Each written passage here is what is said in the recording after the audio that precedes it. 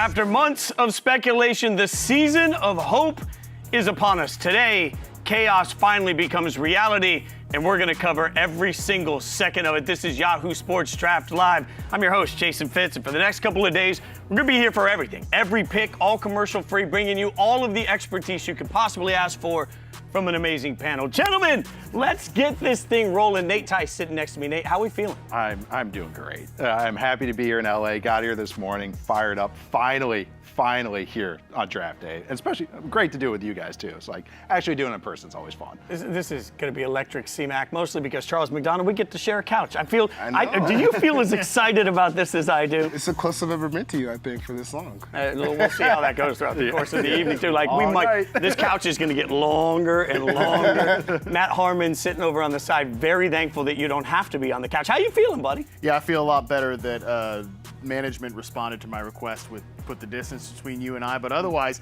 I'm very happy for this, man. This is great. It's great to be here with you guys. It's amazing to be in LA. It just feels different. It feels electric. I'm glad I'm not in Wisconsin. I'm glad I'm here with you guys. Oh yeah, that is a fair point. Green Bay taking some shade before we've even gotten started on this thing. We're here because it's the NFL draft. My favorite time of the year. I always tell you that every single year. Let's pull up the board and show everybody what's happening. As you know, this is the draft order. The Tennessee Titans will be on the clock soon. Of note, we have never gotten this far into the NFL draft process and not had a trade that involved a first-night draft pick. As of now, as we sit right now, there hasn't been a single trade. Now, that could change, which is an important note because it's not just this panel on the show. We've got some amazing insiders that will be joining us throughout the course of the show. Jori Epstein, of course, one of our insiders. She'll be on throughout. And Charles Robinson, one of our insiders. Going to bring C-Rob in right away. C-Rob, what's the latest? Like, I'm hearing all this rumbling noise with Cleveland at 2. What's the latest of what's going on? Yeah, it's funny. I literally just wrote like less than 24 hours ago that the draft begins at 4 because 1, 2, and 3 are going to be chalk. No one's going to trade. Nobody's going to move. And look, I'll tell you this. As of late last night, the Cleveland Browns, I think any of the calls they had gotten, they felt like they were just exploratory. I think that changed this morning. And I think what's happening right now is the Browns are going to wait until they're on the clock. They're going to see if they can get their best possible offer. And I do think it's the Jacksonville Jaguars at 5 that are in play here. And, the question is, how much are you willing to give up for Travis Hunter? And I think it would have to be considerable for the Browns to move off that pick. And one thing I'll say to you guys, if they move back to 5, one other thing I would keep in mind is if Ashton Jeanty is sitting there at 5 and they're looking at another player, I think Jeanty is someone that intrigues the Browns. I think they think he's one of the 3 best talents in this draft. But the Chicago Bears are also aggressively trying to move up in the top 10. I would not rule out if the Browns were to move back to 5, if they might move back to 10, because I know that a number of the draft assessments that they have, they're like many teams out there, and they believe that there's, guys you could be getting in the 2nd and 3rd rounds that would be fringe first-round picks, just according to sort of how picks are valued in this draft. So I think if they think, hey, we can move back to 5 and then maybe move back one more time and really load up on top 100 picks or top 75 picks, that's something they would consider. Do they have a first-round target in mind, maybe if they double move back? I keep looking at their offensive line as a ticking time bomb. Yeah. And so this kind of would make a little bit of sense to me. Offensive line is just something that's potentially going to be glaring. So is that maybe something they're going to look at maybe at 5 and or 10? I think offensive line, I think Mason Graham is another player that they really like at potentially at 5. I tend to think, look, I love Jeanty. I still think there's a richness to taking a running back in the top 5 picks because of, contractually automatically becomes one of the top 5, paid running backs in the league. So I think they have options, but there's no doubt to move off of Hunter, it's going to take a lot. But that said, I know Andrew Berry is sitting there looking at the roster and saying we got a lot of holes we need to fill, and we'd love to fill them with rookie contracts. C-Rob, don't get too comfortable. We're going to keep leaning on you throughout the course of the show. We appreciate the insight, my friend. Thanks, as always, for hanging out with us. Gentlemen, let's just get right to that. Is Cleveland making a mistake if they move off the number 2 overall pick? No, I really actually think this is prudent. Like, I actually think this is a smart decision by them. I know their fan base is going to freak, and I understand the argument about BPA and best player, and Travis Hunter is the best player in this draft. I think definitively so. But if this regime is in there for the long term, this is the long-term move. This is essentially kind of a rebuild that they're looking at, and this is how you have to do it. And everything that Charles just said, that he nailed it as far as like where the talent is in this draft and what the Browns need. I hope they go in this direction. Yeah. Because if you're especially you. Yeah, I know, especially me, because I've talked about just loving Travis Hunter's game, and it might be the worst thing that's ever happened to any football fan if he ends up as a Cleveland Brown. But if you're the Browns, it might be. If you're the ownership of the Browns, I don't care if Kevin Stefanski and Andrew Berry have 1 year to figure this out. You have to look at this from a long-term perspective. The Deshaun Watson contract, not going anywhere. We've talked about it on our show. They have cap hits that they still have to push into the future once next year comes. So if you're looking at that, plus a Myles Garrett contract, there's a lot of money tied up into the immediate future for the Cleveland Browns. What's the best way to get impact players for the cheap? Draft picks. So instead of taking one player at 2, maybe you trade down a couple of times to try to fill up that roster out with talent that you know you're going to need to have after Deshaun Watson exits the Browns and you're still paying for him and you're paying for the Myles Garrett's contract. This makes a whole lot of sense to me if they were to do it. Yeah, and it's like Charles said, it's going to take a lot for them to get off Travis Hunter, because I know, and everybody knows, Andrew Berry loves Travis Hunter. We all love Travis Hunter's game. He is the best player of the draft, as Nate said, but this is a really, really barren roster of talent. So if they can get to 5 or 10 and still get an impact player there and get multiple picks along the way, it might be best long term. And then we get to have a whole nother conversation about what do the Jacksonville Jaguars think Travis Hunter is? I also think that you guys are being way too gentle on the Browns. Like, let's just, if at some point you look at it and say, this whole thing's a dumpster fire. Like, Cleveland has become a dumpster fire. And I did say very, very barren roster. Very, very. I said rebuild, I think, somewhere in there. Rebuild. No, rebuild progressively meaner. Okay, there's a difference between, like, rebuild, very barren roster, and dumpster fire. Like, this is that, like, the house is burning, everything's bad. And one of the things that is unusual about the Browns, and I do mean this, it's unusual to be as bad as they are today and still have security in how their organization is being run, because their front office and their head coach seem very secure in the positions they're in. So the benefit of the rebuild here, and where this becomes really smart, is I don't like a rebuild for the sake of rebuild. I don't want to throw spaghetti against the wall just to see what sticks. But if you're rebuilding with the strategy, especially if you have a coach that is well regarded across the league for his offensive mind, like, there is a long-term plan to what you're doing in that. I think that's why this, to me, actually is a hopeful concept for Cleveland, because Travis Hunter going to the Browns, to be very, I kind of agree with you. Like, who's throwing him the football? If Hunter goes to the Browns, what, they win one more game next year, but they're more fun to watch? Huzzah! Like, you've got to just rip this thing apart. You're building a house, you're not starting with the roof. And that's what, like, corners and receivers are. You need them. Yeah, that's how you're going to complete it. But you start a rebuild through the foundation, and that's usually the trenches in some way, shape, or form, or somewhere along the middle of the offense or the defense. That to me is what they're trying to do. And again, this just makes more sense for the time. The Myles Garrett signing makes more sense now. All of this just aligns more to what they should be doing. All right, so look, we want to make sure, by the way, this is all speculation for the second pick in the draft. The first pick is coming, but before we get to any of that, I want to make sure you know that this is an interactive experience. You can hang out with us. You can give your feelings out to everything. In fact, you can get involved with the Yahoo Sports app right now. Check it out. The Yahoo Sports app is your ultimate draft day companion. With live activities, you can keep up with every pick without even unlocking your phone. Beef up on the incoming rookie class with expert analysis, grades, and prospect breakdowns. Download the Yahoo Sports app right now and get ready for draft night like a pro.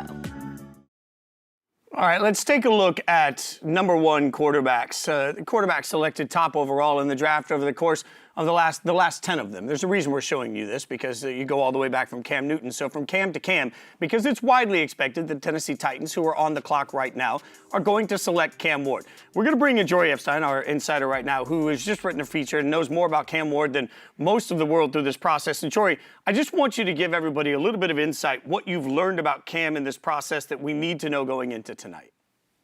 Yeah, great to be on with you guys and not sharing the couch with y'all, but you guys are already getting the vibes all the way there. Yes, with Cam Ward, it was fascinating. I mean, I went really deep and I wanted to understand this is a player who threw the ball 10.9 times per game in high school. He was barely throwing. And college recruiters were like, well, how are we supposed to give this guy a scholarship when he comes to our camp and looks great and has a live arm, but he's not actually throwing it, so we don't actually have tape or anything. And he goes from that to incarnate word in FCS school to Washington State to have Heisman finalist at Miami. And now we are at the NFL draft where he's expected to just momentarily be the first overall pick. And so you're talking about someone who couldn't get a college scholarship for his passing for so long, and now he's going to get the first overall pick for his passing. At this point, when you've looked into him, like the personality, what he's looking for, why do you like the fit for Cam and the Titans? Yeah, I like it for a couple reasons, one of which is that Cam does not like the spotlight. You'll notice, and we talked about it on our shows this week, this is an underrated player, under the radar even more so, because we are not actually talking about him much. We're talking about Shedeur. Well, that's what Cam wants. And in Tennessee, he might be able to fly from an off-the-field standpoint a little bit under the radar. But this is a guy who he wants to be creative. He wants to be aggressive. And I expect Brian Callahan to let him be aggressive the way he let Joe Burrow be aggressive. Do you think kind of his lack of maybe polish in a way, like he hasn't been since 9, 10 years old, or being in a wing T offense, not really been that guy. Do you think that's kind of just helped him and made kind of shaped him like this, where he's like, yeah, I'm okay not being that guy right now? Did it, like his personality kind of come across that way as maybe like, hey, he became this quarterback as opposed to being like maybe anointed at 11 years old? Yeah, he loves it. His high school coach was very defensive about the fact that they ran the wing T. Goes, look, some of these 5-star recruits have everything given to them all of the time. They come in, they expect things. Cam Ward had nothing given to him. He had to earn it in high school. He had to earn the scholarship, and he had to earn every single step. And he has earned the first overall pick. And I'll say, I understand that he's not a Caleb Williams touted product, but this is not someone who would have been the 7th or 8th draft pick, quarterback drafted like we're hearing. I asked 5 different teams this week, and all of them said he would have been at least the 4th quarterback drafted last year. And I had one NFC team who told me the 3rd team. And so he's not Caleb Williams. He's not Jaden Daniels, but he's really close to Drake May by most teams' assessments of him when you just look at the grades for them this year and the grades for them last year. Jori, do you think this is the right move for the Titans to be taking a quarterback at this point in their rebuild? I do. I mean, it's easy to say, oh, you need a lot of pieces. And I do think there are teams like the Saints and the Browns who need more pieces before they get the quarterback. But Brian Callahan was hired to get that quarterback ready to go. They need a quarterback. They have the first overall pick. And there is one guy this year who can actually help them immediately. That's Cam Ward. Jori, we appreciate it. Keep hanging on. I know we're going to come back to you a million times, so don't get too comfortable. But thanks for hanging out with us. Look, Nate, the most forgotten first overall pick that I can remember for a team that's often forgotten. In fact, for all you guys that are watching, if you're watching on ESPN on your TV right now, they just spent the first half of this time on the clock showing Shedeur Sanders highlights, not Cam Ward. That was pretty crazy. This is where we are. So I guess as we look at the quarterback big board and kind of see where everything is, what are Titans fans getting in Cam Ward? Jori nailed it too, where it's like, I think this perception that he is the best of a bad bunch. That's what kind of Cam Ward has been kind of painted as, it feels like, with this kind of narrative, the narrative scouting of him. But what Jori said is true. For me, I had him above J.J. McCarthy, in between Jane Daniels and J.J. McCarthy. I think this is a true first-round quarterback. This is a guy that you take in the top half of the first round, that you can be a potential franchise quarterback. He's creative, but I was brought up that wing T stuff because I think the lack of mechanical teaching that he's had has led to is a strength of his, because he can operate at different times. He can operate on his own time. But the thing is, it's still well written. Like, he's actually really good. I've used the line that he's a jazz musician that reads sheet music, and that's how he plays. And so it's creativity, but the in-structure stuff is very good, and that's what's exciting about him. Man, I'm not sure if you saw, but they just compared him to Patrick Mahomes. What's your thoughts on that? So McNair has been my comparison for him. Steve McNair light. I mean, Steve McNair light is a nice and then so that made the position, or that comparison, before Tennessee was getting that #1 pick, and then I was like, oh, now this just seems lazy. But that is what you're getting, is just that creative flair. His balance is where his athleticism is, not his speed. So it's a different type of athlete back there with some accuracy, some cool throws. You know, clean up the fumbles a little bit, but really fun player. And Fitz, by the way, like, to come back to your point about, they're a rather forgettable franchise. You know how you become a little more memorable? You hit at the quarterback position. You don't go through an entire season where it's like, well, Mason Rudolph or Will Levis, like, which one of these two guys are we doing this week? So I do think they've done a good job to set up the ecosystem around him. And, again, when the guy's there that's if he's a top 5-ish type quarterback in last year's class, you take that guy first in this year's class. But what you just said is one of the things that drives me crazy about this analysis. Like, here's what I would love to do over the course of the next several hours in the quarterback position. While we have to have some of these conversations, I think we need to peel away some of the gross conversations that I've been having for months. It does not matter where Cam Ward would have ranked in last year's draft class, but that's what we all do. I did it. We all do it. We're like, well, last year he would hit that. It doesn't help the Titans. Like, they are in a situation right now where they need a franchise quarterback, and the closest bet that they can get to a franchise quarterback is Cam Ward. So I think part of this context of like trying to expect him to live up to who Jaden Daniels was or CJ Stroud was, like, let's start putting these guys in different categories and stop asking everybody to be everybody. By the way, the pick is in. It is official. Cam Ward is a Tennessee Titan. This is, for the Titan fan base, this is the season of hope. Like I started at the beginning. This is that moment. Yeah, absolutely. And you used a word there. It's a bet. And that's what all these prospects are. It's a big pie chart. They could be a star, they could be a starter, they could be a backup, or they can be a bust in some way, shape, or form. And that's what Cam Ward is. It's the bet to that stardom, that thing that every team is chasing.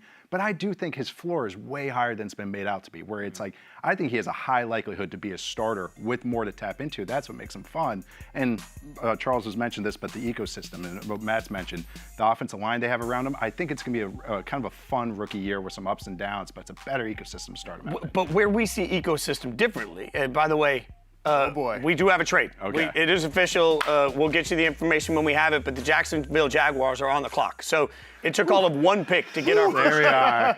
One pick to get There goes that chalk. I know, there it is. I will say this about Cam Ward. My fear, the ecosystem, you've talked about the players around him. My fear is the organization around him. Like, they fire John Robinson, but they keep Mike Vrabel. Then they fire Mike Vrabel after they hired Rand Carthon. Then they fire Rand Carthon. Like, just the endless cycle that comes with poor management and poor ownership. Like, I worry about Cam Ward because I worry that stability from an organization is not something you can count on from the Titans. I said it when Trevor Lawrence was drafted. I'll say it again tonight. I think it is far more likely that the Tennessee Titans fail Cam Ward than Cam Ward fail the Tennessee Titans. And what we're going to have to do as a culture is we're going to have to learn, instead of just sitting there saying player's a bust, you're going to have to look at it at some point. I think the Titans are an example of this and say team made the player a bust. Yeah, I mean, if you're an organization that's dealt with a lot of instability, why not draft a quarterback that's made a lot of money off of it over the last few years? Going from Incarnate Ward to Washington State to Miami. You watch the Miami Hurricanes this year, they don't go anywhere without Cam Ward. No. That defense was terrible. Terrible. I mean, they're one game away from the CFP, and they can't stop Syracuse from scoring 40 points in their head. Bob Kraft went from an A+ owner to got rated F by his players last year. That's what I'm saying. Well, quarterbacks do a lot. Quarterbacks it's an air freshener for the entire franchise. And this is a guy that can do the same thing. I think so, too. I know that we don't talk about the Titans all that much. If you watch the Titans late season, that was a really tough watch by the end of the year. But I do think if they're going to give themselves a chance to change things, this guy's about as good as bad as they have. Well, on that tradition, let's stop talking about the Titans. We have a trade. Let's tell you what Ian Rappaport is telling us. And at this point, the Browns and Jaguars have agreed to a blockbuster trade to give Jacksonville the number 2 overall pick, while Cleveland gets number 5, and a massive haul to help now and in the future a major shakeup. When we figure out what that haul is, we'll let you know. But, I mean, Harmon, at this point, what do you think? I mean, the crazy thing is, if I was excited about the Cleveland Browns taking Travis Hunter, which I was not, but the one thing that was exciting for me personally is that they viewed him as a wide receiver first. Right. And it's been obvious that Andrew Berry has thought that. I mean, I had a buddy at Colorado's Pro Day text me pictures of Andrew Berry in like a deep squat just watching Travis Hunter run routes. Like, he was obsessed with the idea of him as a wide receiver. We have no idea what the Jacksonville Jaguars think of him. Like, do they view him as a cornerback? Do they view him as a receiver? Or, to me, number one, I think he's a fantastic wide receiver. And like what he would be able to do with Brian Thomas Jr., who emerged as a superstar last year, like those two guys in tandem is incredible. But do they view him as a guy who's going to moonlight on offense and as a defender first? We don't know that yet. What we do know real quick, this is what Shefty is saying. The Browns are trading the number 2 overall pick, a 4th-round pick, and a 6th-round pick to the Jags.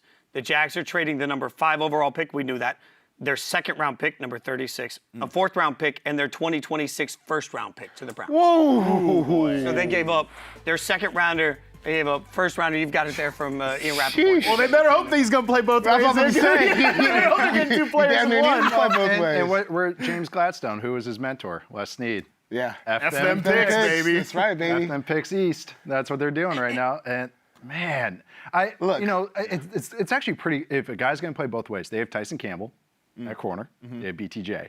Okay, Yeah. doesn't have to be the dude on either side.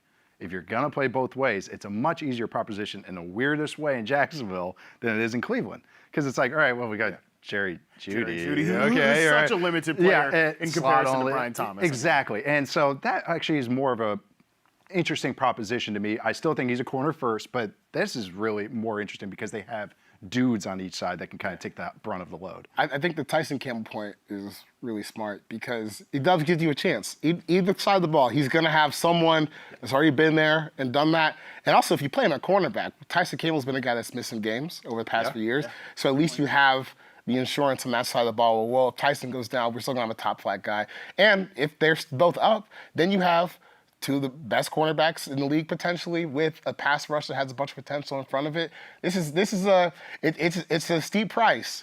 But like Matt said, if you're going to pay that much, why not pay for a guy that for two players? And from an offensive standpoint, what's excited me about a lot excites me about Liam Cohen's offense. But one thing with the Jacksonville Jaguars, he said right away, like, oh, watching Brian Thomas Jr., like, I didn't know that he was that effective as a slot receiver. Over 3 yards per route run as a slot receiver last year, over 10 yards per target as a screen player. Like, he's not just a vertical X. And the fact that you can then have situations where Travis Hunter is going to be that X receiver and you switch him around with Brian Thomas, like, that creates such a problem for defenses going against this offense, as opposed to, like, yeah, we're feeding 150 targets to Brian Thomas Jr., and we've got, like, a limited vertical player in De'Ami Brown and a slot-only guy in Parker Washington. Like, this offense just became that much more dynamic. I also think, guys, we have to acknowledge you've mentioned all these new names. And frankly, casual NFL fans are sitting around saying, who in the hell are we talking about? Like, the Jags are a different organization today than they were a few months ago. Yeah. And a big part of the draft is teams trying to anticipate what other teams are going to do. The Jags were going to be one of the toughest teams to anticipate. When you have a new coach and a new GM, what proof of concept do you have anywhere to know how they're going to act? So I think this is also a massive statement by the Jags on how they're going to run their organization, on how they're going to build their team. And it's a massive statement, too. Like, they've invested so much money in a quarterback that so far has not lived up to impossible hype. How do you help your quarterback? You give him more weapons. As much as we don't know what position Travis Hunter is going to play at, it is clear that he is widely regarded as the number one wide receiver. So you just went and got your very expensive quarterback, the number one wide receiver. And there's only so many needle movers in this draft, or that ones that, again, your bets, that has the biggest pie chart of being a needle mover. And that's what Travis Hunter is. And that's kind of what you go. You go for these purple chips, these guys at the top. You make aggressive moves like this if you think that it can fit for you. And I think it does fit here in Jacksonville, again, better than Cleveland does. And like you said, it helps out the quarterback.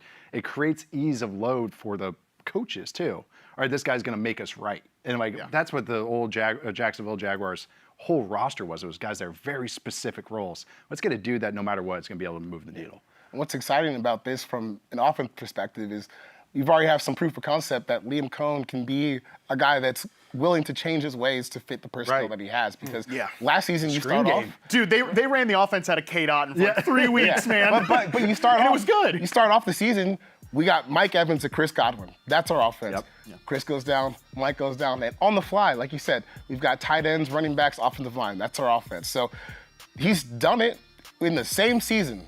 You can seamlessly change the offense. This is going to be exciting if they do put in a wide receiver. The most exciting player I can remember being drafted, because we've never seen this before. The number of times, like Frank Schwab has said that on Inside Coverage over and over and over again, we've seen great pass rushers. We've seen great quarterbacks. We've never seen what we're seeing. And I don't think we should be shocked that a team went up to go ahead and make this move. When you get what you're getting, and we're waiting for the pick to actually officially be announced. It's funny if this is Abdul Carter, that would be. That would be. That would be hysterical. Hey, but it gives a fresh load of reaction to go. The spurner through. Like, it took all of seconds, if you're just tuning in, to get the first mega blockbuster trade as the Jacksonville Jaguars move up from 5 to 2. The selection is in. They gave up their second rounder and next year's first rounder plus some other picks to make this move. That means Cleveland is on the clock at 5, and Travis Hunter is officially the pick. Harmon, from a fantasy standpoint? Oh, boy. Now, that is a tough one because, number one, we don't know the allocation of snaps. Like, we don't know the allocation of work. I do think he's going to play a lot of wide receiver. I don't think you go – I mean, the interesting part about this is if he is a cornerback, he's the highest drafted cornerback ever. We've never seen a cornerback go second overall, and he's the highest drafted wide receiver since Calvin Johnson. So again, just to put in perspective how special of a wide receiver he is, that's the type of air he is now holding, and he deserves it. Like, he is an elite receiver prospect to me. Again, we just don't know how much he's going to play on that side of the ball. And not to mention, I think this is good for his development because we've talked about this on Football 301. Like, I think he's an elite separator, but he still needs some work and refinement as a route runner. But he's not going to be counted on to be the #1 wide receiver. They already have one of those guys. So from a fantasy standpoint, I love this landing spot for Travis Hunter, but he's not going to be one of these guys that comes in and you're running the whole offense out of him. So you got to keep some level expectations in that standpoint. We're going to bring in Charles Robinson. Again, if you're just joining us, we're bringing our insiders in remote. Charles, C-Rob didn't even get like a minute of rest. C-Rob, we have the trade. What have you heard here? So from what I was told, it actually, a lot of the groundwork was laid this morning. The two franchises talked this morning. And for the Browns, the real consideration here to be able to move out of that pick, because they really, really like Travis Hunter as a prospect, but they wanted to be able to stack first and second day picks. So to get that additional first round pick from Jacksonville in 2026 really moved the needle. But I think what really sealed it was getting an additional second rounder this year. And I think the motivation here from the Browns, and I mentioned Mason Graham to you before as being a player they really liked. I think that's ultimately where they're going to end up going with the 5th overall pick. And what it will do for them is these are other assets they can continue to spread out. I think Andrew Berry, the general manager, wants to restock the roster with cheap rookie contracts, and it gives them some flexibility when they eventually do move on from Deshaun Watson. They're going to have to take a pretty healthy cap hit when that happens, even having some insurance on him, and they're going to get some salary back if he doesn't play in 2025, but that hasn't happened yet. But it's just really, they know to make up for that Watson mistake, they just have to add a ton of draft capital moving out the next couple of years, and it gives them a little extra flexibility. If they don't like exactly what they have available the rest of this draft from a quarterback standpoint, I do believe they feel like next year's quarterback class could have a little bit more top-end potential than this one.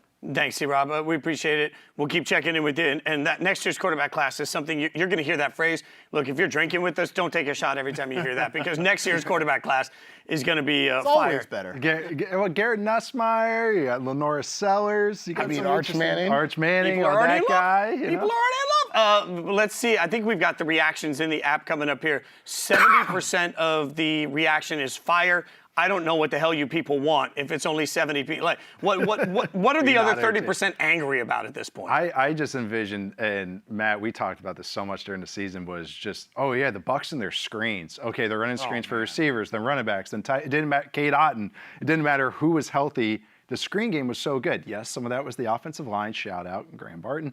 But also, Liam Cohn now goes to Jacksonville. You know who was awesome on screens?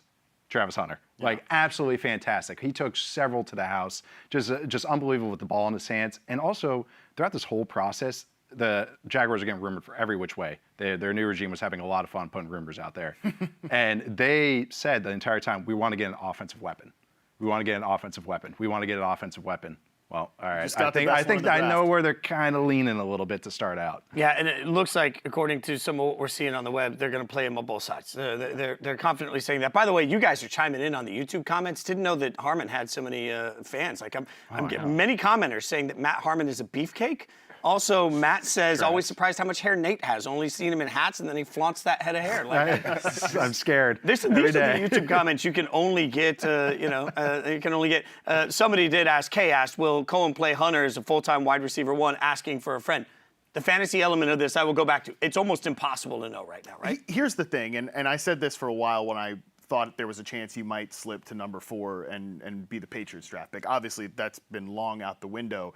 Is that, you can tell me all you want, like, oh, Travis Hunter's a great cornerback, he's a great cornerback. He's going to get on the practice field with, in this situation, Drake May, and he's going to run one route with him. He's like, yeah, I need that guy on the field with me all the time. And I feel like Liam Cohen's going to have one practice with Travis Hunter and, oh, look at all these things I can do and activate him in the screen game, in the quick routes. He'd be like, yeah, I need this guy on the field on my offense all the time. I'm the offensive-minded head coach. We're trying, as you said, to make Trevor Lawrence better and better. So to me, I do think he's going to end up playing maybe 85% of the snaps at wide receiver. And, Nate, you mentioned what he can do with the ball in his hands. My comparison for him since I started charting him 3 games in was, that's prime Odell Beckham. Like the way he separates at the release point, the way he snaps off breaks, and you just get him the ball quickly in space. Like, with the Giants, with Beckham, they struggled to get him the ball down the field because Eli Manning's arm was falling off. Right. Well, I'll have him run a couple slants, and he can just house that thing on his own. By the way, we're rolling with the homies. Like, things are going very fast. I should never say rolling with the homies again, by the way. Yeah, let's not. The Giants pick is in, and the Giants are done. It's Abdul Carter. So any conversation that, they were taking a look at Shedeur, all these things, they just did what I think modern NFL teams, CMAC, do more and more of. Take your strength, make it stronger. Yes. Like that's if you're the Giants, you just took the best part of your team and said, hey, we're going to only make that thing more of a fortress. Yeah, they have Dexter Lawrence, who is maybe the best defensive tackle in the league right now. Brian Burns, who's a very strong edge rusher. What this does for Kayvon Thibodeau is probably move them back to like their 3rd edge rusher role within their defense. But this is a great move for them that gives them a starter talent with great upside as the pass rusher for Abdul Carter with the Giants, and also gives them more depth because they do have some guys there. They're going to get moved to roles that may be more appropriate for their skill set. So I like this move a lot. There are people who have talked about this. It kind of reminds me of the old NASCAR Giants back in the mid-2000s where they were crushing Brady's head in those Super Bowls. So if they're going to get back to winning those games, they must have said, hey, the offensive line is what it is, but we can make our defense and make this front 7 and turn it into legit one of the best in the league. I mean, look who's else in the league. Look at the quarterbacks in the league, in their division, I should say, in the NFC East. They have to play Jane Daniels, Dak Prescott, and Jalen Hurts 6 times a year, on top of everybody else that they have to play. All right, let's get a pass rush. That's the greatest equalizer is a pass rush. And if you have no better options, go to the trenches. And Abdul Carter, consensus, unanimous, however you want to put it, is a top player in this draft, and he can get after the passer. Just make a strength a strength. We're going to bring in Jori Epstein, our insider, hanging out with us also. Jori, reactions to the Giants and Abdul Carter. Yeah, if I'm the Giants, I'm saying, I have to go against the Eagles' offensive line and Saquon Barkley. Well, why don't I go to Dexter Lawrence and Brian Burns and give them Abdul Carter? I mean, as Nate is saying, a strength is strength, and this is not just a strength, but it's also going against a strength in the division. Yeah, it's 1,000% correct. Thanks, Jori. I really appreciate it. And I don't know, guys. Like, this to me is the easiest player in the draft. Like, where is Travis Hunter going to play is a real conversation. How are they going to use him? All these conversations. What's going to happen with Campbell? To me, coming into this draft, there was one player that was clean, easy, and just like, hey, that's the guy I want to take, Abdul Carter. Like, this feels, Harmon, like it was the easy pick in a good way, in every right way for the Giants. Yeah, it's like we said, we're making a strength stronger here, provided that they don't turn around and trade Kayvon Thibodeau, because that has been a talk. And I mean, I think Carter will turn out to be a better NFL player than Kayvon has at this point. But like with that offense on the other side of the field, you're not scoring more than 21, 24 points in a game. So you need to make sure the other team doesn't score more than that. So it is the pass rush here for me with this one. It just, again, with where you're picking in the draft, there's no offensive difference maker other than Jeanty to But take there is there is offensive line. Like some of the guys were hype on offensive line for the Giants. But even like, okay, let's just hypothetically say they take Armand Membou. Great, right? I love Membou's game. He's super fun to watch. I think he could be a difference maker on the offensive line. How much better are you? Because you still have Russell Wilson, Jameis Winston behind center, and you have one difference-making skill position player in Malik Neighbors. That's it. Like, I don't think a right tackle really moves the needle that much on offense, so you're just trying to close the gap on defense here with Carter. I was maybe a year early on Giants defense hype, and this might actually like kind of rekindle that, because the back four, or I should say back five, their DB room is young. They've added to it, though, and hopefully you get a little bounce-back season from Banks there as well. And now we got a DB room, we got a pass rush. I mean, you already have two very good players, and now you're adding a guy that's the best pass rusher in this class, and you got decent linebackers. Not a lot of teams can hang their hat on 3 levels of defending like the Giants are going to be able to. And a defense that does some fun things as well. Got a little sloppy on the tail end last year, but I mean, they just added talent now in free agency, and now add a true blue chip talent in this draft. Yeah, and I think that this is also a really good situation for Abdul Carter, because when I watched him play, he's not Micah Parsons. No. He's You know, I know, but if we're talking about guys who are drafted number 3 overall, right? You're probably looking at someone who's going to be slamming heads against the run while also getting 10 sacks a year. He's not that guy. I think he actually needs someone to be a big brother inside to kind of eat some of those blocks and keep him clean, because he's a guy that struggled with base blocks in college, that struggled with heavier offensive linemen in college. So let's put him next to Dexter Lawrence, right? That's a way where you can get him clean, easy, one-on-one situations that he can win as a rookie as he starts to get stronger and get used to the speed of the game. Also, look at the financials. Like, I'm going to keep dying on this hill that now a pass rusher makes quarterback money. So we talk about it every year. Well, you got to take a quarterback and win on a rookie quarterback sale because that's the only time you can afford to win. I would argue the same has become true now with an edge rusher. Oh, yeah. Like, if you want to win and you want to build the best roster possible, you're going to have to hit at rusher in the draft. So much like we've talked about, you know, what the cost analysis is on the reasons to take a quarterback, I honestly think cost analysis has given us reason to continually take. Every time you got a shot at an edge rusher, you just keep taking them over and over and over again. Oh, yeah, and you can't have enough pass rushers, and surplus is surplus. Doesn't have to just come from one column on the Excel sheet. You can come from all the different positions. And honestly, having a pass rush, okay, yeah, you want to work on the quarterback stuff, but in theory, this regime is supposed to be here past this year. Okay. All right, step too far. Really too far. Yes. In theory, they are. So you're like, okay, this is a nice, sound, smart decision. Like, we're complimenting the Browns a little bit, but with the Giants, it's just like, okay, we'll see. We'll see if this ends up being okay for you guys. That's a really fair question. I'll ask the whole panel. Does Abdul Carter save Daboll's job? Because no.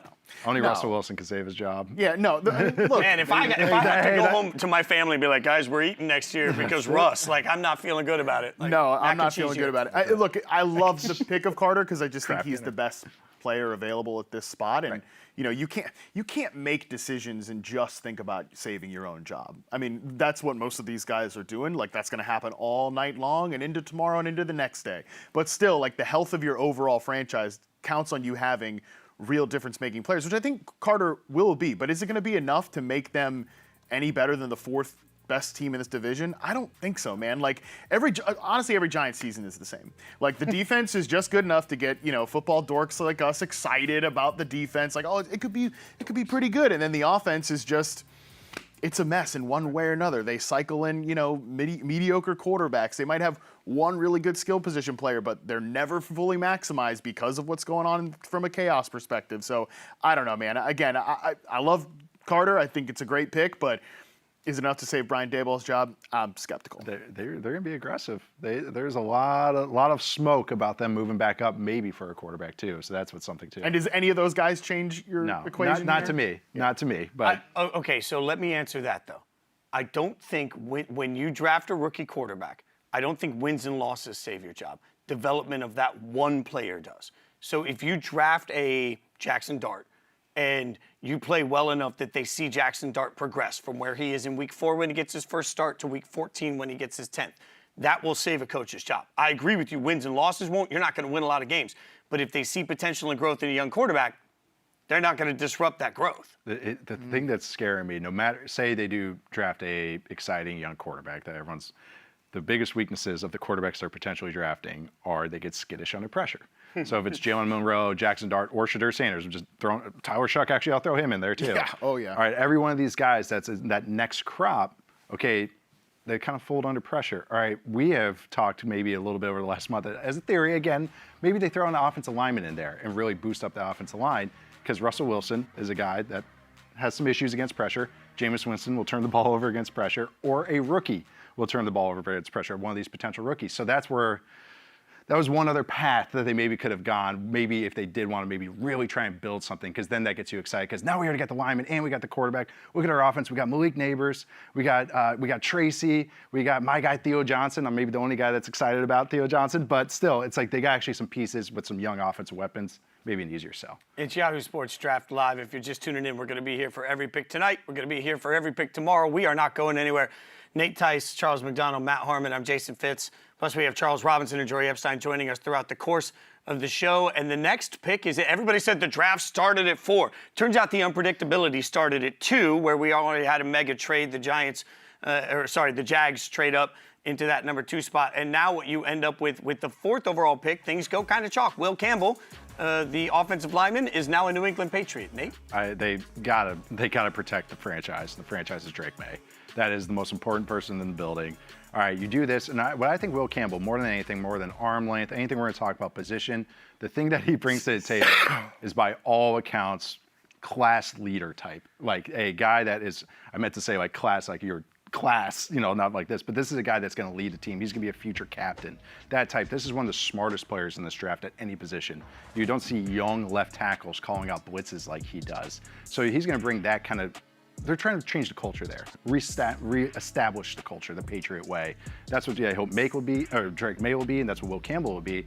And what Will Campbell does is he's the best 5 enabler. No matter what, you're going to get your best 5 offensive linemen out there. Might be left tackle this year. It might end up being guard, but no matter what, he's going to be a plus starter somewhere along the offensive line. There is, quickly, I will say, a history of that. Like go back to Vrabel with the Titans, drafted Peter Skoronski out of Northwestern, put him at tackle, and then realized that he had T-Rex arms, and suddenly he's in at guard. So there is going to be a question to that, C-Mac. But yeah, I do think that there's a pedigree bonus here for Will Campbell because this is a guy who started left tackle for LSU since he's a freshman. True freshman. A true freshman. That's a good point. 18 years old. And I remember at the time, we were watching Will Campbell being an 18-year-old freshman say, that's a future top 5 pick at offensive tackle. For 3 years, we said, that is a future top 5 pick at left tackle. December of 2024. Right. And then, wait.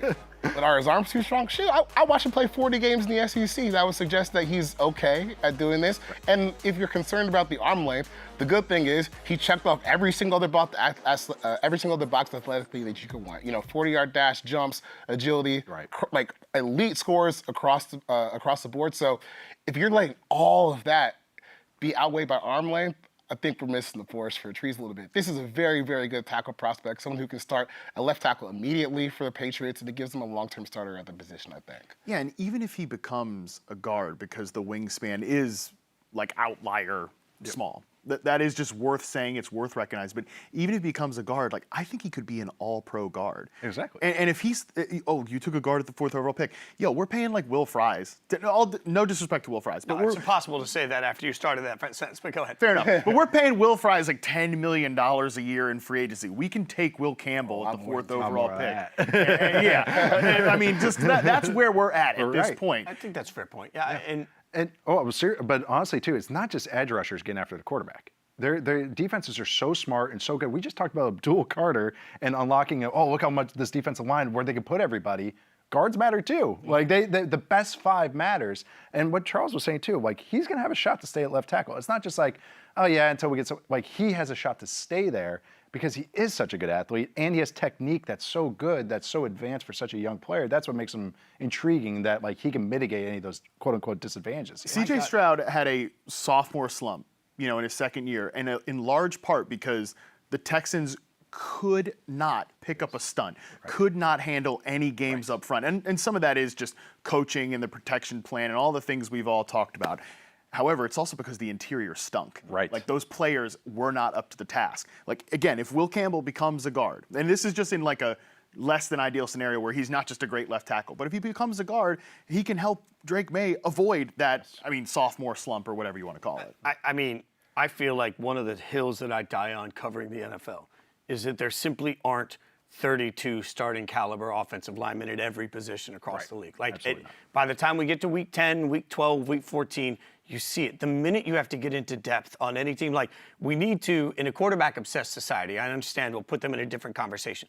When you look at the rest of your team, I think the most damning thing that can happen is you see your offensive lineman, your favorite team's right tackle, left tackle, it doesn't matter. Any position, laying on the ground too long in week 4, and you're like, yep, our season's done, because whoever comes in, and this is where smart linemen have repeatedly told me this, it's not just because you lost that one person, it's because now you're taking your tackle and moving him over to guard, and you're taking this guy moving, and so you've got 5 guys suddenly playing out of position because one guy got hurt, and it's just, that's where the cluster is unwinnable for this is going to be a very heavy night on offensive linemen, and I just want to scream to the mountaintops for everybody, be happy if your team takes a fat guy. If your team takes a fat guy, you just want. eat your vegetables or your steak, I should say. But it really is. The weak link system is a term used by the offensive line. It's all about where your weak link is. And now defenses are like Velociraptors and can know where to go at.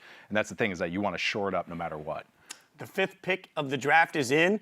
This was now the Cleveland Browns who traded down. Remember, C-Rob told us earlier that he felt like the Browns were targeting Mason Graham. Well, target no longer. Mason Graham is a Cleveland Brown. So, to recap, the Browns were picking 2nd. They had the opportunity for Travis Hunter. They traded out of that pick. As part of that trade, they picked up a 2nd-round pick this year and a 1st-round pick next year, and they picked up Mason Graham. So that makes this a very easy question. I'll ask the whole room, C-Mac. You got the choice of Mason Graham, a 2nd-round pick, and a 1st-round pick next year, or Travis Hunter. Which was the right move for the Browns? For the Browns, I think they made the right move. And also, we can be excited about the Jaguars, but there's also a chance that pick ends up high next year too, which is exactly what you're hoping for if you're the Browns. But I do think that for where they are now, this is what makes the most sense. And if you look at their defensive tackle room prior to the draft, they needed someone like Mason Graham to come and play. I love Mason. Yeah. I cannot say that. I love Mason Graham. Yeah. What grade because you're grading these. I am grading. I'm doing both at the same time, but I gave this an A- to go with the process too of going down, getting the 1st-round pick for next year, picking up someone who can be an impact pass rusher at 3 technique, which do not grow on trees, by the way. So, hey, you're still really far away. But it's a start, and you put yourself in a better position to fill your needs over time. And going to a defense that said Jim Schwartz goes, pin your ears back, go. That's where Mason Graham excels. Okay, so now you're on 3rd down, him and Myles Garrett, both ears pinned back, go. Not a lot of teams are picking that up. And that's the thing, too, is that when you have we talked about this, Travis Hunter and having Tyce Campbell, yada, yada. When you have another dude there, it just makes your life easier as a rookie. Because now the attention's not focused on you if you do show that you're a needle-moving talent, because coaches are going to go, well, that guy's good. Let's make sure we get double teams on him. Man, it's just an easier transition. And I think this is a great defense for him, a 4-3 defense as well. And that's what he has to be. He's a guy that's one gap and go. This is a defense that goes one gap and go. There's was a small segment of Browns fans, a loud segment, but a small segment of them that wanted them to take Abdul Carter over Travis Hunter had they stuck at the 2nd overall pick. I mean, you're getting the defensive difference maker here in Mason Graham. So those segment of fans kind of got what they wanted here, in addition to a haul of picks, which is great because, I mean, it's a great point about how, he's probably going to be singled up basically his entire rookie year, which is what you want out of a player that like Mason Graham weirdly had probably the quietest pre-draft process that I can remember for a top 5 pick. No testing, just didn't really get discussed all that much. But I mean, he's a good, productive player. This is what the Browns need to just start this rebuild. And lastly, for all the fans that, I wanted Travis Hunter, I wanted him to be catching touchdowns from insert quarterback here, whatever. That's certainly flashier, and I get it. I love Travis Hunter, but the Eagles just won the damn Super Bowl last year because they harassed the best quarterback in the league. That's a pretty good way to start building a team. And same on the other side, the Chiefs lost that game because they couldn't protect their quarterback. So all night long, we're going to be talking about these trenches, guys. And while that doesn't, score fantasy points, it maybe doesn't sell the most jerseys, might win you some damn football games. Matt Harmon says Cleveland Browns make the Super Bowl because they draft Mason Graham. That's it. You're a real headline writer. I used to work for Daily News. Twist it up. You need a pun in there. Our buddy Gojo responded in the YouTube chat saying beef is on the menu. Yes, that is the theme for tonight. Beef is on the menu. Mike. My beloved Raiders are on the clock as we speak, and oh boy, I'm barely professional at this point. But here's the funny thing: as much as we've seen chaos, we've already seen a massive trade.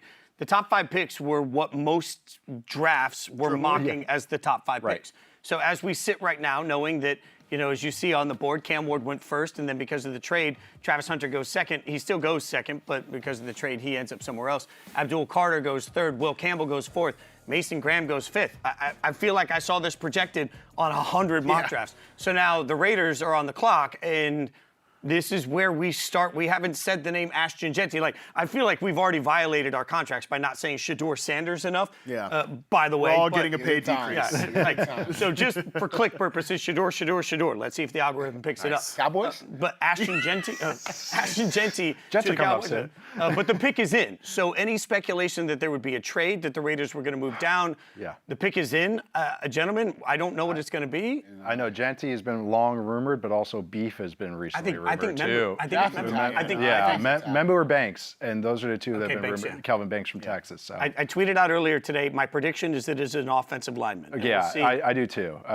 Oh, no, there he is, Jeanty. It is Ashton Jeanty. Okay, so Allow me, please, gentlemen. Yeah, here we go. Have the floor. I have spent so much of my career watching my beloved Raiders suck at the draft. I've spent so much of my life. I remember the house I was sitting in and the mockery I got from my friends during a draft party when Darius Heyward-Bey was the pick. I remember Jamarcus Russell. I remember sitting there with Sebastian Janikowski trying to convince people that spending the 17th overall draft pick on a kicker made sense. Like, this is my whole life. So last year, we were sitting in these seats when Brock Bowers was selected. And I had Raiders fans in my mentions telling me that it was a stupid pick because they already had a tight end.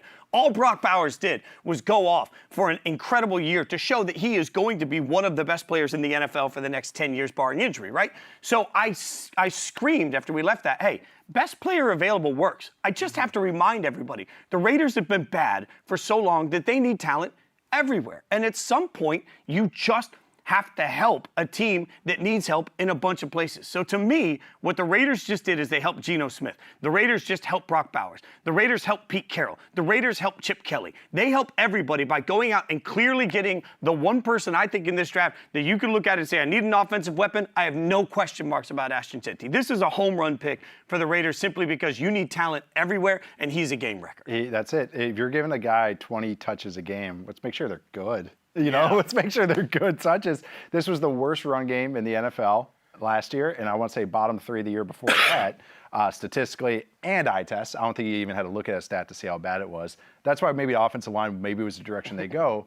But this is a regime now. Remember, Chip Kelly's offensive coordinator. When Chip Kelly was a head coach, he signed Ryan Matthews and DeMarco Murray in the same offseason, okay, for a whole lot of money, okay? Then you got a head coach, Pete Carroll, who drafted Penny in the first round. Couldn't stop drafting running backs, to be honest. They're not going to let a running back go. I know there's a lot of chefs in the kitchen there in Las Vegas, but it's like those guys love their running backs, and I think this math adds up for them because they're just going to give it to valuable touches. Yeah, you mentioned there's a lot of chefs.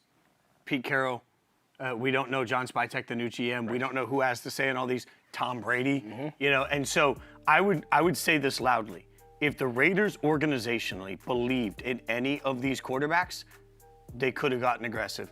They could have tried to trade up. They could have traded down for Jaxson Dart or Shedeur. There were a million things they could do. I think this is CMAC proof of two things. One, they understand that with this offense they need to run the ball. And two, they understand that the reason they signed Geno to the contract they did is the quarterback is just, the right now quarterback is not there. They might take one tomorrow or later tonight. We'll see. But I think this is a smart, calculated move for a team that hasn't made a lot of smart, calculated moves in the draft in the last 30 years. This pick is more defensible because you have Geno Smith on the roster, right?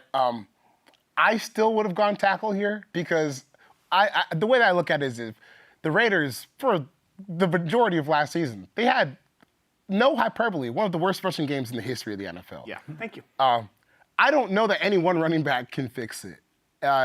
I will say, if there is any running back in this class that has a chance to fix it on his own, Jeanty is probably that guy because of his ability to break tackles and be his own generator of offense. But I still look at this and say, yeah, you got the quarterback, you got the running back, Brock Bowers is a beast, but the meat of the offense, still a little bit of room to be, to grow here. What's the fantasy implication for Ashton Jeanty now? I mean, we've talked about it. It's Chip Kelly's offense. They run the hell out of the ball. In terms of the 4 years he was the head coach in the NFL, they were 1st, 9th, 14th, and 4th in rushing yards. Like 3 years, they were one of the better running teams in the NFL.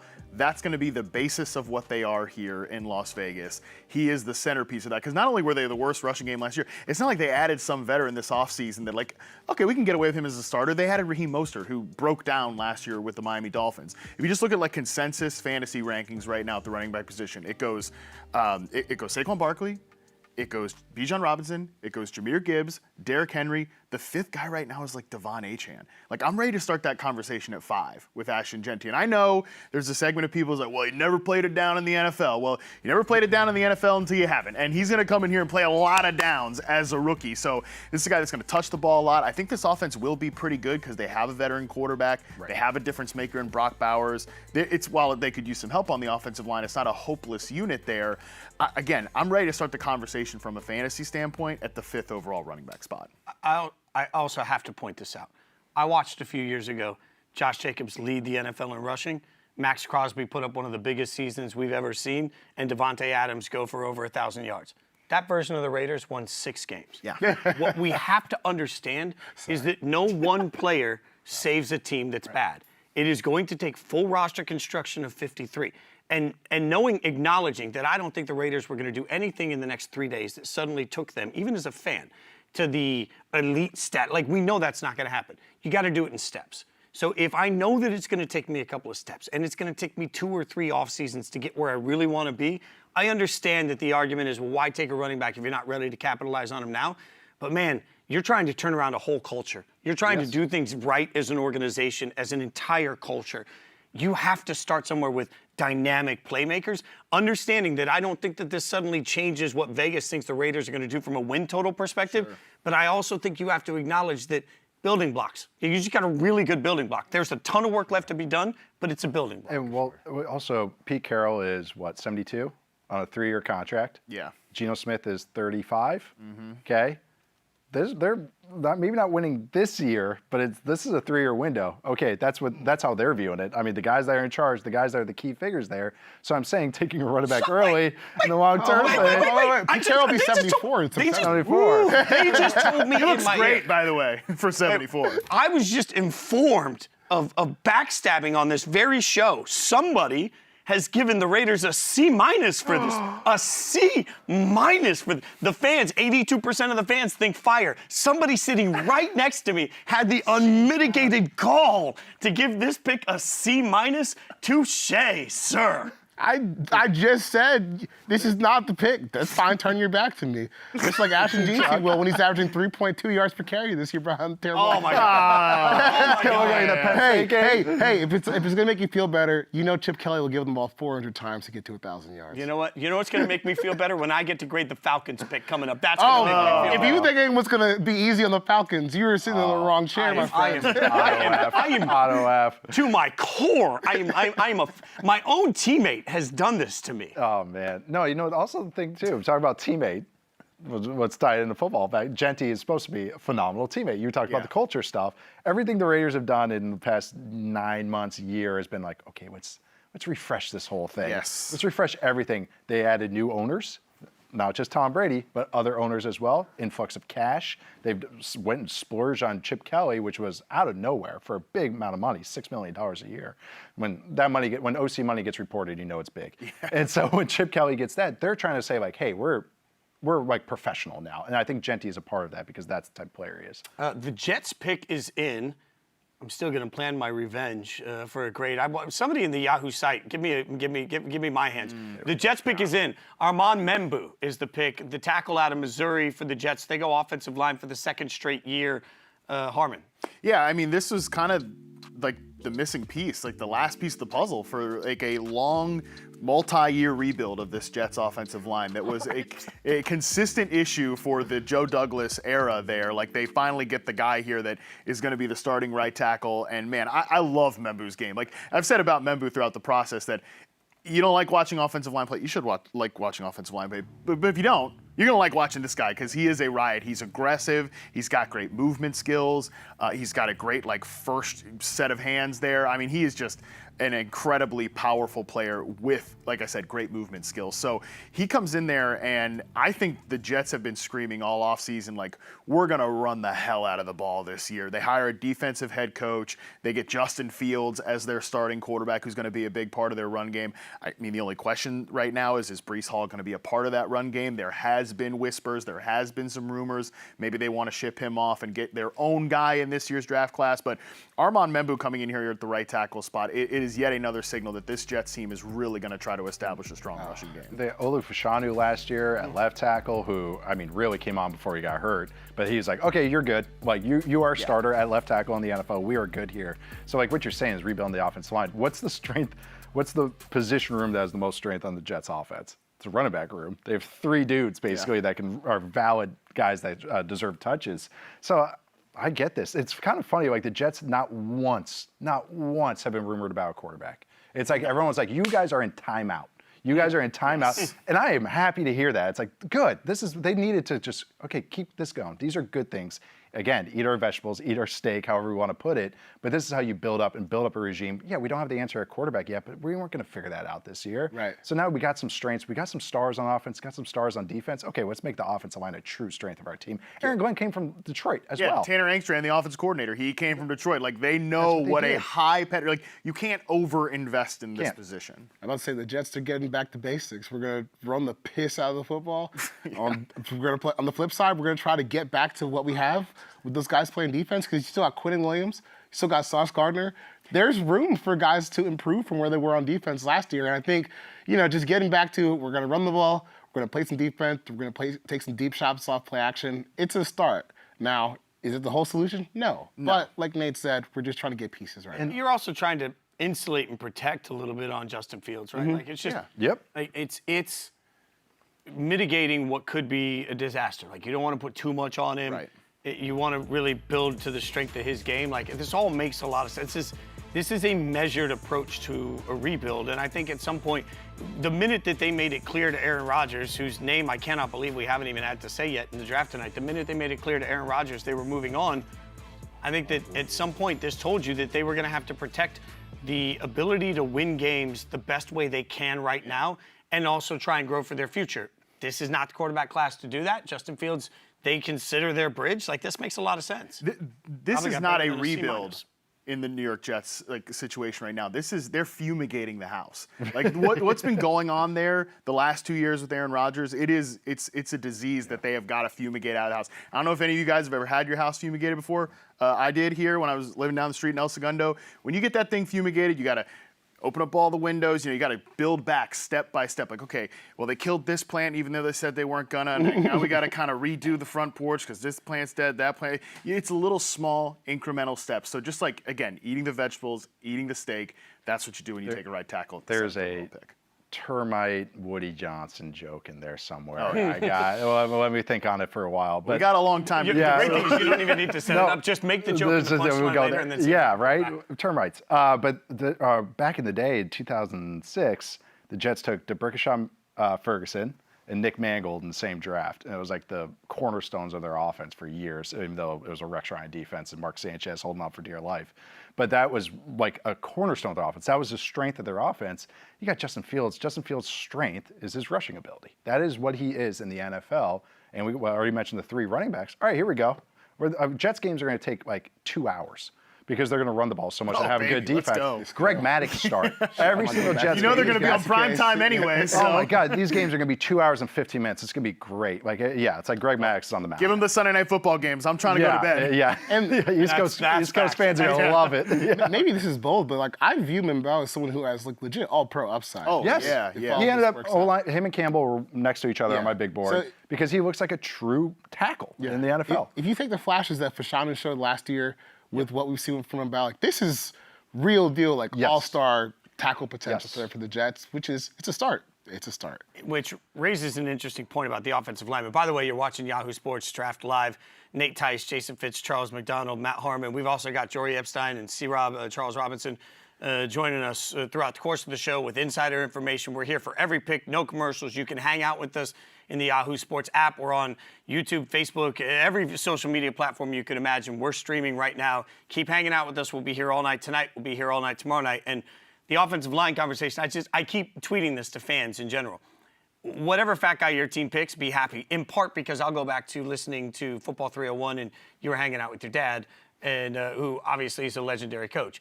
But what was interesting to me was it started this whole process of me trying to talk to as many people as possible that I think study offensive line. And it's funny how, you've got some people that thought, Campbell's the answer. You got some people that Membou is the answer. It just keeps going and going and going. Like, it's really flavor of ice cream. Offensive line this year is flavor of ice cream. Some people love vanilla, some people love strawberry.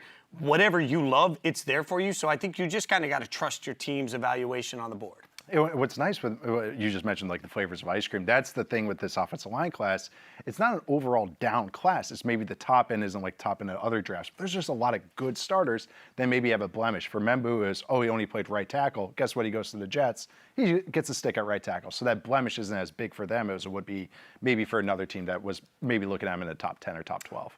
So the pick is in, and I can't wait to hear Harmon's reaction to this. Tetairoa McMillan, the wide receiver out of Arizona, is the pick for the Carolina Panthers. They get Bryce Young some help. I know you study the wide receivers so much. Your thoughts? Yeah, well, they don't go defense here, which I think is a surprise to people because they had a historically bad defense last year. But one thing that I've been skeptical about just the entire process with just pairing defensive-only players to Carolina, they are still trying to make that Bryce Young pick right. Like, even though Bryce looked, I would say, just functional at times last year, but also even above average at times as well. Like, that's a huge mark from where he was as a rookie. And as much as I like some of the players on their roster, I really like Jalen Coker. I'm a full-on cokehead when it comes to Jalen Coker. That guy is, he's a good player. All juice team member right there. That's right. Yeah, Jalen Coker, baby. He looks like a good sleeper power slot type player. Adam Thielen is still there. Xavier Legette, though, he's not a guy that can play X receiver in my opinion. McMillan is the best X receiver prospect in this year's class. I don't think it's particularly close. Tell everybody what you mean by X receiver. He is going to be the farthest guy on the boundary. He's the ISO player. He's going to face the most press man coverage. He's going to be your vertical player.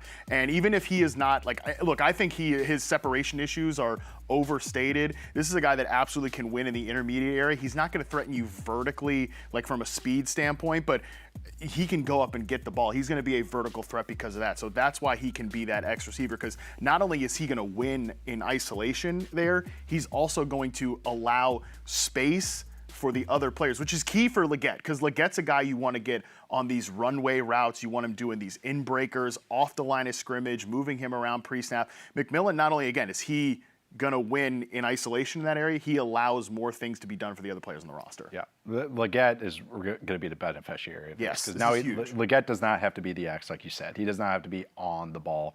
I like McMillan a ton. He ended up being the number 3 overall player on my big board because I just think he does things that are hard to find. He is an instant winner in the red zone right away. He is a guy that actually jump balls are valid with him, and fades in the end zone that everyone hates. They're actually valid for him because his ball skills are so good. I think his route running is a lot better, more polished than you would anticipate for a guy that was a multi-sport guy. And there's some people have talked about his effort level, which I never once saw with him. I see a guy that has an innate feel to being an athlete, being a football player, as well. His feel on scramble drills. You know who likes to do scramble drills and throw it? Bryce Young. Yeah. That's where McMillan shines. He's going to go up and go get that football. Because you played in the league. All right. No. So, well, I mean, you've been around it, but yeah. Sorry, you played at the second highest level. Let's say it that way. There we go.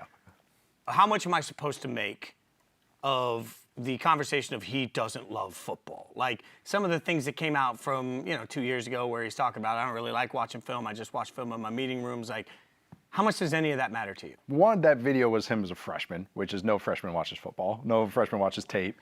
And you'd be surprised, I think, too, is how many NFL players are like that. And I think that's just the thing, is this is the narrative with McMillan, so it becomes a thing. That's us as people. That's us on social media. That's just how things are. We say, this is a thing. Oh, yes, that is a thing. This is not really concerned because how he plays on film, which is your biggest resume, does not indicate a guy that does not love football. This is a guy that tries to break tackles. He will block. Arizona was in an offense that they were trailing. No one ran more routes last year in all of FBS than Tech McMillan when they were trailing. He ran more routes when the Arizona Wildcats were trailing than anybody else in FBS.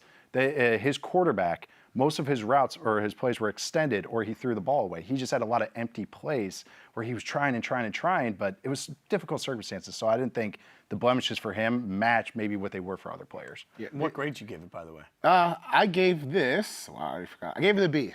Yeah. But I do like it because when you look at not just the wide receiver room, the offensive line played really, really well last year. Right. Yes. They ran the ball well last year. Joe Gilbert was your assistant coach of the year. Yes, my assistant coach of the year, the Panthers offensive line coach. So you have a strong offensive line, a team that ran the ball really well. Chuba Hubbard just got a contract extension. We'll see what happens to Jonathan Brooks. Too.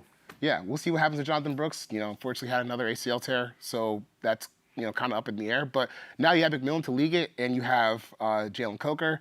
It's a good enough offense where what Bryce Young is after this season, and if he wants to continue and make a contract extension investment or move on. You can't over-invest in helping your quarterback out. And again, the line was already there, and this receiver room, it was at best going to be mediocre, middle of the road. With McMillan now, you can dream higher than that. Yeah.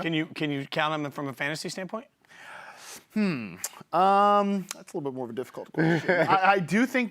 I think he's going to be the highest targeted player on this team. That I feel pretty confident in. And I think that would probably equate to somewhere around 110 type targets. It just, like, we got to see where Bryce Young is going to be. I think he's probably somewhere in that, like, I don't think he's going to go very high from a fantasy standpoint. So if you want to take McMillan, if you're bullish on him, which, I think he's like a Cortland Sutton type of player, he can be your number one receiver. He might be best as like a high end too.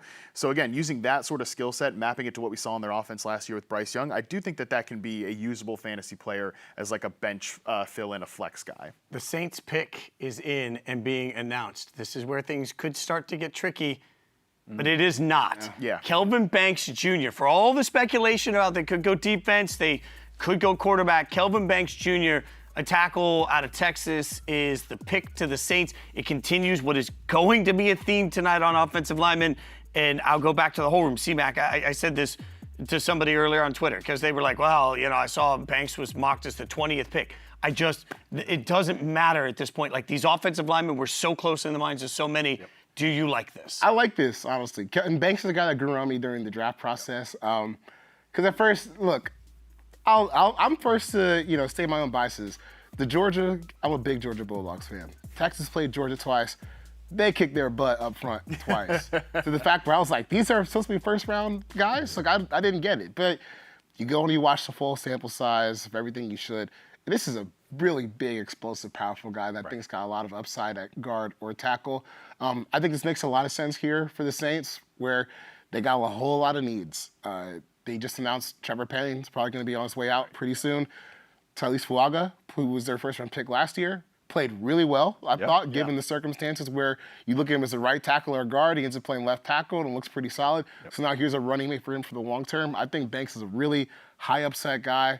He's got a high floor and a lot of versatility on the Saints offense, unfortunately. I want to continue this conversation, but I want to bring in Charles Robinson, our insider on this one, because, C-Rob, there was a lot of speculation about the Saints, maybe Shedeur. Like, what are you hearing at this point on that? Yeah, well, this is where it's going to get really dicey, I think, for Shedeur, because when you go ahead, throw up that draft board again, unless there's a Michael Penix type left turn at 13 with Miami or 16 with Arizona, and that would only be if the Miami Dolphins are like, look, we got to backstop ourselves here with Tua. If there's another concussion, it might be over at that point. I think ultimately ownership, I don't think ownership is deeply, deeply behind Kyler Murray long term. So I still think he is a guy who they could be looking to move on from after next season. I don't think Shedeur goes to any of those, either of those two teams. So really between this pick and Pittsburgh at 21, it's just an abyss of teams where nothing really makes any sense. And what I think is a little more worrisome, some text conversations I was having this morning, some people who know, Omar Khan and, kind of exploratory talks that they've had over the course of the last, 7 to 10 days. I don't know, the Steelers might not take Shedeur at 21. And if that doesn't happen at 21, I think there's a chance that maybe nobody takes Shedeur in the first round. And we're talking about, like, how far does this last into the second round? If Shedeur doesn't go in the first round, does that mean only one quarterback in your mind goes in the first round? I still think there's a chance that Dart is on the Giants' radar, and I still think there's a chance that if the Giants, we see them deal up near the end of the first round, I think that's probably a Jaxson Dart pick. I don't think that is a Shedeur Sanders pick. So thus far, I think the Giants are the ones that are considered the active mover early in that second round to try and get themselves in position at the tail end of one. I'm just telling you, I think if Shedeur gets past Pittsburgh at 21, I think it's going to get real rough. See, Rob, appreciate it, man. Keep us updated. We appreciate you getting us the insight. And guys, thanks, Dave. This gets wild, right? Like, this is. I want to be very clear. Top of this conversation. I never root for any kid to fall. Like, and I think we all have to be clear on this show. Like, none of us are rooting for Shedeur to fall. There's just some logistics to the way these quarterbacks are going to go that could make it really interesting towards maybe the bottom of the first round. Like, I just wonder if we end up, like, if, to C-Rob's point, nobody's really active and moving, you just have to wonder if all of a sudden teams picking at the top of the second round are going to get anxious and say, man, I got to move back into the first round for Shedeur or for Jaxson Dart or, for Jalen Milroe, for any of these guys. Like, it's just, or are we sitting here tomorrow when we come to air and all of a sudden it's like, yeah, all these quarterbacks are available, and teams that were mocked a month ago, like the Browns, to take a quarterback in the first round can still take a quarterback. They're just doing it on day 2. And this is, not to toot my own horn, but this is kind of how I evaluate these guys. It's Cam Ward, gap, and then a lot of day 2 guys that might get inflated to the end of the first round. I think this accurately reflects how the league views them. I don't think this is more expected than I think it should have been throughout this process, but this is kind of how it unfolds. And then, yes, the Steelers might be a landing spot, but also these teams might just go like, well, maybe they do just fall for us because all of us are thinking the same thing. Now you got to get into a little bit of game theory and a little bit of, gentleman's game there. But also, I think that's what they have to figure out. Is it worth being aggressive for that, or can we just be patient too? But I think this reflects how these guys are evaluated. The Bears selection is in, by the way. They were hopeful that Ashton Jeanty would fall to them. That did not happen, but the pick is in. Roger Goodell's at the podium making it here, and obviously it's a very hopeful time for the Bears with Ben Johnson coming over as their new head coach. Yeah, it always is. Mongo. They're doing a little in memoriam to Steve McMichael, affectionately Mongo. That's his. Four Horsemen. Yeah. Yeah. I was a fan. My first iteration of the Four Horsemen in the '90s was with Mongo in it. That's crazy. That is crazy. But I think the Bears, again, Jeanty was maybe a potential, apple in their eye, but I think this was, again, the prudent thing to do. Let the draft fall to you. And now I think they have several choices they can go here that would make a lot of sense. Defensive line, tight end, offensive line, all those positions make sense. So I think that standing pat was the right move to do. Well, it's an exciting time for them with the head coach that provides so much opportunity. It will be interesting to see if that, because of Ben Johnson's offensive background, are they looking for offensive weapons for Caleb, right? Yeah, more weapons. The thing is, though, I feel like you had too many guys to get the ball to last year, and it made like a bit of a confusing, disorganized offense where there wasn't like a clear hierarchy in the room. I do wonder if a pass catcher here, if it's Tyler Warren. Now he's a specific type of tight end, and we can talk about that if that's the pick. But I think this should be in the trenches as well. Like you can't over-invest in helping your young quarterback. You don't know that your left tackle is your solution forever. So, and it's a tight end. It is tight end. Colston Loveland, tight end out of Michigan.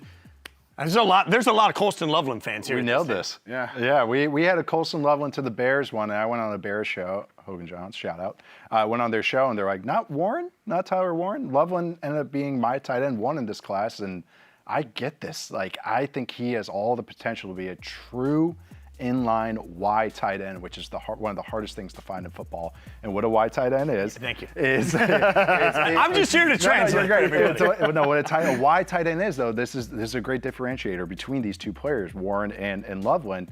It's a guy, he can actually be next to the tackle and be a blocker in the run game, be truly used as a tackle-like player that can take on defensive ends, that can take on outside linebackers. He doesn't have to be hidden in the run game. And I thought that would just be more potential for him, but it's more real. It's not a theory thing, it's actually how he plays. And on top of it, his main calling card is he's a great athlete and a great receiver that can truly split out. So this is a mismatch. Also, who they have on the roster at tight end already, they have Cole Kmet. They also have Roman Dunze. They have the receivers, DJ Moore.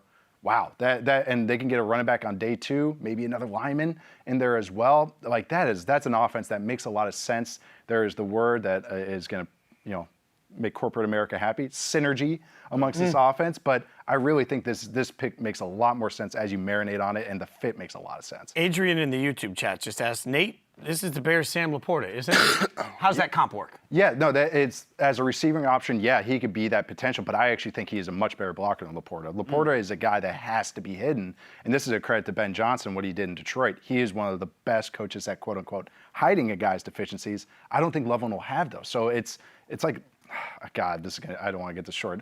It could be like a Laporta plus, and again, but it's like that's the potential he has, and he's young, just turned 21. So there's a lot to like here with a coach that actually knows how to use him in Ben Johnson.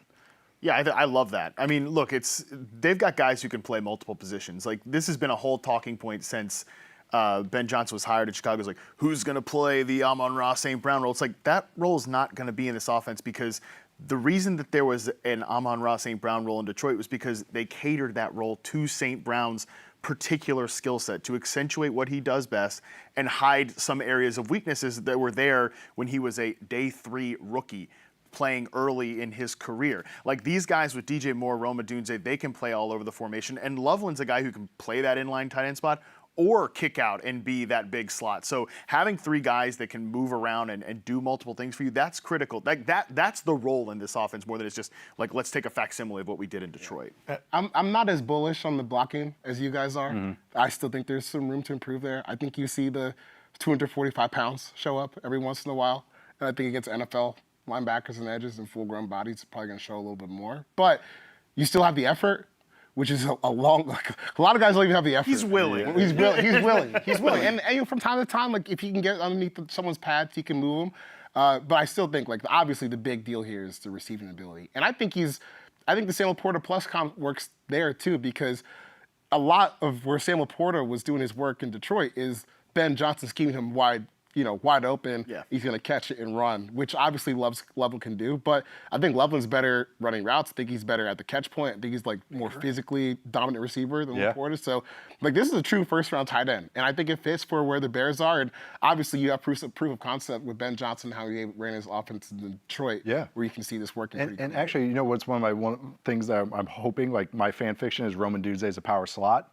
Okay, one of the coolest things the Lions have done recently under Ben Johnson was Amon-Ra St. Brown would be essentially like a de facto tight end, and they would split Laporta out. Yeah. Now you do that with Roman Dunze in the slot, and now like the Loveland split out. Like he has that ability. Like there's a lot of cool things schematically that could happen here. And again, yeah, Ben Johnson's a first-time head coach. I've seen him do it. Like I've seen him implement this in his offense. That makes it exciting. You guys love the player. He was number 10 overall on your big board, but also fans seem a little split on it. When you take a look at the emoji reaction, I think we're at 41%, 42% is fire, 33% is curious, and so it's far from normal. C-Rob and Jori both gave it fire though, so like we are getting some fire from. What grade did you give it? I gave it a B. I think with the way the board fell, you have the 3 top offensive linemen off the board gone. Right. You're kind of okay. Banks being gone is a big game changer. Because I would have loved for them ideally to just finish out that last offensive line spot that they had. Yeah. Because you go get the other 3 guys. We already know Darnell Wright's one of the best right tackles in the league. You're just missing that one left tackle spot, but they can get away with what they have.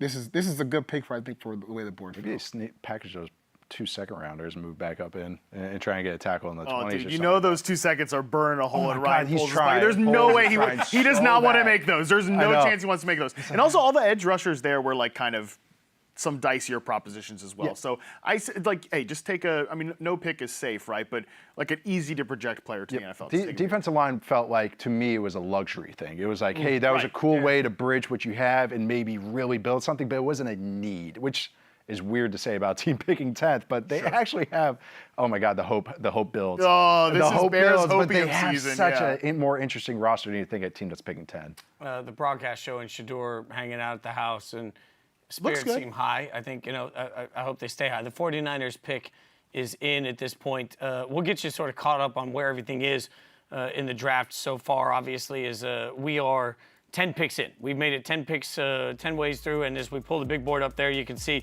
Cam Ward is expected went first overall. Travis Hunter second, but second to the Jags because of a blockbuster trade. Abdul Carter, Will Campbell, Mason Graham, Ashton Jeanty, Armand Membou goes in at 7, Tet McMillan at 8, Kelvin Banks Jr. becomes maybe a bit of a surprise to some of the mockers out there at 9, but not a surprise to anybody in this room. Colston Loveland at 10. It's a very chalky draft so far. I will say that. We have not seen a holy cow, how in the hell did that happen moment, and that sort of makes sense. The 49ers pick is in. Roger Goodell at the podium announcing it in Green Bay as the sky has fallen and the sun has fallen, and it is dark and chilly in Green Bay at this point, but they're going to give us the 49ers pick. Any quick guesses, Nate? Defensive line in some way. I'm including edge there. So, God, I would really, really like them. Like, one of my favorite potential pairings is Mykel Williams there, because I think his game just balances with Bosa's like perfectly. Might be a little rich for him. So but maybe I'm just a little higher on him. I think I have him 11th or 12th on my big board. I just think that he's perfect with Bosa, but we'll see. I do think it's important to acknowledge that the 49ers are quietly in that rebuild. Like, we don't say that word for the 49ers, but they got a lot of aging people that have gone out this offseason. They've lost some people. They've got a tackle that's 8,372 years old. There are some weird things about this 49ers roster, and now they're going to have to pay Brock Purdy. So that 11th pick was earned. Oh yeah. Yeah, that was not a fluke. That was not a fluky 11th pick. And by the way, the selection is in, and Walter Nolen's gotten some hype there too. That was the other spot, but I think that would be fun in this defense though. Again, that's like their bet is that their defensive line coach Chris Cassera could turn anyone into a gem. We'll see. Salah's back as a defensive. Yeah, Saleh, that's right. The defensive line coach turned anyone into a gem. Still waiting to see it. Still waiting to see it. Nick Bosa needed a lot. Needed a lot of polish. Every other guy that's drafted. Mykel Williams out of Georgia is the pick. Oh, I already Again, give my you guys analysis love on it. Oh, he's 20 years old. I think he enters the league as a plus run defender. Yeah, the name of the game is getting after the quarterback. He is developing a pass moveset. I think he is explosive. He's strong. I think the upside of him is like a Montez Sweat type. Maybe not that 10, 12 sack guy. Guess what? The 49ers already have that. And again, I'm going to use the word again. There's synergy between him and Bosa. Bosa is more of a finessey, athletic pass rusher, indifferent against the run. He picks and chooses spots. Not Mykel. Mykel is, boom, I'm going to defend the run and develop as a pass rusher. And honestly, there's the little bonus of being able to kick inside on some pass rush looks too. He's a football coach's player. Yeah. We're going to defend the run first and get to the pass. And I think that what really I like about this pick for Mykel is he's a classic to me 4-3, hand in the dirt defensive end. And this is what you're going to be able to get to do with the 49ers. Because what happens at Georgia and, some of these other schools, I remember talking to Will Anderson about it a few years ago, is you have to get your best 4 or 5 players on the field at all times. So people look at Mykel Williams and say, why didn't they stand him up more on the edge? Why is he playing inside so much? Because you have a team to cater to. It's not just Mykel Williams' draft development show. So I think he's going to end up playing a lot more just straight up classic 4-3 defensive end in the 49ers scheme, which I think is ultimately good for him and his development as a pro. For all the talk about, the 49ers offense and all this, that, and the other, that run defense has not been a fun watch the last few years. And we talk about Bosa and we talk about some of the difference makers in the secondary. Some of their safeties pop up as fun players. Fred Warner's obviously one of the best, if not the best linebacker in the NFL. Again, all these players, and they still can't really stop the run the last few years. This guy's going to help them do that. And the thing is, Saleh's coming back. It's a weird way, no matter who's been the defensive play caller in San Francisco, they kind of had the same shell of a defense, which is quarters based, which means the safeties are out of the box. When the safeties are out of the box, it puts a lot on your defensive line to win. They have to win, and they play a super aggressive style that turned too much boom bust. They went and got Javon Hargrave. Hargrave is the epitome of a boom bust defensive tackle. Then they just kind of lost that beef, that stoutness that you need up front. They used to have DeForest Buckner, used to have Eric Armstead, guys that could eat up blocks as well as being explosive. Let's get back to that Mykel. We went after bendy guys, freak guys that can get up the field. Let's get a guy that's a little more rugged. And because that's what you need. If you want to be soft as far as the box, you have to be more tough up front. It's just the math that you have to play. The Cowboys on the clock. The Cowboys pick is in. By the way, we're manifesting in the YouTube chat at this point. Cam P is pleading to Matt Harmon that the Colts not take Warren so that he can make it to the Broncos. We've got manifesting going on. The pick is in. Tyler Booker, hard out of Alabama, is the Cowboys pick. What are you thinking? Oh, well, this just got late rumors. So that was Matthew Golden was the guy that they were kind of flaunting this whole time. And then Jerry's always going to pick offensive line. You don't have to twist his arm to pick offensive line. And they need it. This offensive line needs help. What are your thoughts? Yeah, I like this pick. I give it a B. With Tyler Smith and Tyler Booker guard duo, that's a lot of beef, man. I know. It's a heavy guard duo. Yeah. This was a little surprising to me because I wasn't sure if teams saw Tyler Booker this high. I do think if you're a team that runs a lot of gap stuff and you're a team that wants to run power football, this guy probably ranked really, really highly for you. To me, this is my guy where I'm just like, I don't care what the combine says. I watched him versus Oklahoma, pile drive defensive tackles into linebackers' backs over and over and over again. Give him on my football team. We'll see what kind of offense Brian Schottenheimer wants to run. It's a little interesting fit, but I think he's got a chance to be a long-term starting guard. They hired Clayton Adams, the former Cardinals offensive coordinator, as the offensive line coach, as the offensive coordinator. Like, they've run a lot of power gap stuff, like you just mentioned. So the scheme fit, I do think, is here for Tyler Booker. And Brian Schottenheimer's talked about it since he was hired as the offensive coordinator. They want to run a lot of play action. They want to push the ball over the middle. Like, in order to do that, you need to run the ball, and they obviously have a huge hole at running back. But they weren't gonna. I don't think they were gonna take a running back here ever, despite that being like a popular mock destination for a guy like Omarion Hampton. But you can hit the running back position the second day of the draft, and whoever that guy's job is just got a lot easier because Tyler Booker is your guard here. And I like. By the way, I like this pick a lot for one reason you've mentioned a few times. We sleep on the fact that the Detroit Lions and their dominance is as much about everybody else, but that offensive line is one of the best in the league. What do you know? The Philadelphia Eagles have one of the best offensive lines in the league. Like, at some point, the Cowboys, for years, when they were winning 12 games every year, had one of the best offensive lines in the league. They woke up and all of a sudden it was aged out and injured out, right? And so it's like... A guy named Zach Martin just retired. Pretty good football player. At some point, you've got to go back to the core fundamentals of how you build a franchise, and this is what Cherry's done. And I'll give Jori Epstein, our insider, credit, like she said it on our show last week, repeatedly. Like, the Cowboys are a measured, calculated team that drafts really well. And we love to talk about Jerry Jones like he's still Jerry from the 90s. He isn't. Like, this is a Cowboys team that knows how to make the most out of a first-round draft pick. I think they just did that. And I love your point on SEC guys particularly. Like, when you see SEC offensive linemen, they're typically taking on a lot of defensive linemen that are going to play in the league. So you have a better chance. Like, you, watching Georgia every week, are seeing future NFL players play against future NFL players. I think the analysis on these guys is easier too. So it feels like a home run to me. Yeah, it's gonna be fun to see how it turns out. All I know is I'm looking forward to see when we get those duo clips of Tyler Smith and Tyler Booker and Beebe and Beebe was like, and that's the thing too, is Beebe's thing, he's built like SpongeBob SquarePants. He's got really short arms too. Give him beef on each side. That's how you mitigate that. It's what the Ravens try to do with like Linderbaum. SpongeBob. Does he live in a pineapple under the sea? He does the picture. Hold the picture. He's built like SpongeBob SquarePants, but that helps that out, mitigates that. But also, Dak Prescott likes to be under center. He likes to throw a quick game. You can't operate in quick game, can't operate under center if your interior line play is soft or is weak. Now we shore that up and it opens up that. So again, and also you can find receivers with speed on day two. Yeah. That's why I kept coming back to it. It's like Golden at 12 is rich, but now you got line. Okay, there's going to be a run on lineman. We keep saying that. Now we address the line. Now we can get that speed guy like a Kyle Williams or something.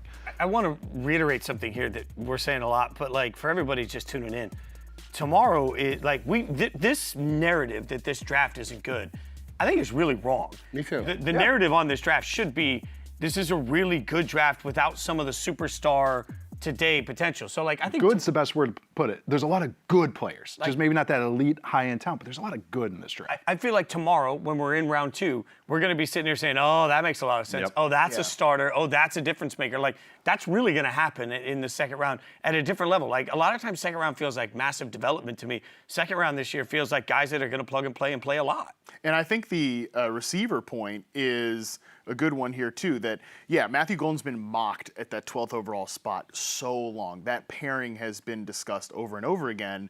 Well, I mean, to me, like on my receiver board, Golden is very close to guys that are going to go and have been commonly projected as second-round players. I mean, there's not a big gap to me. Golden's a good player, but 12th overall would have been rich to me. Like, I could get it because I think he fits schematically with where they want to align him versus where they're going to align CeeDee Lamb, all those type of things. However, just from a pure player perspective, would have been a little rich, and there's not that big of a difference between him and Jaylen Noel or him and Kyle Williams, who you mentioned, or, I mean, shoot, even like Trey Harris, very different player. Like, he's more of that straight line X receiver, but again, you can get the offensive lineman here, and you can find a receiver on day two. Another Ole Miss receiver? They just it's a good point. They do have Mingo. They do have Mingo. We've got Jori Epstein joining us. Jori always has great insight on the Cowboys. Jori, thanks for hanging on for us here. What do you got? What are your thoughts on the Cowboys in this pick?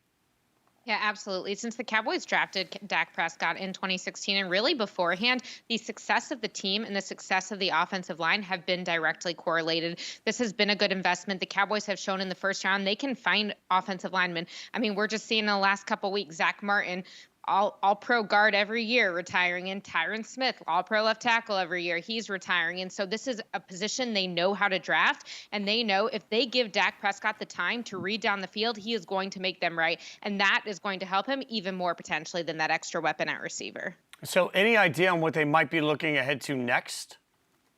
Yeah, I mean, the Cowboys need a running back. Everybody knows that. The thing is, though, running back, you were going to have a level of depth that you might not have had at some of these positions. And so getting one of the best offensive linemen when running back, you can get a little bit more of like a starter, even if not the star player right away. I would say they'll get a running back, they'll get a receiver at some point, but first they'll have the protections that Dak Prescott can make it all work. Any thought on, like, are they basically done tonight in your mind unless there's something, incredible for them?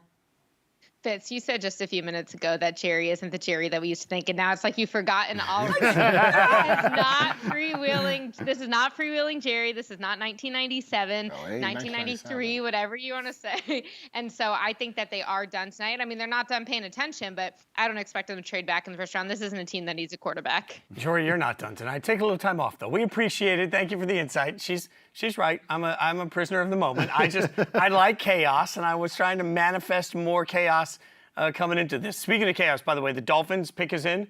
And for anyone just tuning in that hasn't been paying attention to the draft, I will remind you, as we sit right now, only one quarterback is taken. Cam Ward was taken first overall. We've not seen Jaxson Dart go off the board. We have not seen Shedeur Sanders go off the board. We've seen teams that people thought might be in the quarterback market simply pass on the position. Remember, there was a loud conversation when some of these teams didn't end up with the first overall pick. Their fan bases were saying, oh my God, like me as a Raiders fan, my mentions were blowing up when the Raiders won a game and suddenly they weren't picking first. It was like, now we're not going to get Shedeur. I mean, here we sit. So, as we continue through the draft, look, the pick is in for the Dolphins. I don't think any of us think they're in the quarterback market, obviously, but it gets more and more curious as we get closer and closer to Pittsburgh.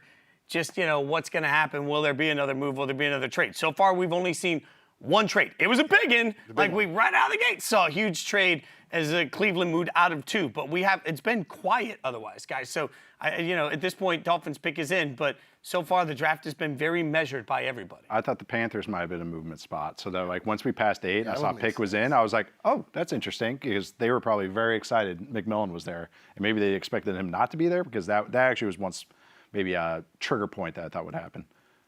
Kenneth Grant, there he goes. Kenneth Grant goes out of Michigan. All right, C-Mac, I know you were passionate that they needed to go offensive line here. So yeah, what do you think? I like Kenneth Grant. This pick is caught me a little off. Yeah, me too. This is not where I thought they were going to go. Yeah, this isn't where I thought they were going to go, but I do like this pick for them because I think when you look at the Dolphins, they probably need to get just a little bit meaner, tougher, more physical overall. I don't think that there's a wrong way to do that, but getting Kenneth Grant is a good start for them. And also, Grant and Zach Seiler, that's a duo that can really kick some ass on the inside. So that's a fun start, at least for them. Even if this pick was a little bit surprising, because I didn't see them picking Grant this early in the draft. Can I ask the room here, like, who are the Dolphins right now? Great question. Jalen Ramsey may be traded in the next couple of days.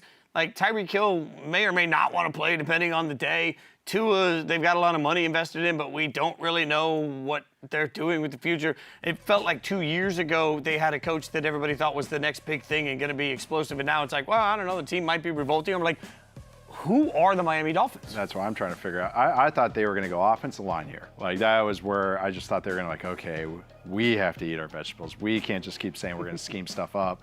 Maybe the run on offensive line changed that.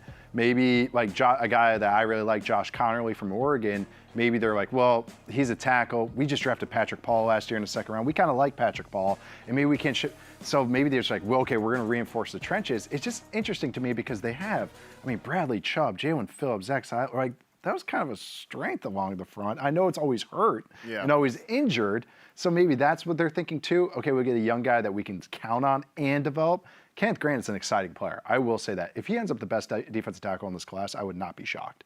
It's just that he needs a little bit of time, I think, and needs a little bit more polish and every down, impact. But his potential's up there, but it's just an interesting landing spot and not one I even thought of, because I thought safety, maybe a slot corner like Jahdae Barron from Texas. I thought maybe offensive line. So just an interesting direction. Not a bad direction, just an interesting direction. I thought offensive line would have been The mandate, for right? a mandate, right? Because the thing is, here's the funny part about where the Dolphins find themselves is they draft Austin Jackson in the draft, a handful of years ago in the first round. Then, oh no, this isn't working. So let's go get Teron Armstead, who starts for a while. We'll go get Patrick Paul, who started last year. Teron retires. You're back in the Austin Jackson starting left tackle room. Why are you not drafting a tackle here? Maybe they'll find someone in the second on day 2, but especially, and I'm not trying to make light of Tua's injuries, but with what we know about him, why not give him the best offensive line possible, especially when losing someone as good as Teron Armstead? And beyond the fact that, Tua misses time, that's not great when your starting quarterback misses time. They become a non-functional offense when Tua misses time. And, now their quarterback is Zach Wilson wearing number 0. I'm very skeptical of everything that's going on in Miami right now. And, Kenneth Grant might be a good player. That doesn't change anything for me. I agree. Not skeptical of the pick for the Colts. Tyler Warren, tight end. Classic. Oh, come on. Why is this bad? Great. Another guy that can't get the football The most chalk pick was the 14th pick. That's it feels like so far after we got Cam Ward. No. And whoever's their quarterback next year is really going to enjoy Tyler Warren. He is. Great. Shane, they have just so many young pass catchers that it's you guys want another mouth there.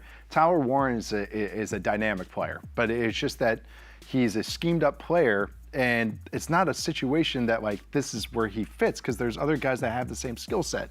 Downs in the slot is one of them, which is one of Matt Harmon's favorite players. I'll even speak for you there. But Warren has an interesting skill set, and he's going to a coach that knows how to use the skill set. Shane Steichen in Philadelphia used Dallas Goedert in interesting ways. They used a lot of RPOs, so the tight end didn't have to block. That's one thing with Warren that I think some of his inline ability is going to be average at. But I think he is going to be a yards after catch guy. This might be a good offensive fit for him. I think maybe it's just I've resigned my fate here. That's why I'm maybe not as perked up. Maybe on offensive line, but again, offensive linemen are going. Maybe corner, Well, at least he can take wildcat quarterback snaps. He's probably be doing that in Indianapolis with the guys they got behind center. I mean, I don't love another guy that can't get the football too. I was never gonna get behind this, and I realize you're not just drafting for this year, but this team does need to win some games, and I just don't know that a tight end is going to add any additional wins in the win column. Really, there's nothing, honestly, to be frank, there's nothing they could do here in the first round that would be okay, now I believe in what the Colts are this year, because it's just going to have to be Anthony Richardson suddenly becomes that guy. And I'm not ruling out that might happen, but I don't think the difference between that is a tight end when you already have some good solid pass catchers. Honestly, maybe you want to trade one of those guys to maybe you want to trade a Michael Pittman, even though he's a beloved figure there. I don't know, but to me, I don't think this moves the needle for them. So do you not like it from a fantasy standpoint either? No. I don't want to invest in anybody in that Colts offense until I see some proof that one of these quarterbacks is going to be starting level. I've said the one good thing about Josh Downs in this offense if it's Daniel Jones under center is maybe you might get a little PPR scam out of it because we've seen that with Wan'Dale Robinson. I guess maybe Tyler Warren can be their PPR scam now, which again, no thanks. Real life fantasy, the in-between realm, you're out on this pick. Yeah, I'm out. No, I'm out. I was ready. Been out for. I gave it C+. That got a better grade than Jeanty. Son of a biscuit. What are we doing here? Oh, look, I don't love it either. Only for this kind of the same point that you said when you said, is there a pick the Colts could have made here that really would have changed their fortune? Probably not. And it all comes down to Anthony Richardson. I couldn't tell you what I possibly think about him at this point. I know. I don't know if it's good or bad. I can tell you what I think. I don't think he can play. I think Anthony Richardson. But then there's moments whole where regime is based on it. I know. So. But no matter what they're the one going to Anthony Richardson thing I'll say is you got to stick with it. If you're going to do it, you have to go Yes. all in on this year. Tyler Warren's at least a step. But they're in that not direction. doing that. They've already told you they're not doing that. I know. It's a quarterback competition where they've already clearly been yapping to the media hey, Daniel Jones might he might win this job, which, again, what is that? What are you doing besides? Does the Colts season end in any other way than both these guys get starts and everybody's fired by the end of the year? I will say this: Colts fans do not agree with us at all. They are overwhelmingly in love with this pick. 82%. Yeah, well, they've been gaslit by the mock drafters all off season. That's what they need. Look, Yeah. I will say Yes, correct. I will say this with my chest. I would rather have Daniel Jones every single day than Anthony Richardson playing quarterback. Well, no matter who is the quarterback, they're going to run because both of those guys, the best they can do is run. So again, you're getting a tight end that's an iffy run blocker. And so again, it's you're not helping your team truly. You're getting, yes, a weapon, but it's you're not going to be a pass-first team ever. You're going to be an RPO team. So I guess that makes sense for the RPO side, I guess. C-Mac, the Falcons are on the clock. Oh, And they're letting it go baby. down. Like, there's only 3 minutes. Like, they're letting this thing tick down. We haven't seen a lot of that, which means maybe they're taking phone calls. Well, I mean, Isn't Pittsburgh gonna move? look, them being insecure in what they're doing is not a surprising thing. Well, actually, no. Last year they were very sure. That they were sure. They were on the Aaron crushed it Rodgers, last year. Pat Mahomes plan. This was great. Kirk Cousins. I didn't think it was great last year. None of us thought it was great. But now, like, I listen to Frank Schwab tell me every week that it's revolutionized the way teams are going to approach the quarterback position moving forward. Lighting money on fire? What happens when you take 2 quarterbacks and maybe one of them is kind of okay? I mean, I think the presumption, the hope quarterbacks, you got no is quarterbacks. that maybe the hope is that Penix is more than just kind of okay. Yeah. But like, as of right now, he's kind of okay. but ultimately, who cares if he lit his money on fire for Kirk Cousins? Like, I mean, true, I don't care. You make I don't care. It's not my money. you make stuff at Home Depot 50 cents more expensive, but and you're fine. Here's the problem, though. Hey, I got a problem with that. Wait a second. Let's not raise any more prices. You move on from Kirk. You can't build around Penix the way you want to because of the ramifications money-wise. Either you have the most expensive backup quarterback in NFL history, or you have dead cap. Either way, you've put a ceiling on Penix's potential and what you can accomplish in the next few years because this Kirk thing went so bad. And it's funny because I'll push back on that though, because what money would they okay? So let's say they didn't have Kirk. Who was out there in the free agency market this year that was worth the cash? Nobody. you could have gotten Everybody had, Williams. everybody had money to spend, and nobody was able to. put it anywhere. So not being able to spend it is better. Is fine. No, but what happened this year is the cap was so accelerated beyond the point of what people thought it was going to be that teams retained the free agents that were worth anything. So the only option you had was giving hundreds of dollars for pennies worth of talent. Like, Or you have options. Those pennies would have been better. They don't even have pennies. They on didn't it. have pennies this year. They have Their front seven is just like. it's But so It's an bad. arena I mean, league front seven. So they're going to take a project edge right here. who did we genuinely see this year in free agency that would have been available that it's like, man, we just didn't have the money to go get them. Milton Like, Miller. we had teams everywhere. Tarvarius Ward would look good across from AJ Tarvarius Ward would be Terrell. great. Yeah. Dude, I could have gone for an offensive lineman, man. They had to let Drew Dahlman walk, which I think Yeah, that's could hurt another. Yeah, they them. had to let Center. their starting They had to center let- they walk. had to cut Grady They might Jarrett, lose. man. They Like, might I don't- lose Caleb McGarry soon. Right, they were so strapped for cash, you can't even re-sign some of your own sad best they are. players. That's how sad spot they are. That you're sad that they Right, might and you go got no Caleb picks McGarry. either because you blew a third rounder on the Matt Judon trade. You That's- traded yep. for a hurt pass rusher who looked like a hurt pass rusher. By the way, a This team's in big bad Drake shape, London contract is coming right down the It's still horizon. ticking too. down, Kyle Pitts. It is still taking. Ah. Pick is in. Last second, we got the pick is in. Oh boy, Terry. Man, they would have missed the pick. I actually would have appreciated that. Yeah, they pulling That would take some heat off my dad. Just take a pass rusher. Was that your Any dad? pass rusher? Well, it wasn't my dad per se. that was his. He was his part of the era. team. Yes. Man, I am sorry. It's okay. Anyone- It's I okay. remember where I was sitting that year when that happened. That was I like was chaos. there. in the I was Any at player the that puts their Vikings. hand in the dirt, I will accept here. Yeah. Edge, D-line, I don't care. But you got to be a big boy that's rushing the They only sent God, I defensive hope this coaches is to the combine. something you don't a want. wide receiver. Oh, please, Matthew Holton. Golden right here, baby. I know, Let's right? go. Yeah, the Falcons only sent defensive coaches to the combine, so that's maybe an indicator of what they're doing, unless they want to just smoke screen us for whatever reason. Every single mock had a edge rusher of some sort, like a pass rusher of some Well, shoot, they haven't had one since John Abraham. Yeah, they had the That's fluke crazy. Vic Beasley season, and that's about it. Yeah. Adrian Claiborne Calais had like Campbell 5 led them in sacks against sacks the Cowboys 2 years ago. once. That's crazy. Yeah, 38. Like when he was like 427 Yeah, years yeah. old. He's like, yep. He was a speed rusher. These are approximate ages, by the way. I'm giving out. That's not when actual. Ryan Nielsen fooled us, and I thought. the Okay, guy- Ryan Nielsen was good that season. He was. I don't care what anyone He was. says. I watched He was good that season. so many 1:00 start Falcon games that year. They didn't have a single primetime game, and I watched all of them. Yep. That's That a dang Desmond Ritter. tough statement right there. It's a tough way to live. We were thought that right there offer- chatting about the Falcons every Sunday. I thought that Arthur Smith. I thought he had it. And it turned out maybe give him one more year. We might have had something there. It's funny because when people they get on the Falcons bandwagon briefly, they're like, Oh, September "Why was do fun you this do year. that? Yeah. like why do you do this every year?" I'm like, 23 didn't kill me, so I'm still here. I don't know We'll why see what anybody would happens. briefly get on the Yeah, we'll bandwagon. see.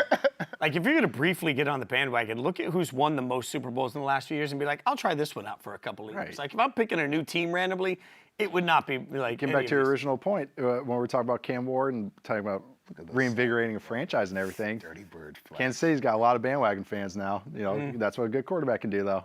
Here we go. That is very true. Oh God! See, please. Max, Yeah, I'm I'm feeling so it. Skill excited. position player. Please just draft a pass rusher or D tackle. Sure. Either one. Okay, the pick is Please. There's some that would be more exciting than the others. That's one of them. Hey, I like that. Okay. We had that one of our mock drafts. We did. I'll take that. I like that. Y'all did so many mock drafts. I was going to say, what are we doing? It was an April mock draft. It was, last month count. Those are more permanent. I mean, I tried to listen to all your mock drafts just to get ready for this thing, and I'm like, I am lost. Here we go. All right, Jaylen Walker, somebody obviously, you've watched a lot of. What do you think? It's measured. Look, I like him best coming forward. I think his long-term role is going to be closer to an edge rusher than an off-the-ball linebacker like he played at times at Georgia. This guy's got a lot of athleticism, a lot of hustle. When Nate and I have talked a lot offline about the Falcons' character requirements for their picks, this is a guy who fits that, who's going to come in and be a leader for them on and off the field. I like the pick from a potential standpoint because we talked about the front seven. You have to get more disruptive up there. You have to. So I don't know exactly where they see Jaylen Walker fit into their defense, but they need someone who can move forward, who can rush a passer. If you look at how they used Caden Ellis last year, especially in the back half of the season as a blitzer up the middle, I think there's a role for him there. Maybe this is their long-term Caden Ellis replacement, but they needed someone who can just move forward and get a TFL or get a sack, and Jaylen Walker can potentially do that. You are doing live grades for the draft on our site and on their app. And what do we grade? I think I'll give this one a B. Because I do think there are fair to have some questions about Jaylen Walker's floor and where he starts immediately, but he's got a good chance to reach his ceiling, which I think could be one of the more impactful front seven players. He had to go to a defense like this. Here, Arizona, Tampa, kind of funky defenses, more three-down defenses that allow the linebackers to kind of get moved around. He has to be used creatively. Raheem Morris, the head coach for the Falcons, when he was in LA, defensive coordinator for the Rams, by necessity, they kind of had to be funky, and so they really had to use their linebackers in creative ways as blitzers, simulated pressures, they're called as well. That's what Walker excels at. So you can use him on the edge, on pass rush downs, on first and second down. Yeah, he's an off-ball linebacker, quote unquote, but he's being used aggressively. You always want him going forward. So luckily, though, this is a defense. It's not a traditional 4 down, 3 linebackers or 2 linebackers in a slot. It's more of a front seven that's a little bit more creative. The Cardinals was a team that I actually really liked for him because of those same exact reasons for the Falcons, though. So I understand this. I like this fit here for Walker more than other teams. I'm glad Charles brought up the culture stuff too, or as far as the character stuff, because if you have more than 2 speeding tickets, the Falcons are not taking you. It is a fact there. So they got a guy that also can, that helps when your better players are also your best character guys too. It's not some try-hard special team. I was going to say Champ Bailey, I think, made the point during the Super Bowl media car wash, I don't really understand why the Falcons aren't just taken from that University of Georgia defense, and you just that's what they all say down there. You just hit on it though, right there about the speeding tickets. They just need to take cars away from everybody at Georgia. Right, but this is one of those guys. This is actually the first Georgia player they've taken in the first round since 1966, the Atlanta Falcons. So again, you're getting the right type of guy to fit in schematically, culturally, and I think from a draft range perspective, this feels a little bit better for Jaylen Walker than when he was getting mocked to the 8th overall pick, or certainly the Patriots at 4th overall, that buzz. This tastes like, okay, he can come in and be a good player for us in the middle of the first round. Outlier in terms of the length and stuff like that if he's just going to be a every down edge rusher. I also want to give everyone an Easter egg. If you're looking into the Falcons draft room, make sure you look into the back left corner. There's a minority owner that always makes sure that he is in the camera shot. Oh, wow. So I want to also point him out because they changed their draft room. I just saw it on camera there, and sure enough, there he is in the back left corner. So a little Easter egg for you guys whenever you look at it. The Cardinals pick is in, by the way. Let's take a look at the big board to see where you guys had Jaylen on the defensive lineman and had him 4th there. So, but when you look at that, it makes sense. You had him 4th, but he's sort of next man up because we've seen the top 3 go down, and that speaks to something that, at the end of the day, this is still continues as we are 15 picks in. We're almost halfway there.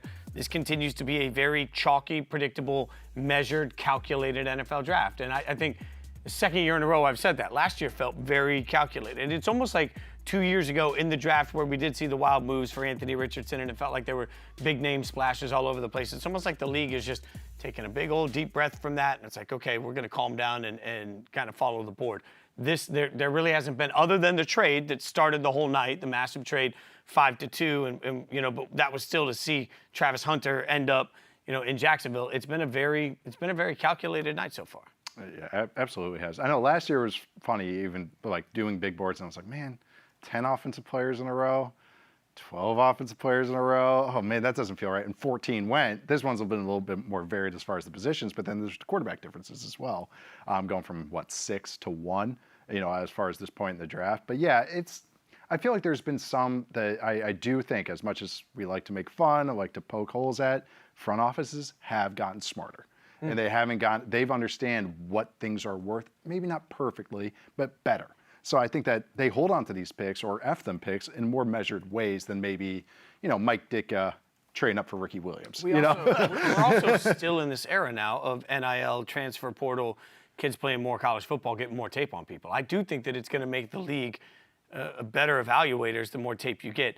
Walter Nolen is the pick for the Cardinals. So they get Walter Nolen. You said, ooh, your thought? I like it. I mean, I was also saying ooh because the Cardinals, they tend to like some flashy things. Yeah. This is definitely in that wheelhouse. We've talked about Walter Nolen when you previewed the defensive line show, and he's a guy where, hey, if you're just to cut up all the Walter Nolen sacks and TFLs, right? You're like, whoo, this might be one of the 5 best players in the draft. In terms of penetration and disruption, he's gonna make his money there. Now, why he's 16 and not top 5 is because the down-to-down consistency. Is he going to be a guy that's going to get his teammates in troubles when he's hunting a big play? Maybe you want to coach that out of him, but I kind of agree to think you probably want to have this brain that you have to reel back from someone you really got to get going. So I think for the Cardinals, now that I see that he's going to be a Cardinal, it makes a whole lot of sense based on what they've been over the past few years. But I like this pick because Walter Nolen grew on me. It's hard to find guys who make plays like that, and you can probably teach him some of the other stuff. What you said, his highs are so high, and his best plays are when he's on the move. And what I mean by that is like slanting or crossing the offense's face, twists, games, as we call them. Those are his best plays. You know who does a ton of those? The Cardinals. They do that every single play. The Cardinals in the last few years have had a lot of nose tackles, big guys on the roster. Maybe not so much dynamic guys up front. They're winning with some scheme. This is as dynamic as it gets up front. This is where he's going to be aggressive, especially in this type of defense. And also, the big worries with him is, consistency. He's played at like 7 different high schools and a couple colleges. Now you're going with a guy, Calais Campbell, a guy that has been a longtime captain, can maybe kind of, help him out as he gets on his career, get him acclimated to the NFL lifestyle too. So this is not a fit that I've even thought of before this at all. It does make sense, and it is an interesting landing spot for him because of how he'll be used as best for his first and a half. I will say, some battle scars here from the Cardinals in terms of Robert Kimdiche. He's a lot better than Robert. I know. I'm just saying, for Cardinals Miss, fans, they're going to see the Ole Miss, that. all the up and down film, all that type of stuff. The highs are definitely higher than Kimdiche was. So, that's a great call. But is this, for the Cardinals in your mind, like, I'll ask you the same question I asked earlier about a different team. Who are the Cardinals at this point? Is this what they need? Because we heard C-Rob earlier talking, Armand, about the fact that maybe they're not fully invested in Kyler Murray. Like, I mean, they didn't get, this pick might help them win games, but it certainly doesn't help them get any more information about where they are offensively. Offensively, certainly not. But I do think we sort of lost the plot with the Cardinals at some point last year because they looked like they were going to win the NFC West in a year where the 49ers obviously had a down season. And so it suddenly became like, man, what a disappointing season for the Arizona Cardinals because they did let the division slip at the end of the year. Like, they should have taken that thing. At the same time, though, they're still in the middle of a full-scale turnaround. And I think we don't acknowledge that enough because they still have Kyler Murray as their quarterback. So, they just need some dudes on this team, man. Especially on defense. It's a lot of all right, this guy's maybe got a role here. They do some funky stuff on the back end. They move players all over the place, but they need some real difference makers. And I do think Nolen, like you said, you can put together a reel of wow, that is a difference maker. They got a lot of, and because of their draft classes the last couple of years, you just mentioned it's been a full teardown. It was basically Kyler Murray and the Funky Bunch, just figuring it out from there. And when you tear it all down, now you got all these picks, they had a bunch of day 3 picks recently. They were trading back. They just had so many picks. And it was just, that you built up the bottom of the roster, the mid-tiers of the roster. They got a lot of guys there in those mid-tiers. So what Matt's saying, what Charles is saying, it makes sense. This is a home run swing. Yeah, his floor might be lower than other guys you could potentially take here. That's not why they're drafting him. They're drafting to get a star here because they said, we got enough Bs, B minuses, guys that can get on base. We're getting the home run hitter here. That's what they're going for. And I actually think how that defense ended up being a top 10 defense in the back half of the year. And the offense is something I was high on, kind of ended up okay, had some ups and downs, but still a solid offense. Yeah, I get what they're trying to go for here. We got Marvin Harrison Jr. last year. That's the needle mover on offense, potentially. Got Trey McBride. I would wager they go offensive line or another weapon on day 2. Okay, now we get the defensive needle mover. So that's what we're trying to do here. You're watching Yahoo Sports Draft Live as we go through every single pick in the NFL Draft. He's Nate Tice. I'm Jason Fitz. He's Charles McDonald. He's Matt Harmon. We also have Jori Epstein and Charles Robinson with us. We're having a blast getting you through every single pick, which we are going to do, and it's an interactive experience. If you're watching us on YouTube, you can go ahead and chime in the chat there. We will respond to those as we can see them as we go through all of this. We're also on Twitter and in the app, on the website. We're everywhere, and you get to hang out with us if you want. Just check out the app. Check this out. The Yahoo Sports app is your ultimate draft day companion. With live activities, you can keep up with every pick without even unlocking your phone. Beef up on the incoming rookie class with expert analysis, grades, and prospect breakdowns. Download the Yahoo Sports app right now and get ready for draft night like a pro. Loving the emoji fun in the app. It's always good. I will remind you, not that I still remember, but I think last year when Brock Bowers was selected, the person sitting next to me might have given it the thinking emoji.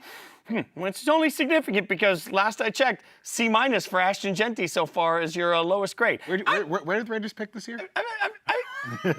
Was Brock Bowers a good pick? He was. Oh, thank you. How many wins did he get? It does, like, it's one step at a time. It's one step at a time. There's no animosity. It's fine. The Cincinnati Bengals pick is in. We are halfway through the draft. Substantial note here. We've only had one quarterback selected. I'm going to continue to say that because no Shedeur, no Jaxson Dart, no idea where those guys are going to go. C-Rob joined us earlier and said, hey, man, when we get to the middle, it's going to be sort of like the Sahara Desert. That's exactly what it has been so far. Yeah. The Bengals pick is in. We are certain, obviously, they didn't take a quarterback. They've got some needs. And look, the Bengals, it's interesting because the Bengals are trash on defense, but also the Bengals have been trash on the offensive line for a long time. Right, yeah. I think there's a lot of directions they could go and be good. Tyler Booker was the guy, actually, if they wanted to go guard here, was the guy I had circled for him. And it was something my dad brought up on our offensive line preview, was that a pass-heavy offense that had a power run game was perfect. That was the Bengals. So it actually, and now we've figured out, hey, the Cowboys actually, too. That actually makes a lot of sense. But really, man, defensive line makes a lot of sense here. I keep thinking that they build up the spine of the defense in some way, shape, or form. Kenneth Grant's gone, though. There's Derek Harmon, but Derek Harmon was the guy that had some injury concerns as well. But that's where I just kept circling, was defense, trenches in some way, shape, or form. By the way, somebody Shemar Stewart. Somebody came in Twitter and said, or in the YouTube chat, said I heard Charles was a Saints stan. I think a Saints stan. I think that we're getting trapped. Yeah, people are trying to fire things up. Wow. Fire things up. Was that our cab driver? Was that our cab driver in New Orleans?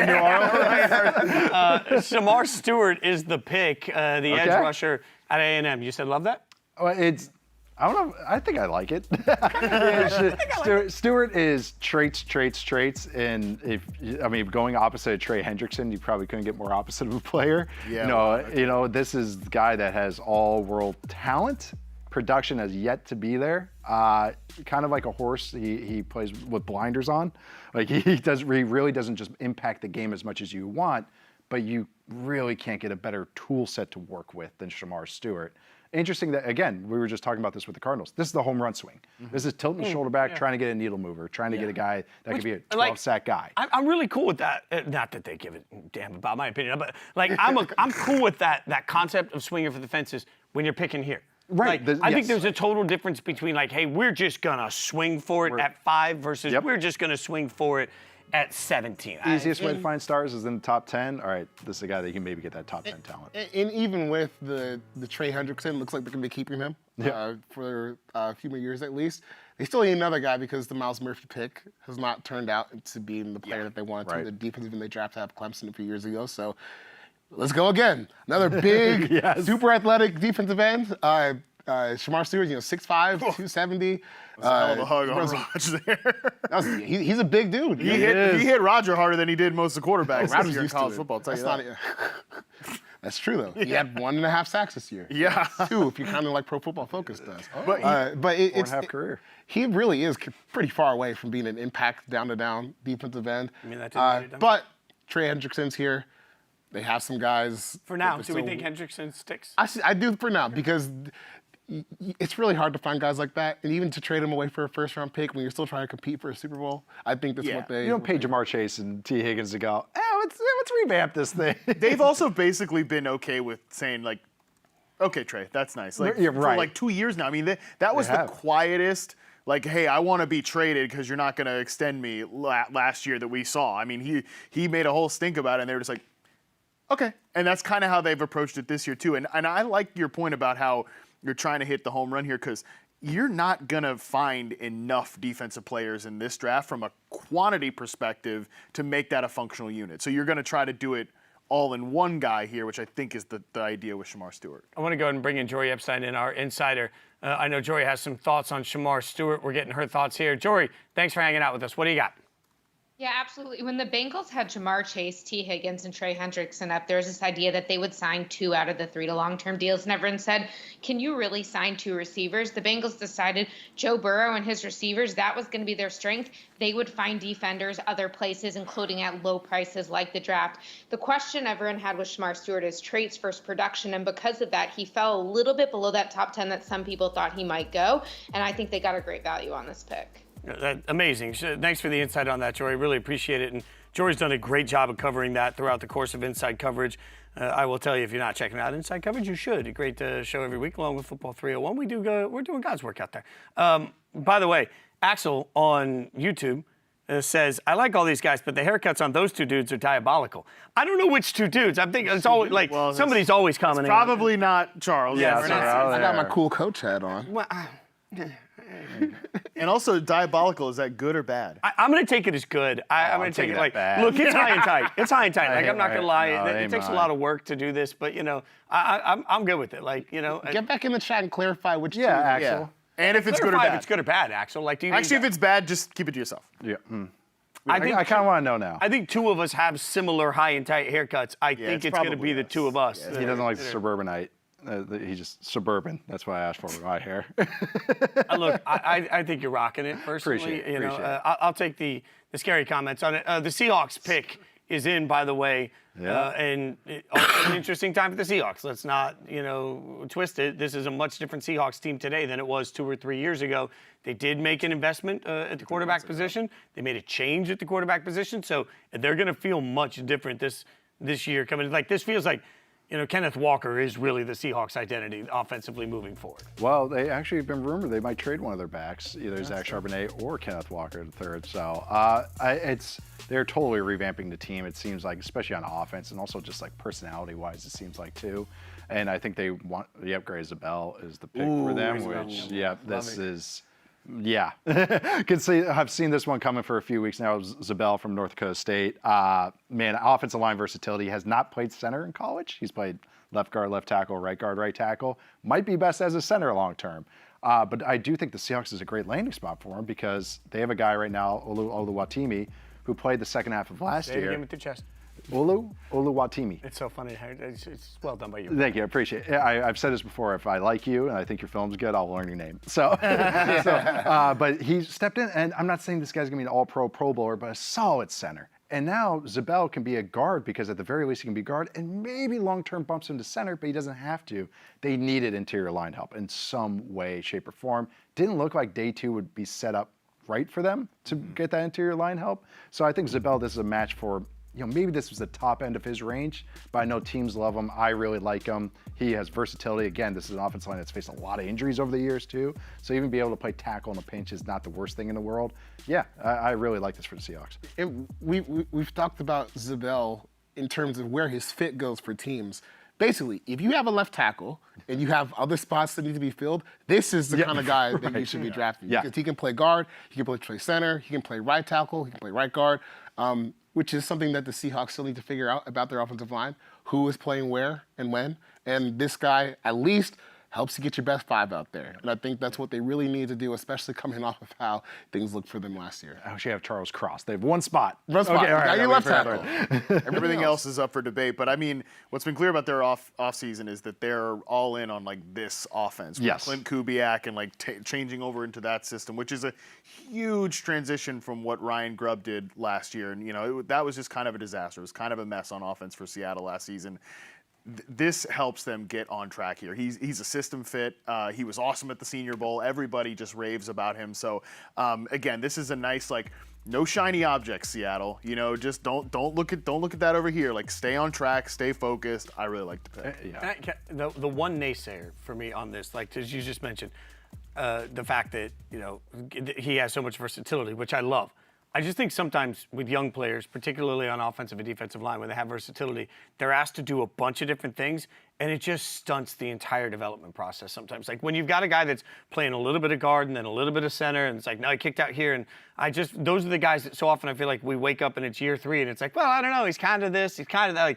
Like my biggest hope for the Seahawks is that whatever they decide early on is what they decide, and they stick with that plan. Because I think development He's going to matters. be guard. I also think for O-line, it's part of the business, baby. It is. You got to In the cross train. NFL. You have to cross train. Yep. You got to cross-train a little bit, like, to be able to fill in. But, like, guys that so often when we're covering them, it's like they start here and then they move over and they start here and they move. Like, if you're going back and forth and back and forth and back and forth, there is some element. And then how often do we hear offensive linemen talk about it? Like, man, it's so much different playing inside on the left to suddenly playing inside on the right is a drastic difference in everything you do. So, yeah, like, you think about everything that's up against a rookie's plate and learning to be a professional. And then on top of that, like sometimes you're playing on the left, sometimes you're playing on the right, sometimes you're inside, sometimes you're outside. Like that stuff just makes me nervous for development. That's all.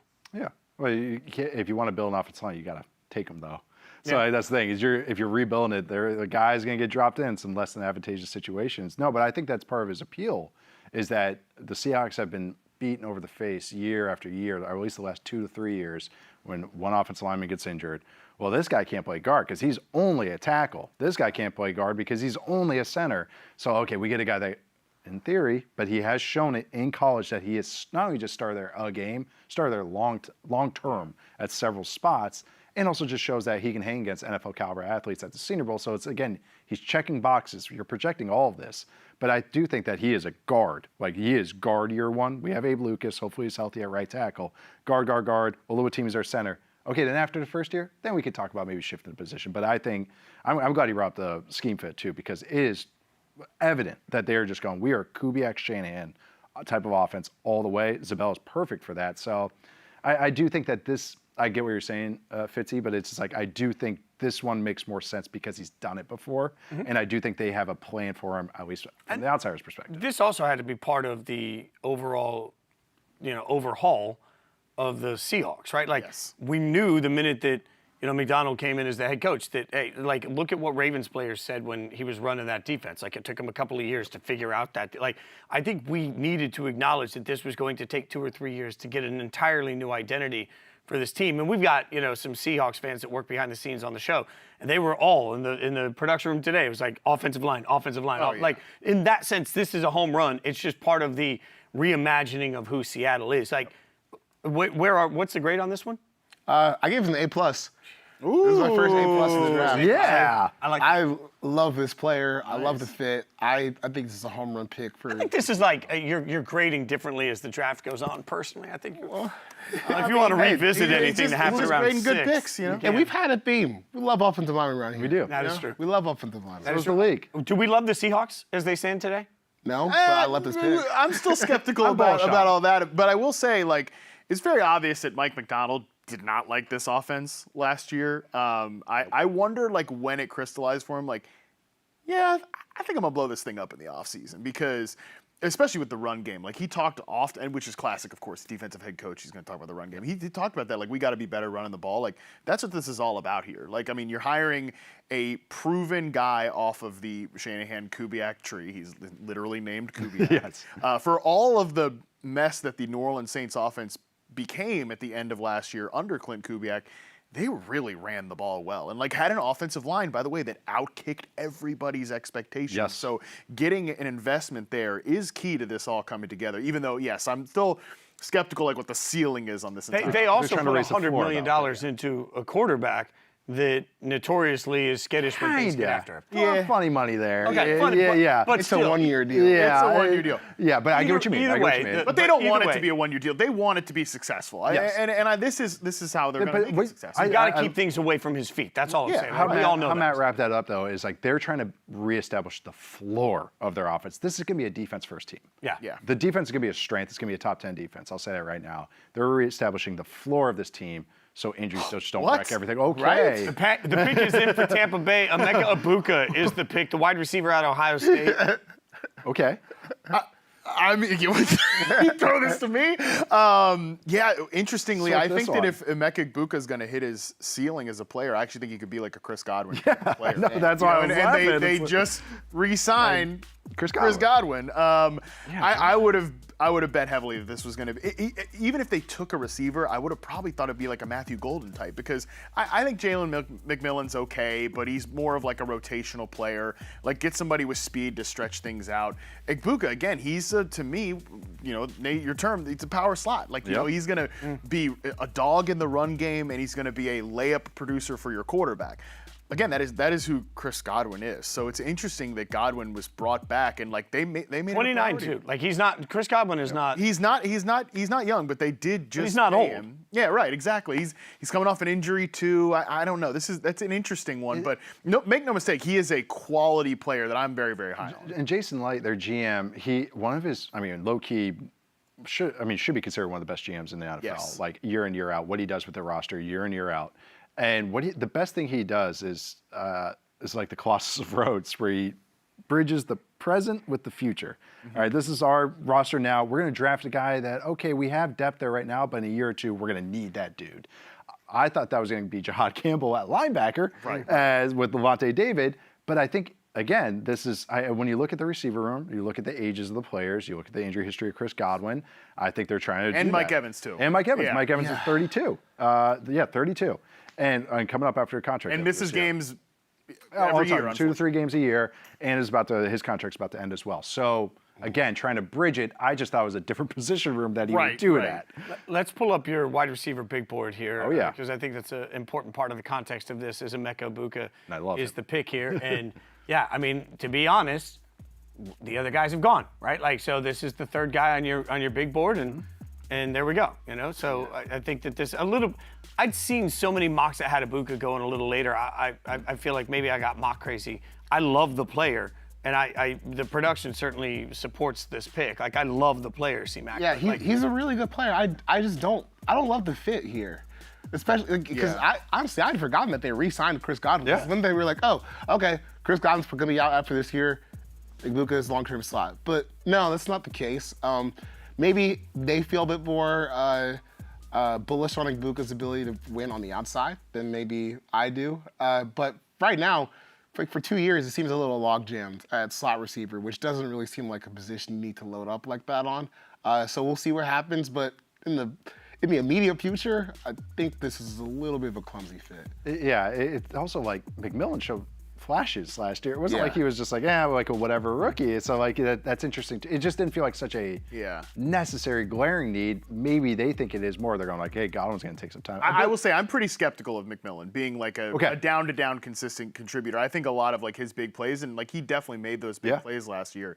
He's not a physical player. No, not and at Egbuka all. is a physical player, which I think is paramount in this offense that wants to be run first, that is built on its offensive line. But yeah, to me, McMillan was a beneficiary of the scheme last year. All that motion, getting some busted coverages down the field, and that I think they'll try to keep that scheme. They promote Josh Grizzard as the pass game coordinator, the new offense coordinator, but Liam Cohen going out the door, that could be a bit of a factor here as well. So it sounds like from a fantasy standpoint, this is something that you're sort of... Yeah, it stinks from a fantasy landing spot standpoint, man. I mean, I thought there was a chance that Egbuka could go somewhere and be an early contributor because he's really pro-ready, and he will be a contributor to this Bucs offense. But, I mean, if everybody's healthy here, he is at best the number 3 receiver.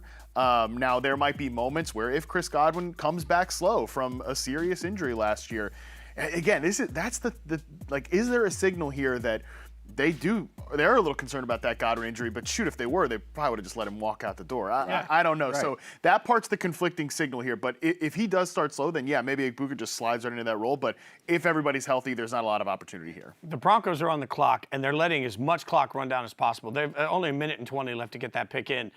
A lot of people thought the Broncos might try to get aggressive and trade up to get themselves to an offensive weapon situation. They have not done that. They've sat at 20. If they want a running back, there's only one that's been taken so far. A lot of people like Omarion Hampton a lot as somebody that could be great in Sean Payton's offense. But now we're down to a minute left on the clock. Whenever we get this far down on the clock, my initial thought is, who are you trying to drum up trade interest from? And let's be honest, the Steelers are picking at 21. They're talking to the Giants. Somebody, in my mind, somebody here is trying to get ahead of the Steelers for a quarterback. Whether that's Jaxson Dart, Shedeur Sanders, I don't know. It just feels like somebody is working the phone, but the pick is in. So whatever was attempting to happen, They love Travion Henderson. I will say that. I've heard that the Broncos really, really like Travion Henderson. So if it's a running back, like, don't be shocked if it's Henderson over Hampton. But before we get on that Broncos thing, I do want to also say I love Egbuka. Like, that's the thing. I know. He's a great player. He's a great player. I love Great him. player. It's just this was not the fit ever that I had in my head for him. But I really love the player. Here's my number 2 receiver, not including Travis Hunter. Yes. But Same. And also he was 23 on my big board, so this is right in the range I thought you might go. But It's just an interesting. And again, it's not a defensive player. Like, this is a defense that really And they kept saying we want a needed pass help. rusher. Like Mike Green was there. Like Right. I know it was. Yeah, it was just a curious. Jihadd Campbell was such a Jihadd Campbell, popular yeah, mock yeah. draft pick there, and man, I mean, that could go- you got to worry about the shoulder. Obviously, there was some concerning medical reports with Campbell, but I mean, dude, he would have just been a clear, awesome fit in that defense. I did several phoners over the last couple of weeks talking to people about draft, and everybody's asking who's a wide receiver early in the second round, and my answer constantly was Emeka Egbuka, because it felt like he was being mocked to second round, which surprises me. Like, this again is not a statement about the player. I think we all love the player. It's just a surprise that he goes there. And if you're watching on the TV broadcast too, it looks like Matthew Golden's a little bit surprised that he's still sitting there, waiting for his opportunity. So that's another big name wide receiver that's out there. A lot of people thought that he would be the second wide receiver not named Travis Hunter off the board. The pick is in for the Broncos. Again, only one quarterback has been taken, and we're about to get to the Steelers on the clock. So chaos, dogs and cats living together. It's about to get wild. We understand that. But in the meantime, the Broncos are in, and we'll see, for a team that certainly right now has become very, very popular in the flavor of the month conversation of a team that's ready to take the next step forward, you got to feel like it's an offensive weapon of some sort for Bo Nix. Of course they stand pat. Yeah, Like, Sean Sean Payton. Payton I'm trade moving up. down. I'm moving Yeah. back. Stay pat. Stay pat at 20. Yeah, offensive weapon. Only one trade overall Yep. so far tonight. Only one trade in the entire draft. Offensive weapon just seems the obvious answer. Tight end was an interesting one, but those guys are gone now. Like, offensive line's already answered for. They have to improve the run game in some way, shape, or form this draft. Like, they have to. They have to, by improving the run game, is the running back position. But offensive weapons where they kept coming back to, so it's someone here that's going to be an offensive position. I mean, they haven't had a 1,000-yard rusher since the 40s. That's an exaggeration, but it's been a long time since they had The 90s run game in Denver was pretty good. Yeah. No, but in fairness, it's been they've struggled to get a consistent 1,000-yard rushing sort of attack, which when you look at how far ahead of schedule that Bo Nix put them, like Bo Nix became last year, I think with Sean Payton, it just feels like, this pick, everybody presumes up. And it is not. Jahdae Barron. Offensive weapon. Jahdae Barron, the Defensive weapon. corner out of Texas. I kind of like this pick. Yeah. Tell me why. That defense is going to be sick. It might give you the best cornerback trio in the league. Yeah. With Yeah. Riley, because Riley Moss did get a lot of flack. Riley played late in the season, but early in the season when he was fully healthy, really good. He was incredible. Like, really true CB1 tape. And then you got Pat Surtain on the other side. And also, I think Riley Moss, maybe a little bit unfair because that was like an island game during Christmas season where he got T. Higgins. Island games matter more. Island games count double. They count double. Dude, Barron, Surtain, Moss, that sounds like a no-fly zone to me. And I think that this is great because I was worried about Barron getting overdrafted to a team, maybe where he has to be that CB1 role when he played a lot of slot at Texas. And if you're worried about the speed, maybe the 4.3 at the combine alleviates some of those concerns. But this is a guy who's at his best in the slot. So now you pair him with the best outside corner in the game and a really, really high-end cornerback too in Riley Moss. This is this could get back to like maybe not 2015 no-fly zone for the Broncos, but somewhere close to that where they can be the best pass defense in the league. This is pretty cool. That defense is going to be so fun.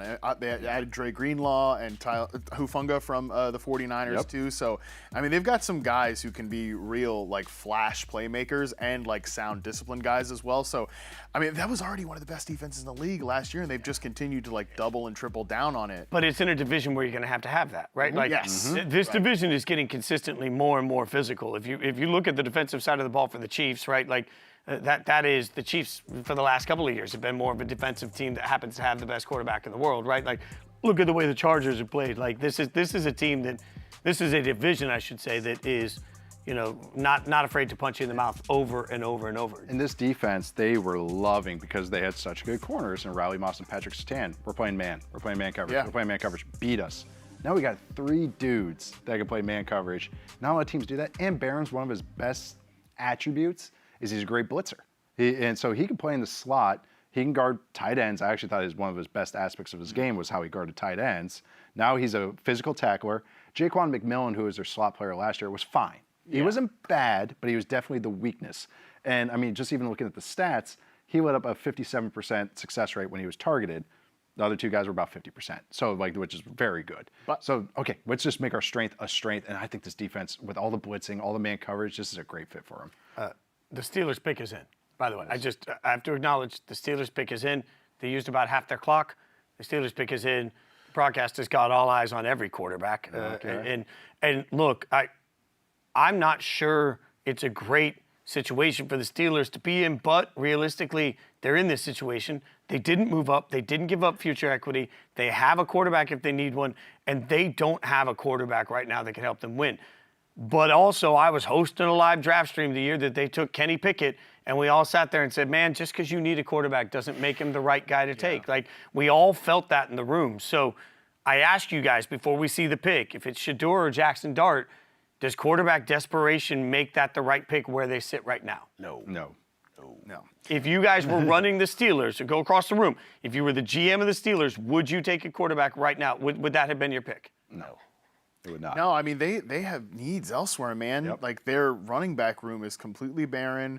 I mean, there's a lot of trade rumors about George Pickens, and I mean, even if he's on the team, like, I still think you can add another receiver. And, like, the age of the players over there, too, like, on defense, that is something we don't talk enough about. Like, all of their stars over there are on the wrong side of 30. They've needed a second corner for years now, and then the guy that signed is Darius Slay. Will Johnson would make a lot of sense here. Yes, length and everything, and being just a playmaker for them. I know they need defensive help. They need defensive interior help. Cameron Hayward's getting older. Like, it's just like I thought second corner or defense. Derek. It's Derek Harmon. That's a good pick. Yeah.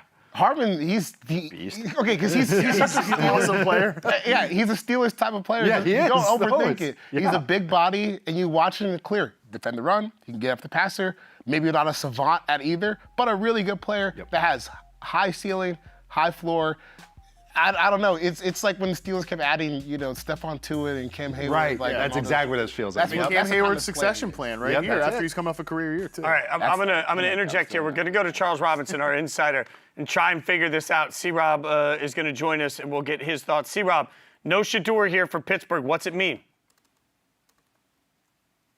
Yeah, it's got to be kind of a nightmare scenario, I think, right now, if you're Shedeur Sanders, because this was clearly the landing spot as things started to unfold and it looked like he was going to slide.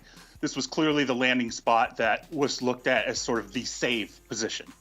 Once you get past this now, you have to look at basically the Rams at 26, and that's it. That's the remainder of really what your outs are here.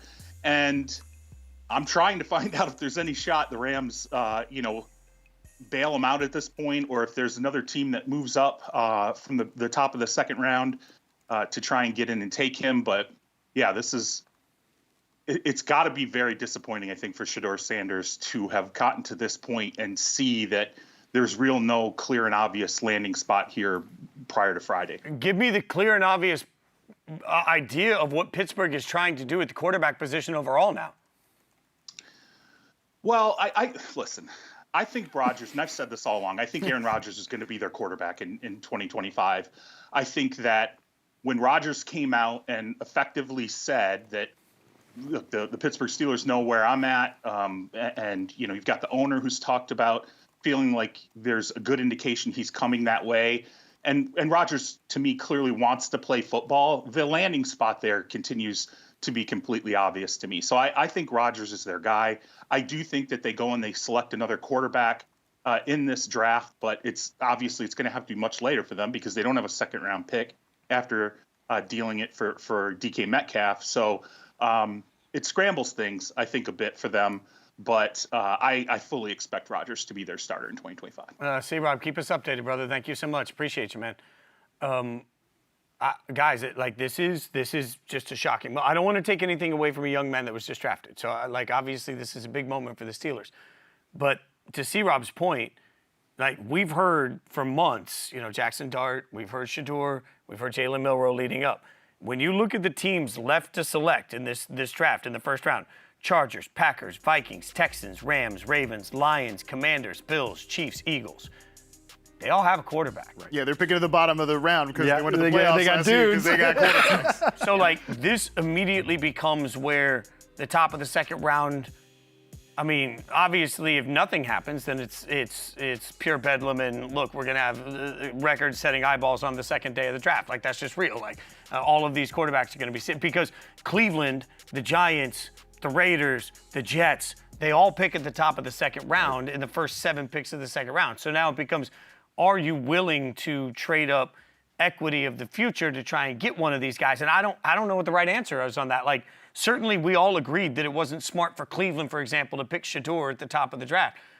Do you reach a spot, though, where you're like, man, it's worth a couple of draft picks to move back up now and try and get somebody? Just depends what your evaluation of it is, right? And I think we're in a spot where clearly not many, if anyone, really saw him as a first-round talent in this draft, which it's always funny when you're in the thick of college football season.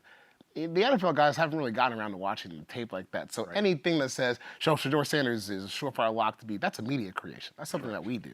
So once we get to postseason, January, you have real decision makers who are finished their regular season, are starting to dig in the tape. They're looking at this guy, he's probably close to a day 2 pick, which is what we're seeing here. Because, maybe it's a disaster from the narrative that we have constructed as members of the media, but the reality is probably late first, early second round guy that teams don't want to especially coaches. To your point, the coaches are not watching these guys.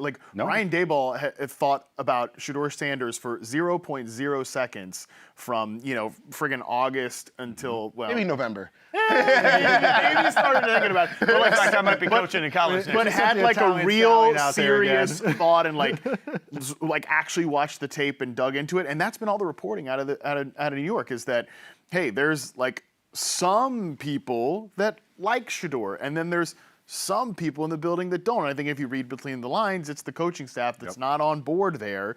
And that's the thing. You have to have consensus in the building if you're going to take a quarterback. And I think there are teams in the group of teams that we just talked about. They're I think the Vikings would love to trade down. I think the Rams would like to trade down. They don't have a second-round pick this year because they traded to the Panthers for Braden Fisk last year. So those teams would love to get down, but who's trying to get back up over who?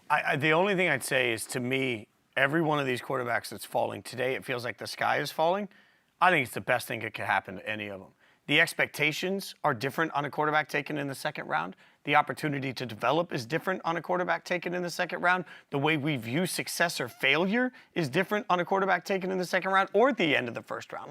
There is a different level of patience, right or wrong, in the way everything is viewed from somebody's production if they're drafted 30th, than if they're drafted 3rd. And I can't change that. That's just real. Yeah. So to me, I've said since this whole process started that the best situation for Shedeur or for Quinn Ewers or for Jalen Milroe or for Jaxson Dart is to go somewhere where a smart organization is going to take their time and they're going to develop you and you're going to get a couple of years.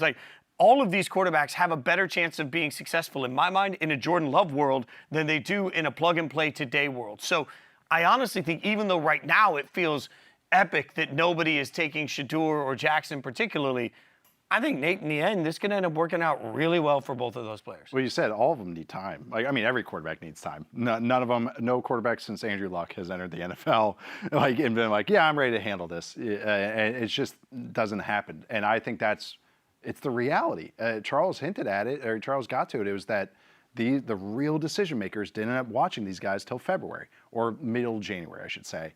And then they watch them, and I think a lot of them go, is that it? Yeah. Okay. All right, we got to be realistic. And then I think what happens is a team might go, oh, yeah, we like him. And then it comes a game of telephone. They like him. They love him. First round, top 10, you know. Yeah. But all these guys need time, need development. Even a guy like Shedeur Sanders, and this is, again, why I had him as a day 2 guy, was that his way to win the NFL was to be a pristine pocket passer and be a distributor. He needs development to get to that without tools, without maybe exceptional tools. His tools are more adequate.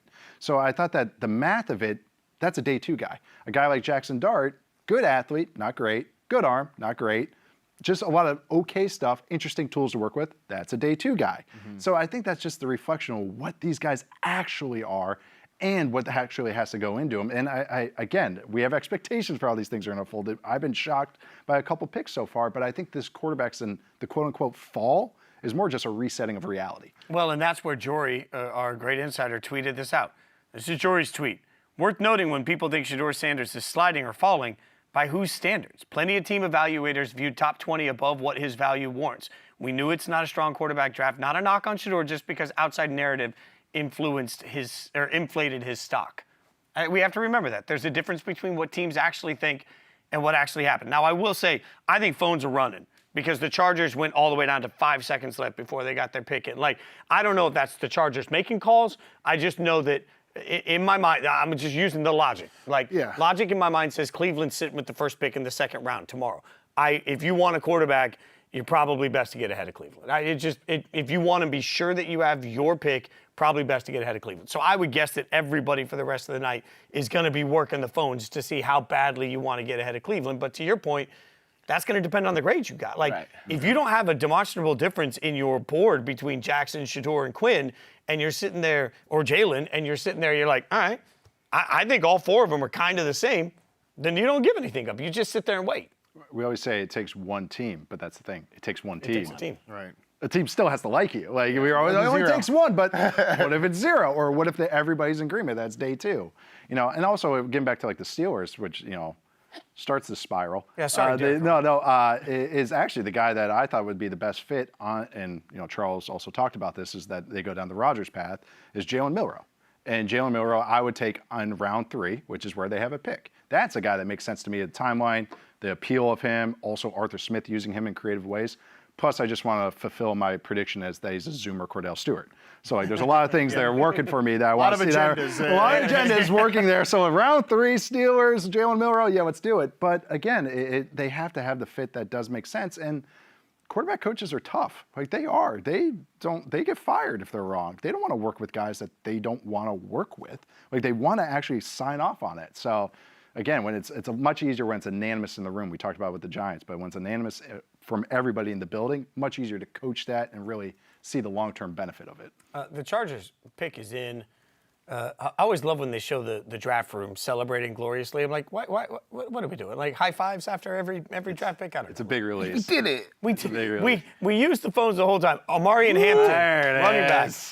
This one's fun. Yeah, I really like this. Number one, you have Najee Harris there for 1 year, not a ton of money, and he is like a grinder, just a pure grinder, which, to be fair, their run game last year kind of needed a guy like that because they were really high in like EPA per rush, but really low in success rate, which means like you're making some big plays. Like J.K. Dobbins made some of those big plays, but you couldn't like consistently move the ball as a run game.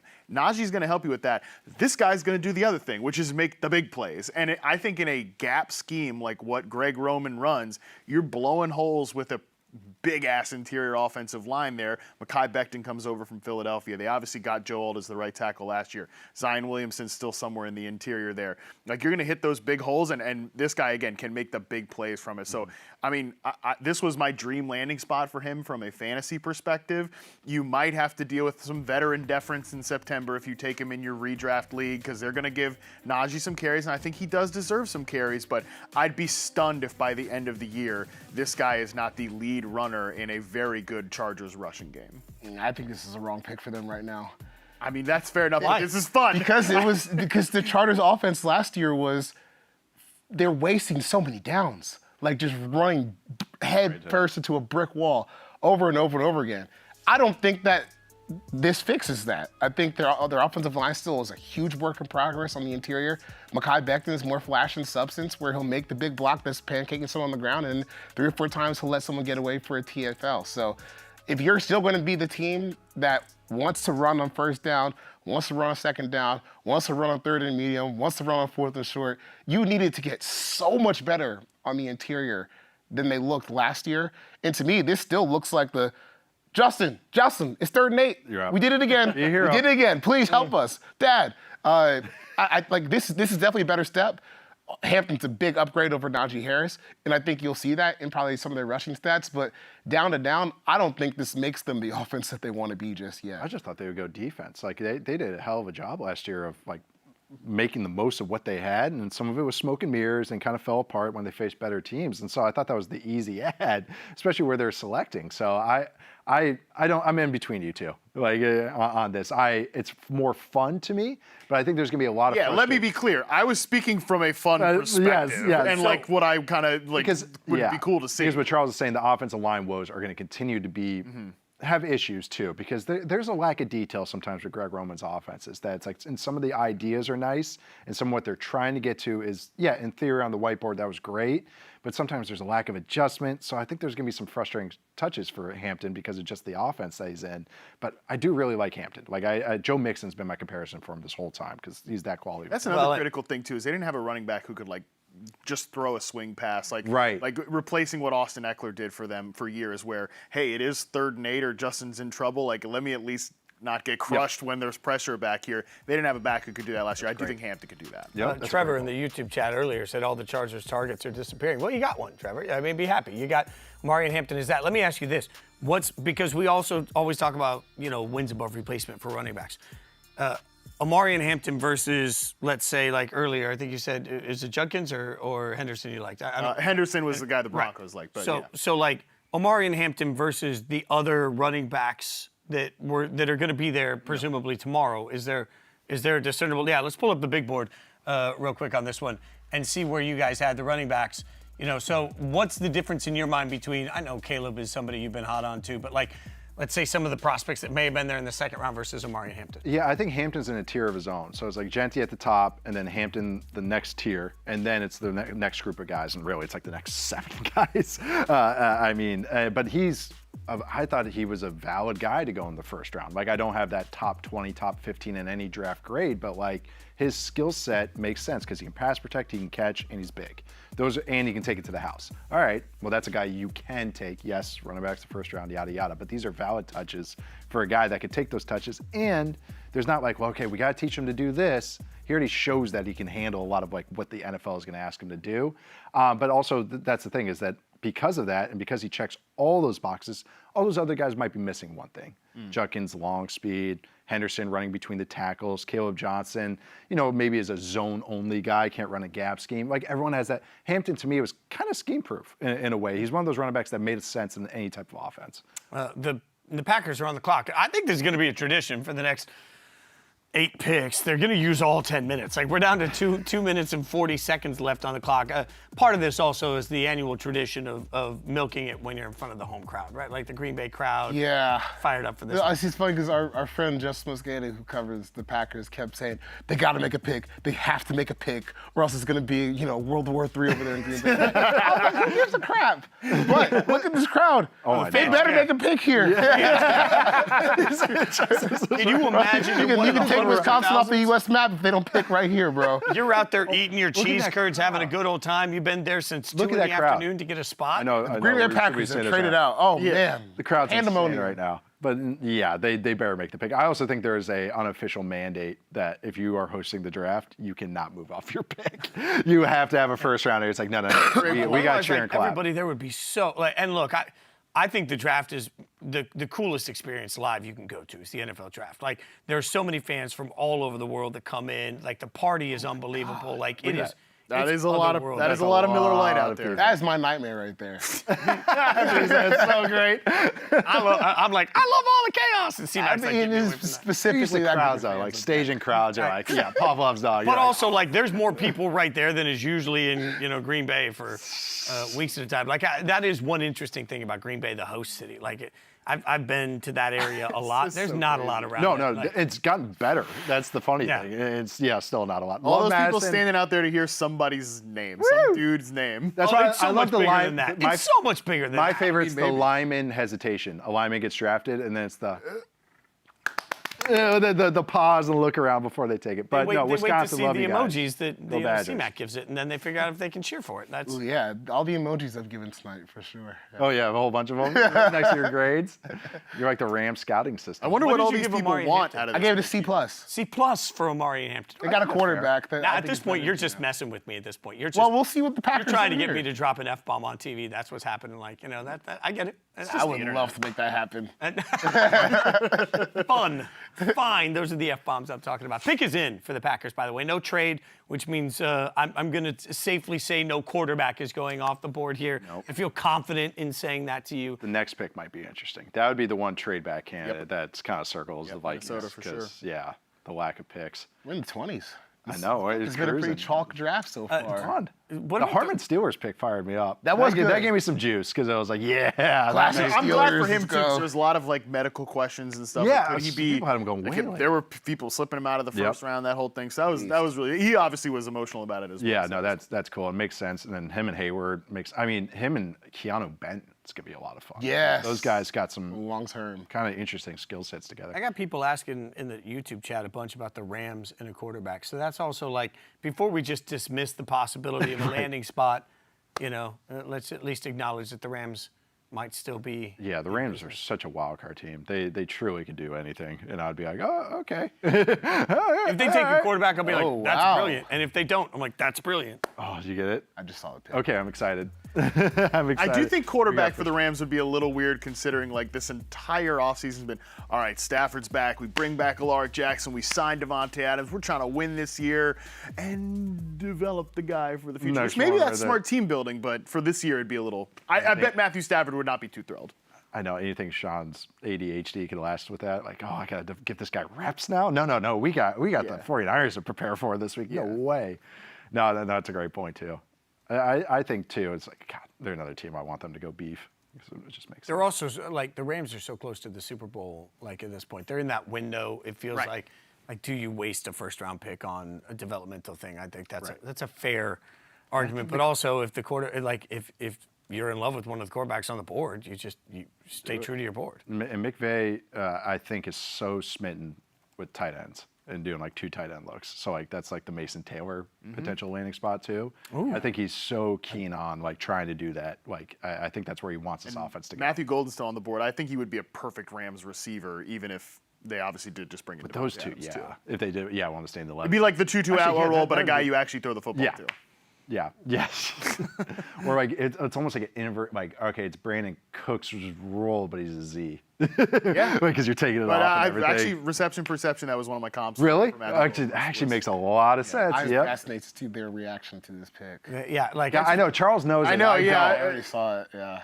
Like, what could it be that gave you that reaction? I truly. I know. Yeah. So the only one is they've been long rumored, and I've not been anything spoiled, is Maxwell Harrison, the corner from Kentucky, which I have not liked if they take. But it. I don't So, think he has that reaction. If I know. like, this I read feels- him. I this play feels- poker. I I'm looked. gonna flip something. I up looked. on this next. I feigned the chips in. Which you're not supposed to do. the pomp and circumstance around I this. know. Let's Come go, on, Mark. Come on, Mark. It's not about you, Mark, all right? It's not about Green Bay. It's about the kid. We get it. The fans go. own the team. Let's go. We All right? get it. Congratulations. You hosted the draft. Come on, let's keep it moving, all right? Let's go. Build some more hotels. Matthew Oh, Golden, well, wide Matthew receiver, Golden's Texas. not on the Okay. Right? But no, actually, I think Okay. I think this. How is makes he against sense. man coverage? He was better against zone coverage. Oh no! but none of the guys that they had, because Christian Watson tore his ACL Yep. at the end of Yep, the year. yep. I think you basically can't. And by the way, he's not a consistent starter, anyways. can't consistently catch the football in tight coverage. Matthew Golden can definitely do that. That's one of the strengths of his game. Does have a drop issue, so he fits perfect with the Packers. I will say that. Right. But I mean, he definitely is a guy who will stretch the defense out. And I think things felt very tight and condensed with that Packers offense towards the end of last year. So yeah, to me, it wasn't as much like we don't have man beaters. Like, you do have man beaters, okay? Like Jaden Reed can beat man coverage. I don't care about what the yards per out run says. I've seen it with my eyeballs. He can beat man coverage. You got to just throw the ball to him. Dontayvion Wicks, for all of his flaws, catching the football, he can separate against man coverage. The thing is, you didn't have a guy who, with any speed, who can consistently not just stretch out the defense, but make the freaking play when you throw the ball to him. Like Golden, make the defense honor him. Right, Golden, not a perfect player. I actually think this is the appropriate draft range for him. When he was 12th overall, the wide receiver one in his class, that was rich for me. But late first round pick to a team that needs a specific receiver, I do think this makes sense. The speed, though, that's the thing that Watson basically became. Our friend just said he's basically Ted Ginn. That's what Christian Watson has became. Here we go. And it's crazy because they haven't taken a first round receiver since 2002 or 2001, and they do not. I mean, they have strict weight rules. He's 191. And usually they go 195. Right over it. They said, okay, speed kills. Like, speed will overcome, or maybe they brought him in for a local day and they're like, hey, you tip the scales and we're good. But that's the thing is, he'll be telling them these 196. Yeah, but also you look at the potential stars. So it's Dobbs is the X, Jaden Reed is the slot. He's a slot only guy. He's a Z. Golden is a Z. Z inside and can do some slot stuff. He's a vertical Z, an intermediate Z, some yak stuff as well. But again, this is actually one that makes more sense. Golden had been gone, I think, in a lot of, maybe in my head for some teams and everything, and I just maybe had the Packers going in a different direction. But it really stylistically fits a lot. Honestly, they have Tucker Kraft. They have Luke Musgrave at tight end. Like, those are some dudes, too. Okay, it's an interesting group of weapons. They've gone against type here, and I actually think when you build out a room with a certain type, we're going big receiver, big receiver, big receiver, big receiver. You can go small now because the rest of the room is big. I understand this more than other team fits that he would His maybe go best to. two routes, relative that, like, he ran them at a high level in reception perception, he had a high success rate, was digs and posts. And this is a team that wants to throw big in breakers, off play action. Dagger. By the way, like, again, he's tactically valuable. Like, this team's run game was really good last year, but it started to feel very condensed. Yep. He's going to take a safety out of the box here. The first thing I thought of when I saw this pick was, can't you already see Jordan Love just flinging back?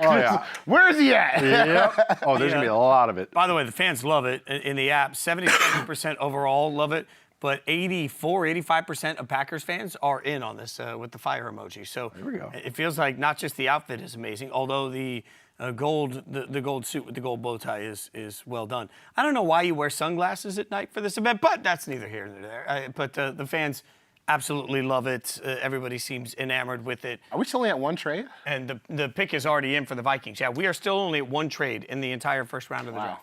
And remember, this was the first time in draft history that no first-round pick had been involved in a trade before the draft started. So, it's just, we have one swap from 5 to 2, and that's it. Everything else kind of like a lot of people's mocks, because, the trades are hard in the mock. So you're like, no trades. Okay, here's the one token one just to throw in there, just to say we have some spice in there. So I actually kind of match it. It's funny because the one trade is maybe the one trade I saw nobody, mocking until like draft. the last 24 hours. Right.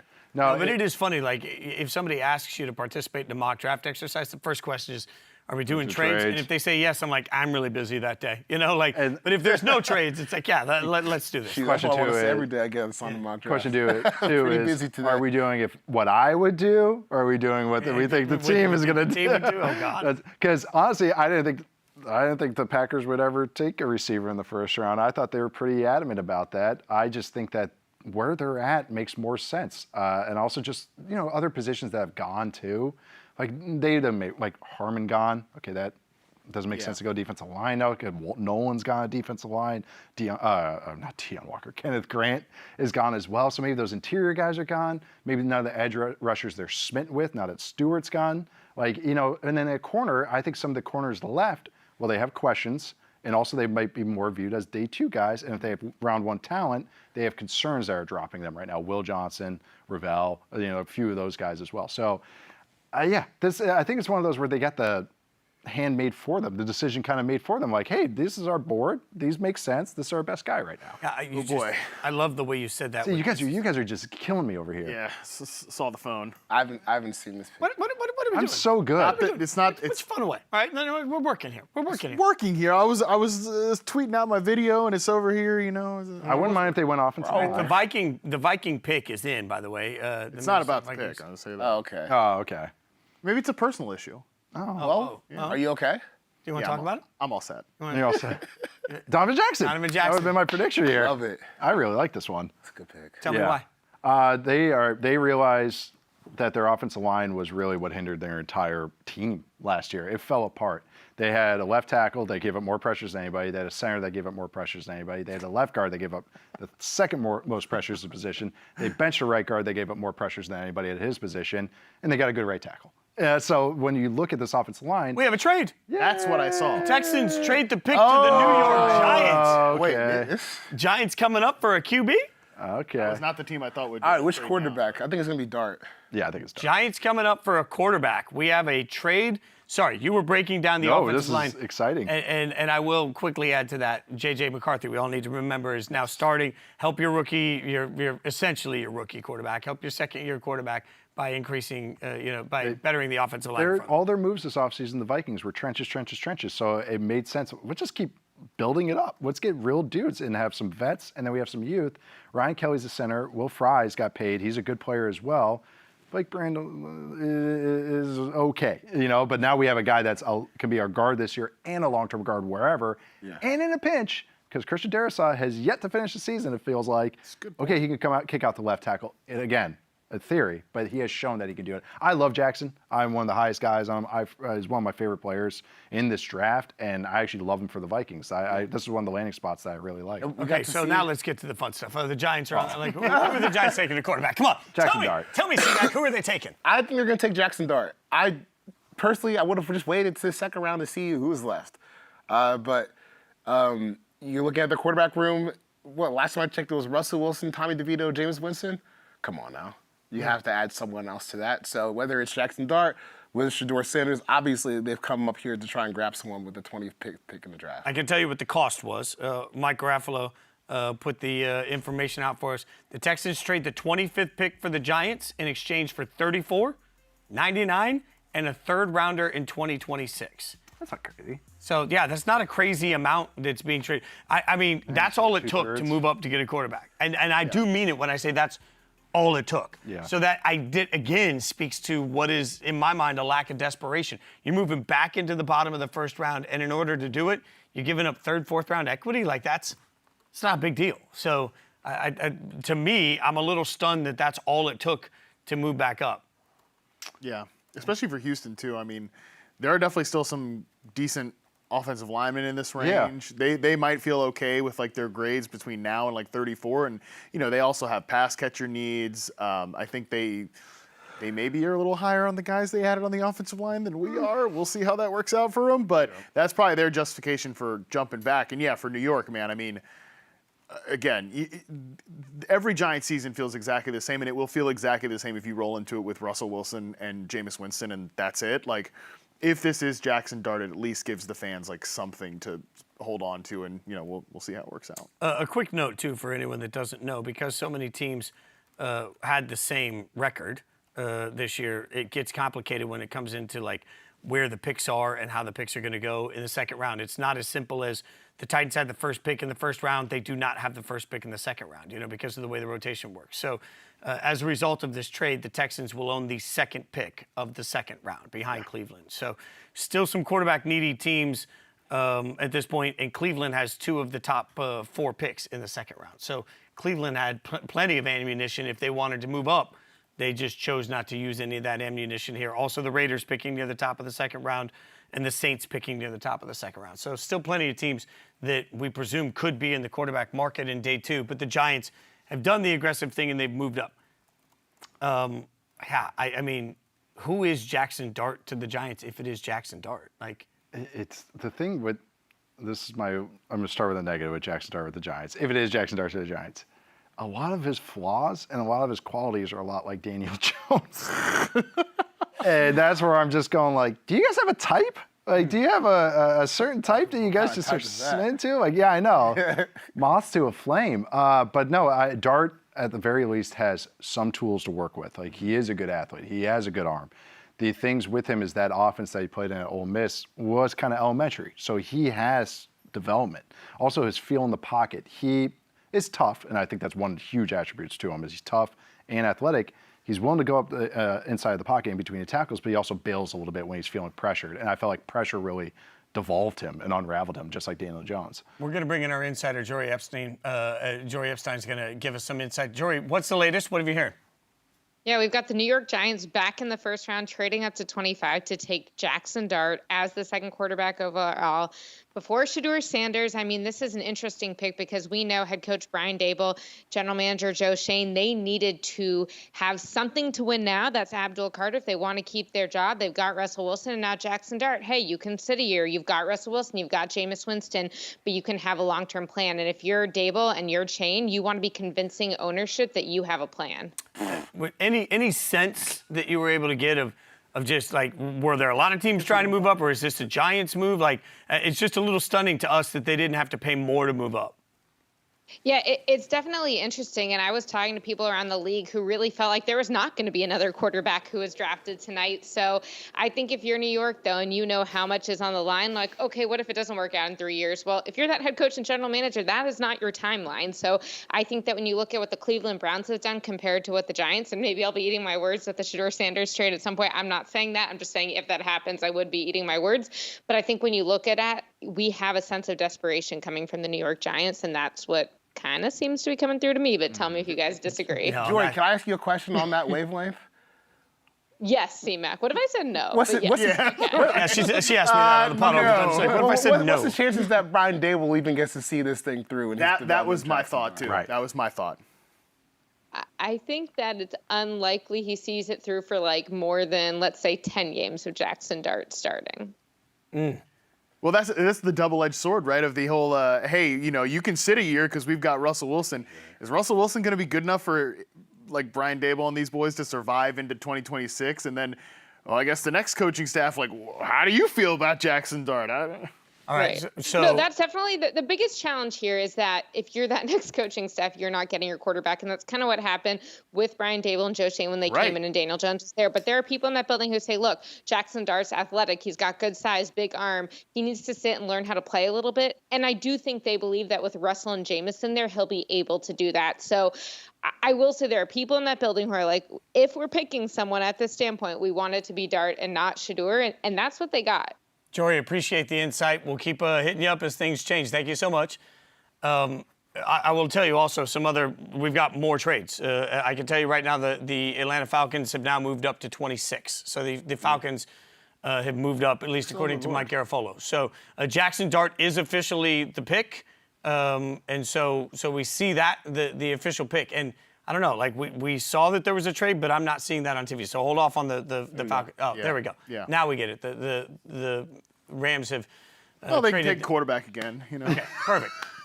They said they'll never leave the room unaddressed. So the Falcons are on the clock after the trade to 26. Jaxson Dart is the first-round pick at this point, the late first-round pick for the Giants. And I think, C-Mac, you raise an important question. Like, I mean, what are we doing? Organizationally, the Giants they set the time frame on all of this by keeping everybody that they're keeping. And the question is, are you going to keep Jaxson Dart? But here's my one argument that I would make, gentlemen.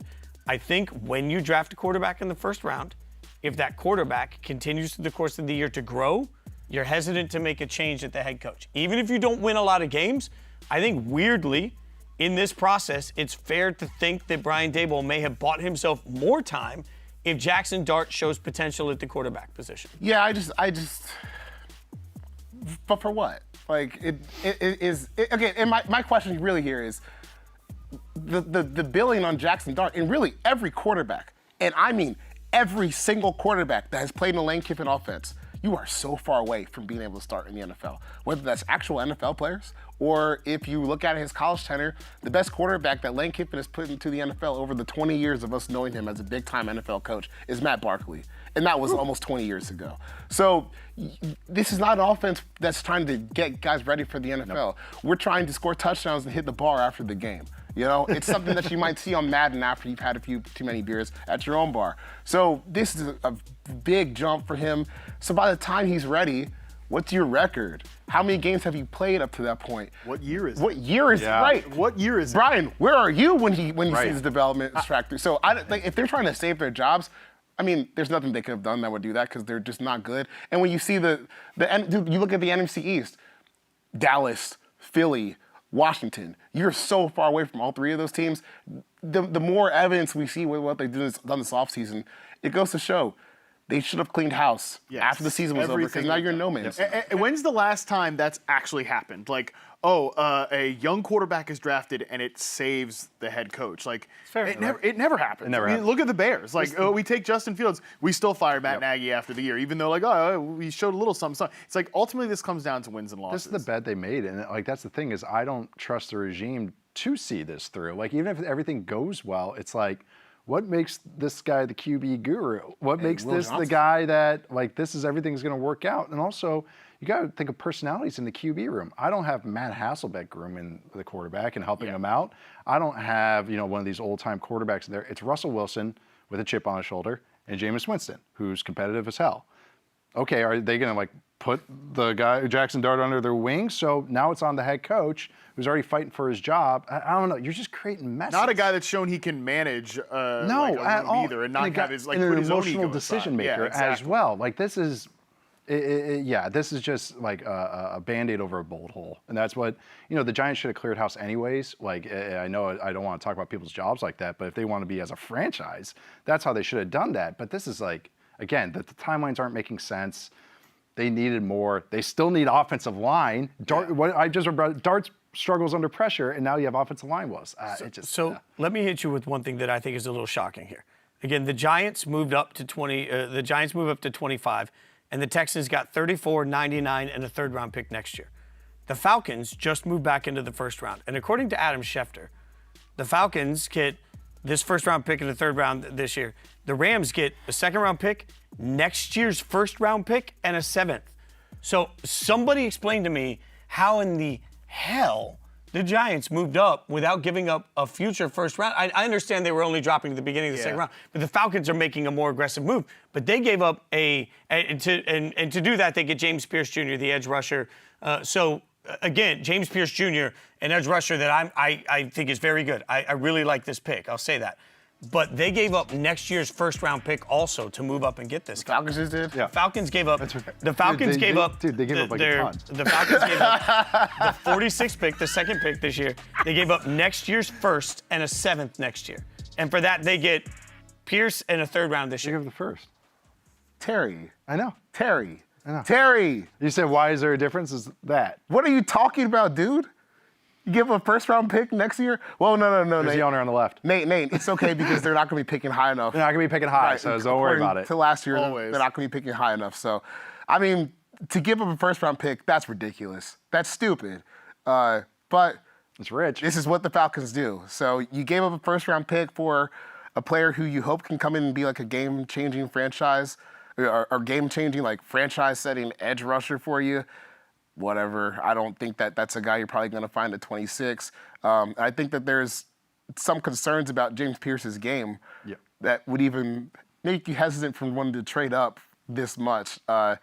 This is crazy to me. Giving up a first-round pick for James Pierce makes absolutely no sense. But, this is what the Falcons do. And what also, like, the eagerness, there only should have been eagerness to move up in the 20s from the second round for a QB. The tiers of players in this class, it's a bell curve. It's very much, it flattens, I should say, especially around this part.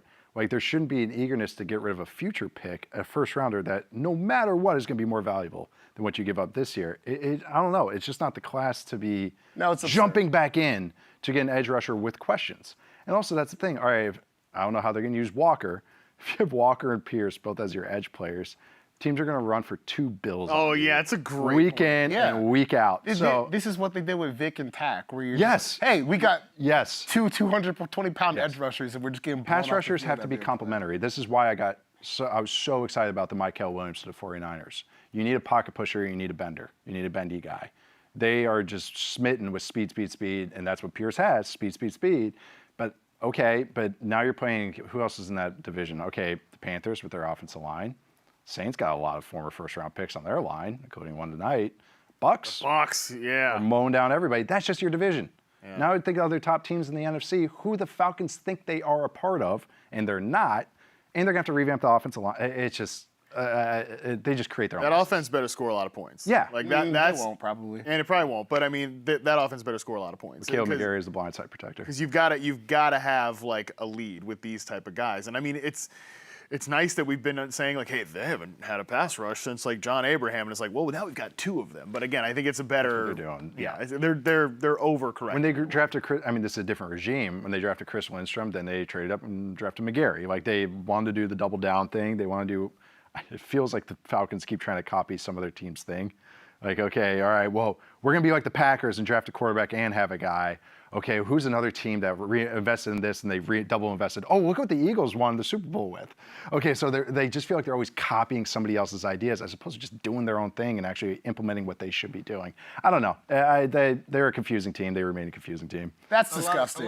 That's disgusting. A lot of YouTube love for you, by the way. Hannibal says, someone get that man a big hug. I'm offering. I'm right I need here. something much stronger than a hug. What I need is my 2026 first-round pick back, Terry. Oh, my God. Axel said genuinely baffling. Like, I think the YouTube chat is in agreement at this point. It just, and again, it's not so much reflective of just the player to me. Like, I hear your player concerns. It's just jarring. When I think overpriced to get back into the first round, I think that's what the Giants would have just had to have done. Now, I understand that the Giants were trading the second pick in the second round as opposed to a late. But Falcons fans have apparently in the app, Falcons fans love it. Falcons fans, I think they said 87% are giving it the fire emoji. Well, they didn't that read must about be our that GM trade. Tyrone Bigham's upping his own tweet or his own pick right there. I think it's the cost. It's the like. Oh, We yeah. talk all the like. It's not the player. It's just next year when Falcons fans are sitting here and realize they don't have a first round pick. But next year, how about today? You got one right next to you that's appalled by it. I think that, like Nate's point about they're going to get run all over too. Like it's such a light front seven. But look at the interior. They have no one. No one. And when you invest, and in the division, man, those are all great run teams. And that's the thing is an opportunity cost and thing, but also when you anoint a guy, hey, this is a first round pick, that means he's on the field. Yeah. That means, we're not using this, and we need pass rush help. So then he's definitely on the field. And now, okay, if this becomes an issue, now you're taking away other resources to address the issues that your new guy that you anointed created, the new guy that you added to your team. So it's, again, you're creating your own mess for, again, this is a draft class that flattened here. This is not the time to be aggressive is what I'm saying. This is the time to move back. Mm-hmm. The smart teams are the ones moving back right now. This is that type of draft class. Which is what the Rams just did in that Correct. occasion. Also, it should be noted, the Rams trade back, and we wondered, could they be a quarterback destination? Would there be any shot? Well, now the teams remaining, as we sit right now, the Ravens, the pick is in. We'll tell you what it is. The Lions, the Commanders, the Bills, the Chiefs, the Eagles. I think I can pretty easily hot take this and say none of them are in the quarterback market. No. So at this point, the wait for Shedeur could genuinely, as you predicted, Nate, and I know it's been said repeatedly, it still feels a little stunning to sit here right now and think, man, are we really going to get to overnight and having the Browns just think all night about whether or not they're about to take Shedeur at the top of the second round? If that's their guy. If that's their guy. Maybe they do the performative one trade at one slot up.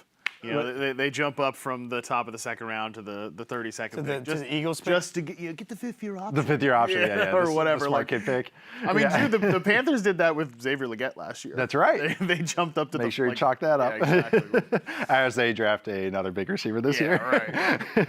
All right, the Baltimore Ravens pick is it. I'm sorry, C-Man. Right. This is a team I should have stayed rooting for. The Walker pick was so okay. Good value. What an appropriate range. I felt Family Feud, family. Good answer. This is a good answer. This was Malaki Starks for the Ravens. If you told me 3 months ago when we started our mock draft binge, I had Malaki Starks. I was like, this is a dream pairing. It'll never happen. He'll be gone before then. This this rocks. Like him and Kyle Hamilton, they're going to make magic. At the end of the year, or the end of the draft, every year feels like there's one or two teams, the Eagles, the Ravens, It's always the Chiefs, the Ravens. that are just sitting there, and it's like, oh yeah, all that happened is like a really great player from a big school that you can project where they're gonna like what they're gonna like just falls to them. This is a great pick.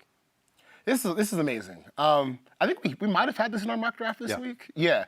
But to me, this is a classic Ravens pick where, I mean, Malaki Starks before the season was thought of a potential top 10, top 5 pick.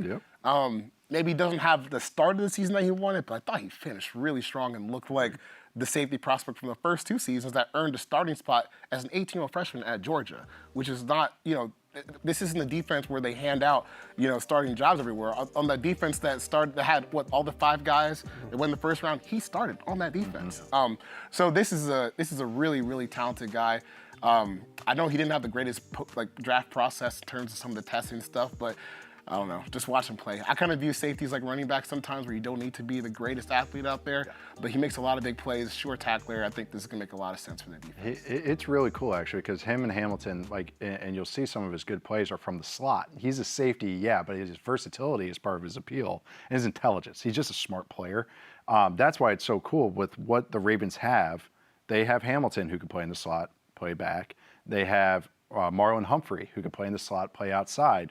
Right now, they had Ardarius Washington, who played admirably back there at safety. He tried. He did. He was fun. He had one good tackle against the Texans. Everyone said he was doing really good.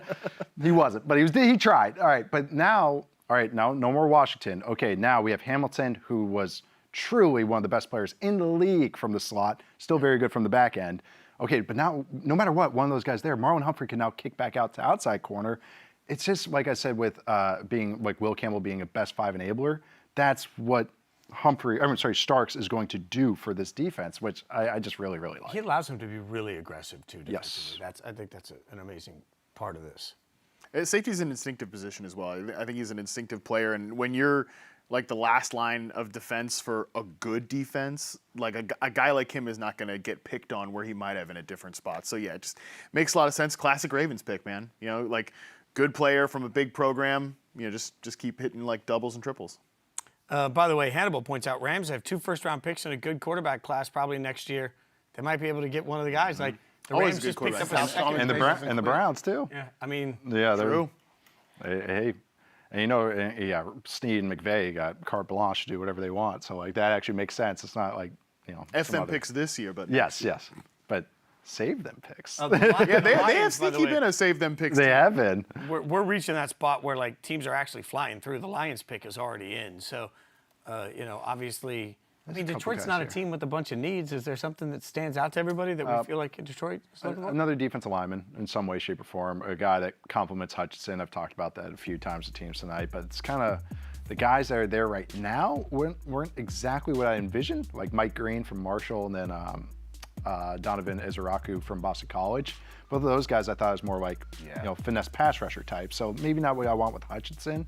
They can maybe go defensive tackle. They could beef up the offensive line. Like I thought trenches was where they would go. And so that's kind of what I would think. Maybe a corner team too. Corner. Also worth noting too, like there's been some decent buzz about them potentially wanting to trade Jameson Williams, and I think that's a pure like, hey, we're selling high. Like that's because he's not a guy I think you can count on.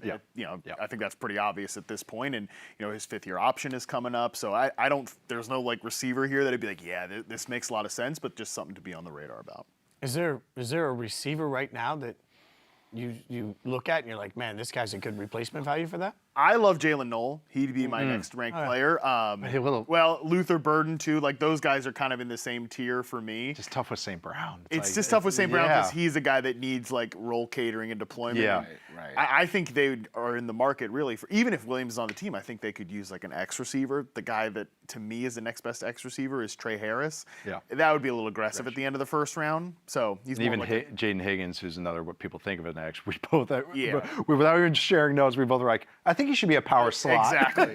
So another guy that's like with Amon-Ra St. Brown, it's like, maybe not for us as well.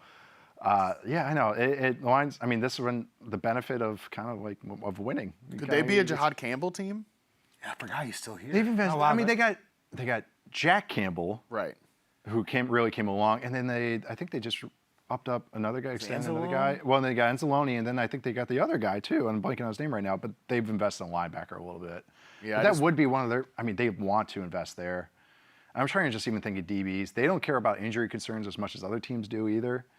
I thought they would be a Donovan Jackson team actually, so that kind of took away the offensive line. Targets I had for them were kind of not there. You also have to wonder about Will Johnson too, being like obviously maybe more of a zone corner. They're a very man coverage heavy team. Michigan fans will be like, right. But they're changing over defensive coordinators. That's right. That's a big part of the Lions conversation we need to acknowledge. They're changing over offensive and defensive coordinators. We saw that with Philly a few years ago, just go an abject disaster, right? Like, so there is some element of what's the identity of this team going to be and how's it going to look this year. But it's Tyreek Williams, actually, instead. Defensive tackle. You said you like that? Yeah, that's a good one. He's just a big SOB right in the middle. Tyreek and Ali McNeil, that's a whole that's awesome. A lot of beef. They have DJ Rader right now, and DJ Rader's, I think, on his last year of his contract. Yep, so that's their DJ Rader replacement. Yep. So, again, and DJ Rader's faced some injuries, too. This is a run plugger that's actually can move. Him and McNeil, this is perfect. And until McNeil's coming off an ACL, so these two could play, these two being Williams and Reader, to start until McNeil gets back 100%. Makes sense right now, makes sense complementary skill sets for what else they have, keeps Hutchinson free, really just makes all the sense in the world for them. And they did sign one of my sneaky small free agents in Roy Lopez. Big nose tackle, but it was a one-year deal. So I mean, as much as, again, talk about the secondary and obviously like what this team is as a passing unit, they run the piss out of the ball, and they're not going to let you run it. Like they've always been, even when their defense wasn't fully coming together like it was last year, they've always been a great run-stop team. So it makes sense for them to kind of double down on that as their identity. Yeah, and certainly anytime they can help themselves in the trenches, it makes sense. Again, we talk about Super Bowl window. The Lions are in that. So they have that beautiful opportunity right now to bring in talent that can help them, but they also aren't like, this is where later in the draft we have to remember that the teams we're talking about in the top 10 have 100 holes. So the problem is, how do you fill those? As you get into these last 5 or 6 teams, they have a handful of holes. I will say the Washington Commanders might be an exception to that. While their record was very good, I mean, how much of the time did we spend last year talking about the fact that they were playing so far ahead of schedule? Yeah, and not just that, in tight games every single week where you need those 3rd and 4th down conversions to win these big games. So, I don't, obviously in the NFL, nothing's given to you. And I think it'll be interesting really just to track where Washington is this year after they won by the skin of their teeth in so many close games, and then their last game of the season was not close by any measure. And a lot of like veteran guys too. Right. Like how long can you count on some of these older players to be contributors? So even like on offense, they bring in Deebo Samuel. I think that's a 1-year thing. Like a pass catcher wouldn't necessarily shock me here. Even Zach Ertz, another guy they brought back, he's an older player. So running back, like both of their running backs are in the last year of their contract. And again, I think their run game really dropped off. From week 16 to the end of their playoff run, they ranked 28th in rushing EPA. Could they be the Henderson team? They could be. I've heard that connection. I mean, that wouldn't surprise me. That would make a lot of sense. Pass catcher. Pass protector. You don't want Jaden Daniels taking big hits. Yeah. No, I know. Then I could see this franchise, they seem to be obsessed with speed. They don't really care about size either. Like if you even look at their draft last year, they were fine taking undersized guys at every spot. So, Henderson would make a lot of sense for a team that just wants speed. Do we like what they did this offseason? It's aggressive.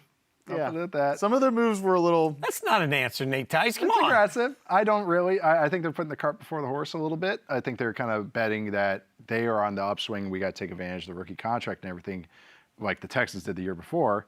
But I think they're just kind of like, they're betting on themselves a little too much. Like even the defensive guys they brought back, I was really curious of who they would move on from and who they would keep back. And they're kind of like, yeah, this is good enough for us. And that was like, ooh, that's a little... The Kinlaw contract. Yeah, it's a little bit of a heat check, I would say, based off of how last year went. And especially, you got to be reflective. We brought up the one-score games and everything.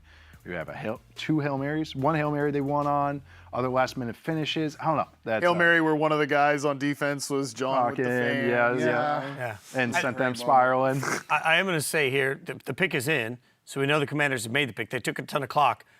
Again, that means another no landing spot for Shedeur or any of the others. So that continues. That process continues as we only have 4 picks remaining in the first round of the draft. So For anybody just tuning in, you can hang out with us in the Yahoo Sports app. Obviously, you can give us emojis there. Everybody's reacting. You can comment in the YouTube chat. We've got everything. Everywhere you stream, we're there. We're here for every single pick tonight. We're here for every single pick tomorrow night. And I think, the biggest story for most people coming into this was what would happen with quarterbacks. And in fact, Cam Ward went first. We all knew that. We had the shocker just a few minutes ago as the Giants moved back into the first round, but they took Jaxson Dart. So that becomes sort of the curiosity of where will Shedeur go is one of the biggest stories of this night. And of course, there was a huge story at the very beginning of the evening as the Browns were sitting in the second overall pick and pulled off a massive trade. The Jags end up at number 2. And that means that Travis Hunter goes there. So we've seen a handful of trades throughout the course of it, but really the impact trade was at the very beginning of the draft. And since then, it's been a very logical, measured, makes sense sort of draft. We've seen a run on offensive linemen, which I think most of us expected. We've seen, a run on defensive tackles over the course of the mid portion of this draft, again, which I think most of us expected. So now we end up with the cream of the crop, the best teams in the NFL left at this point to select. Washington's pick is in, and then we will hear from Buffalo, Kansas City, the Eagles, the teams that are perennially Super Bowl contenders. So, guys, the shocking picks have been few and far between, which is actually kind of amazing. We just sit here and we're reminded that the evaluations, the mock drafts, all of the conversation that happens for months, so much of that is just talk. And if we're being honest, that's our job, that's your job, that's everybody's job. We all do mock drafts. We're all part of this. It just has to be a reminder to everybody that through the mock draft process, it's hard to get through the smoke. And so we heard a lot about, no, Shedeur isn't ranked as high. And I think people just chose not to listen to that because it seems sexier to think, no, he's going to go. So, even this morning, ESPN was telling me, he could still go second or third overall. And we all knew that wasn't true. Yep. But you've got to just sort through that madness. The pick is in. Josh Connerly Jr. is the pick. I think we've got Jori with us. I believe, if I just heard correctly, we're bringing Jori Epstein in. Jori, thanks. What do you got for us, Jori? Yeah, Dan Quinn in his second year as the Washington Commanders head coach is really showing where he came from most recently, which was the Dallas Cowboys. Dan has talked about how Will McClay and that Cowboys drafting philosophy has influenced him, and I think we see that with that first-round offensive lineman. This is a team where Jaden Daniels overperformed. I mean, I know he had high expectations, but NFC Championship with the talent around him still is overperforming, and now you're making sure that, hey, this quarterback you invested in, let's make sure he's protected and that he can keep allowing this team to just thrive in Cliff Kingsbury's system. Jori, it's great insight by you. Thanks for hanging out. We appreciate it. And guys, I think, this is the let's go fat guys. Oh, yeah. That's just the story of this draft. And, I think we're seeing this throughout the course of all of these picks. Well, I mentioned that their run game obviously atrophied by the end of the year. That might be some of the running backs maybe stagnating, but I think more so, that was a offensive line that was getting by mostly on scheme last year. And shout out to Cliff. I think he outkicked everybody's expectations being able to do that. But you need some more talent there. And obviously they trade for Laramie Tunsil. That was the one move that was aggressive, but I think that was probably my favorite of all of their offseason additions just because you get a real deal blindside protector. But Andrew Wiley's your starting right tackle, Brandon Coleman, maybe you're moving him around. I think this gives you a guy with a lot higher ceiling. Yeah, I really like Connerly Jr. He was a left tackle at Oregon, had some of the most improved tape this year. He ended up in my top 20 or near it, and was actually my dad's favorite offensive lineman this entire class. Mike Tice but he is athletic. He was a running back in high school before moving to offensive line. Yeah, he moves like it too. He's got really good feet, and he ascended throughout this year, which makes it exciting what he could be because he's so young. And I think it's interesting because Tunsil obviously is going to be the left tackle there. All right, does he start out the right side? Some people actually like Connerly as a guard, which in this type of offense he could do because he'll be on the move a lot, which he can do well. I'm curious. I still think he can stick out tackle, but I like this too. Matt just alluded to it. It's their offense was, especially the run game, was getting by on scheme and being fast and winning with speed as far as tempo. And they were kind of able to have some mistakes and lack of talent because of that, and it kind of showed up in the playoffs. But here, this is what you do. You have to inject talent in the offensive line. You have to invest in it. You can get the most out with good coaching. I think Bobby Johnson, the offensive line coach, does a good job there. You can get improvement, but you have to start with a high baseline. I think Connerly gives them a baseline more than they've had. Yeah, this is a great pick. I mean, Connerly could have gone I mean, 11th? 11th, yeah. Right when the blink? 13th of the Dolphins. Yeah, I mean, 49ers, like. So to get him at this point, I think it's a great move. It's funny because I hadn't really thought about offensive tackle as like a first round pick for the Commanders, but I think it makes a whole lot of sense when you look at they lived so greatly within the margins last year. Just get something to stabilize yourself out. Yeah. You know, Laramie Tunsil, the penalties were a big problem for him last year, but I do think as a down blocker, still has a lot of value in the NFL. And then Connerly on the other side will give you, high floor, high upside that can eventually move to left tackle whenever you're done with Tunsil. So I think the teams that have made mistakes with the young quarterbacks have also like overemphasized we got to get as many weapons as possible and then ignored the offensive line. Houston last year. We call that the Ryan Grigson. Yes. Houston last year. I think Chicago was a little bit a victim of this. And this is just, again, reinvesting in the trenches because I think that's going to be better for the long-term health of your young quarterback. And, you got a guy in Debo, like that was a nice little value addition for what they give a 5th-round pick or whatever. Right. So, yeah, I like this a lot more than kind of chasing the next flashy thing. The pick isn't for the Bills, speaking of the next flashy thing. The Bills have won so many games and just can't get past the Chiefs, right?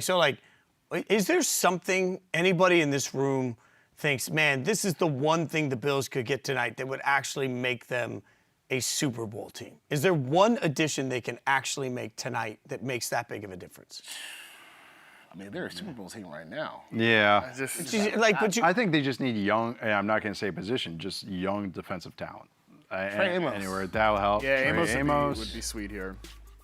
Shoot, again, Mike Green, who's still out there. I mean, I know they got some vets, but those guys are suspended anyway. Right. So, they don't go for this type of linebacker, but Jihadd Campbell. What about Bosa coming in this offseason? Does that make any difference to anybody? But that's like the Von that's Miller for thing. this year, but you're always building for this year and the future as well. And also, we talk about they love having a deep rotation at defensive line. That's what Sean McDermott, he likes going to eat deep. So that having guys, even vets, stopgap guys that they can take a lot of reps, that won't stop them. They'll just keep investing in it. I do think Will Johnson could make sense here as well. Johnson as well. That's yeah. one thing to talk That's a about too with the scheme fit, Bills actually. is they consistently get these good players because they're always picking at the end of the first round. We just talked about a bunch of guys there: Campbell, Will Johnson, Mike Green, who are all kind of slipping below where they might have been ranked in the consensus because of separate issues there. This would be a chance maybe, hey, we take one of these guys who slipped here and we could actually get a difference maker at the end of the first round. Yeah, and look, I don't know what to tell Bills fans that'll make them feel better about the fact that you just get unlucky every year playing the Chiefs. Sometimes it's better to be lucky than good, right? There is no one thing that I look at and say, you know what? Former players always say that, get in the dance, you got a chance. And I've said for years that sometimes what you want is just proximity. If I'm in the range of a championship, that's all you can ask for. Then you hope the ball just bounces your way. It just never bounces their way against the Chiefs. And it's maddening at some point. I don't know how you fix that. I don't know other than just you hope one year you finally get over the schneid. And that's not a great, message of hope for them. Shoot, bro, could be worse. Could be damn Giants fan or Browns fan. Bills fans will clap back at you, though, and say that they have it worse because they're so close every year. Bro. And Give me a break. Give me a break. Look, I don't feel that way. I know. You have a stinks. great year and you have one bad day. I don't know. Get over it. Look, Shoot, I'll take Josh Allen off your hands if you don't want him. Yeah, right. ain't nobody taking Josh Allen now. My guy got paid again this offseason.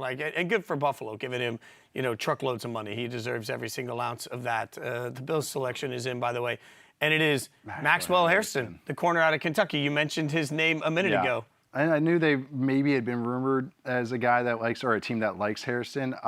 Hairston, to me, has speed. That's the number one thing that's going to draw your attention, not just on the combine and how he timed, but also just his play. It's speed, speed, speed. His recoverability is his best trait, which is something you need as an NFL corner.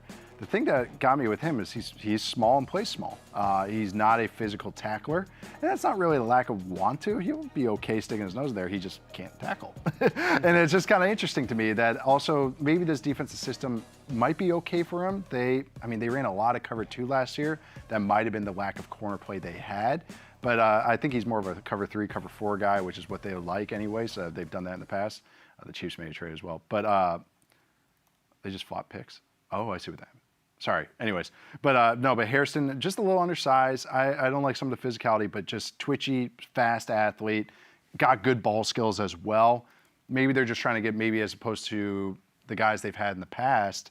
That they're like, okay, this guy's a good zone guy. He can get the job done, which is like Amos or something. Hey, let's get some twitchy speed because we have enough of those kind of zone-heavy guys. What's happened to Will Johnson at this point? Like, looking at a bunch of big boards here, like Jahdae Barron, Maxwell Hairston have both gone before Will Johnson. Does that not surprise the room a little bit? I'm a little surprised he's still on the board at this point. But I will say, as someone who really likes his game, and I mean, the 2023 tape was straight up dominant.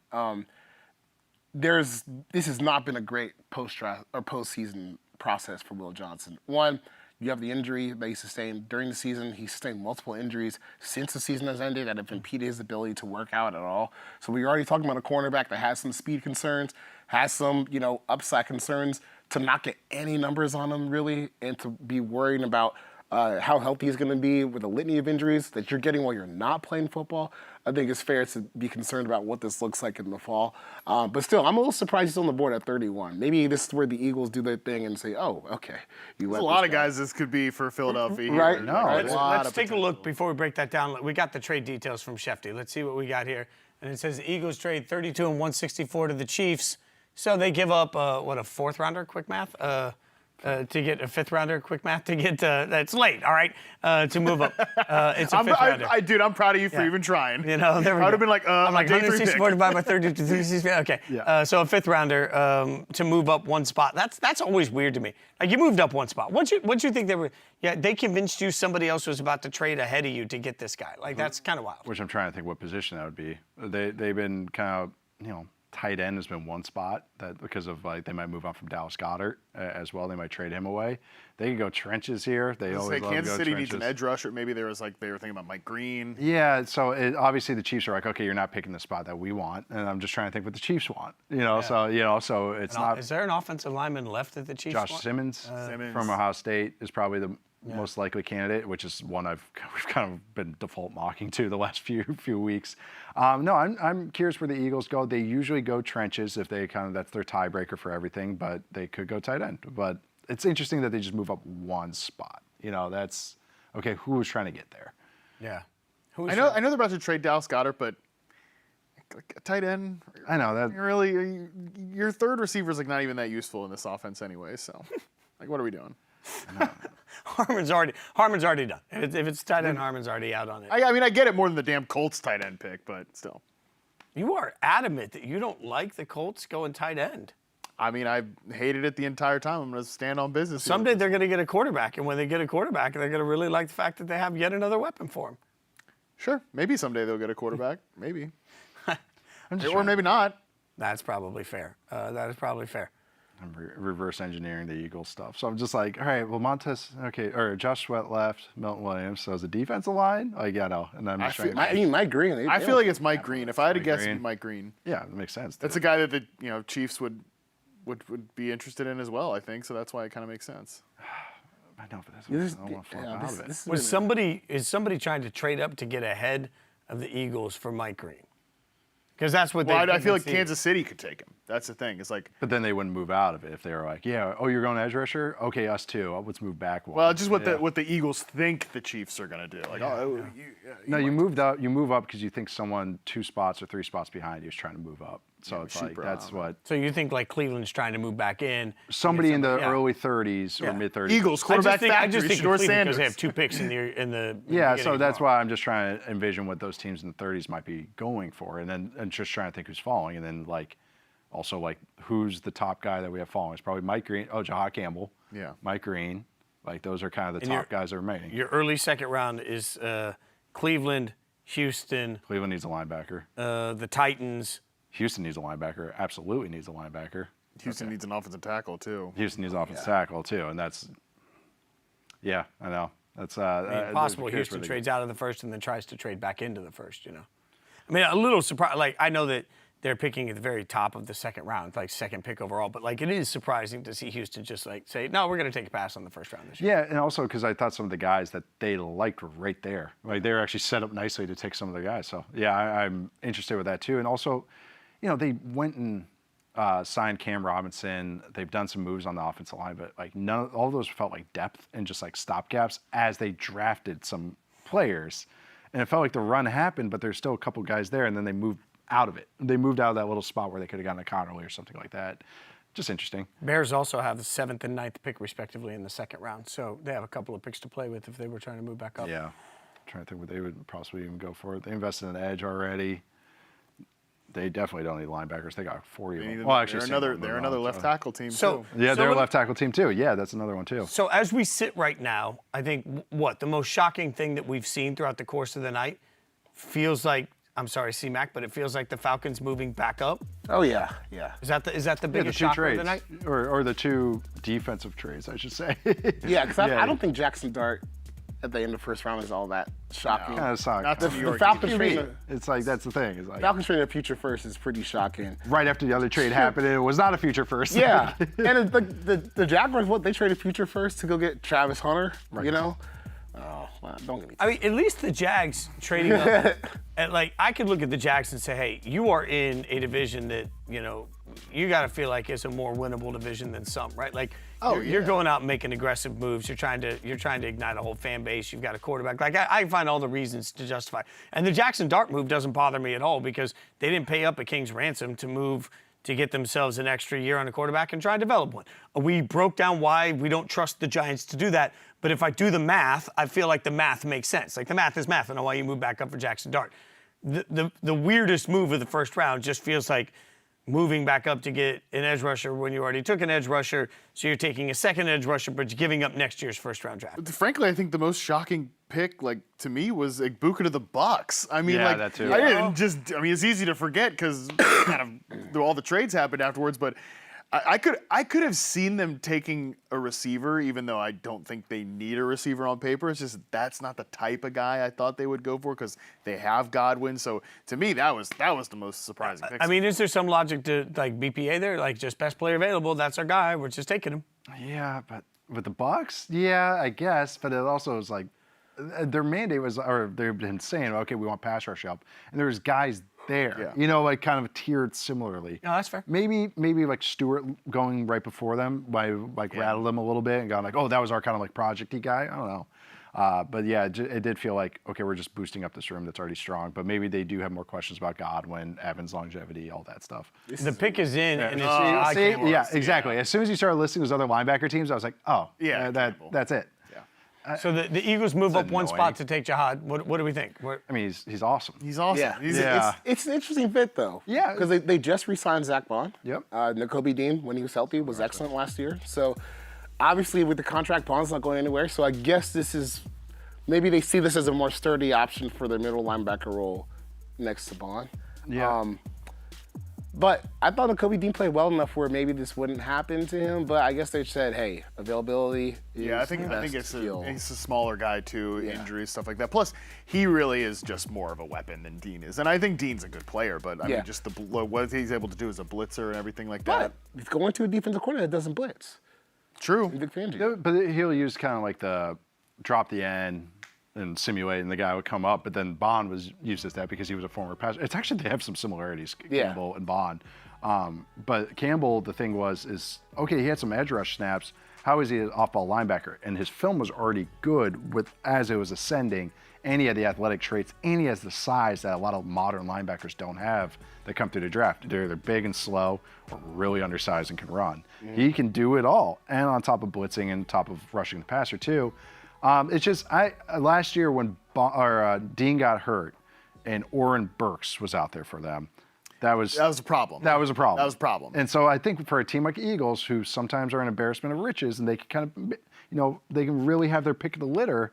Okay, well, that was our biggest blemish last year. Okay, let's make sure that never happens again. Yeah. And also now we have alternatives. If Zach Bond turns into a pumpkin, you never know. Could have been a one-year wonder, and we just re-signed him. I don't think so, but again, you never know with these things. So I not where I picture Campbell ending up, but man, the rich get richer because this is a really good player in a defense that's going to use him well, that he can do a lot of things well, and it makes sense timeline-wise. I mean, how often do I tell you guys just in general, like I love proof of concept, and I give benefit of the doubt when you have it. The Eagles could draft literally anybody at this point on the defensive side of the ball, and I'd be like, yeah, huzzah. Like, there we go. It's like Sean McVay drafting somebody on the offensive side of the ball. I no longer question it because it just works out for him. Like, this feels like just right up the alley of what they do. Why was Campbell still available would be my only question to the room. Like, what is the reason that he's sitting here at 31 versus, 15? Maybe teams just don't value him that much. Maybe the coverage ability has him a little bit Just spooked. the medicals. Medicals. Yeah. But shoot. Yeah. But that's the thing. But that, I don't know. He can hit. And for a team like Philadelphia, by the way, like, oh, he doesn't make an impact early on in the season, like, whatever. Big friggin' whoop. We don't care. Yeah, and I think maybe teams that are in the 20s too. It's like, okay, no, we need trenches. No, we need this. Like, I'm just making up a team, but like a team like the Packers, it's like, well, we already got Adrian Cooper. Well, okay, we can move on to another position. Like maybe they just said these needs are needier, and that Campbell is more of a want. And I think maybe that's kind of just how it unfolds on their board. Now, we know almost immediately the Chiefs put the pick in. So the pick is already in. The draft is already done. We're waiting to see what that pick is. So, obviously this tells us that we are likely to have a run on quarterbacks tomorrow, the second and third rounds. Like, Maybe. We have the second and third rounds tomorrow. Like, do we really believe that Shedeur, Quinn, Jalen Milroe, all those guys won't go tomorrow? I mean, Quinn, I don't know. I don't know. I think he's probably going. Yeah, I don't know. Tyler Shuck is probably the guy I would swap with. I should have mentioned Shuck. Yeah, that's no discredit to Shuck. I certainly would have mentioned him. I think they all go tomorrow. Like, it's still a quarterback-hungry league, and a third-round pick on a quarterback is just, It's not. There's just not that many empty seats. Oh, Howie's happy. Way to go, guys. I just want one draft room where they go to it and they're like, the draft room never is like, other than the Titans right after they traded A.J. Brown, like that was an all-time. They weren't that happy after that one. That was certainly a. Well, Charles's boy Terry Fontenot last year was definitely like talking to the owner, like, hey, when they picked Penix last year, like, yeah. Well, and that was the thing is they said, and apparently, because it looked like he was unhappy, and apparently it was like, oh no, they were trying to move back up to take Dallas Turner. And I feel like Latu. It was a Latu, Latu, which was they're trying even to get worse, back to actually. 10. And then now we're getting to this year, and you could tell it's like, hey, that idea that we had last year. Remember that? Yeah. Hey, let's try it again. Let's get for a pass rush first defensive end that doesn't defend the run. Oh, man. Well, the crazy thing is last year they tried to get back, because they took Penix at 8. Yeah. They tried to get back in at pick 10. So why would they Take giving up? Latu. Man, So, that'd been like I mean, look, if you had told me Probably what they last gave year, up today. if you told me last year we're moving from pick 40 to pick 10, yeah, that might take an extra first. Yeah. But to move from like wherever they were, like high second round or middle second round to the oh god. And again, Why when you the giving draft up goes like this, for that? yeah, that's why it's very. Why? The pick is in for the Kansas City Chiefs, and we'll see where they go here. Any quick projections?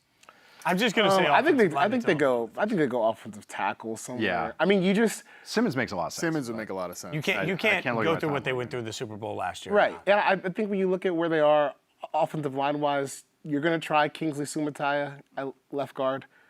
I don't really know how much confidence you can have with that. So just any move on the offensive line to build some more depth is probably a good place for the Chiefs to be. And like you said, we also had the Super Bowl. They got their asses Yeah, kicked. that's got to sit in their heads. He did have some like last minute phone call with Travian Henderson too. There it is. But, yeah, It is Josh Simmons. Yeah, The patella tendon is at least part of the conversation we got to have here. Like Josh Simmons would have been, like I asked just a second ago, why was that player available? Josh Simmons would have been a much earlier selection, but he went through a pretty catastrophic. If he were healthy the entire year, he would have been a top 15 pick. Yeah. Then I could easily say that. His film was so good. But the thing is, his knee exploded. So you got to take that into account. The thing is, too, is they signed the Chiefs Jalen Moore this offseason.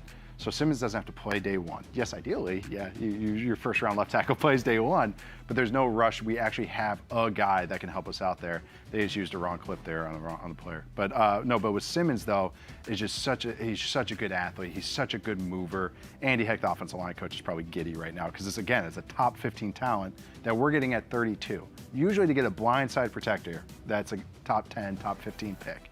We're getting that talent.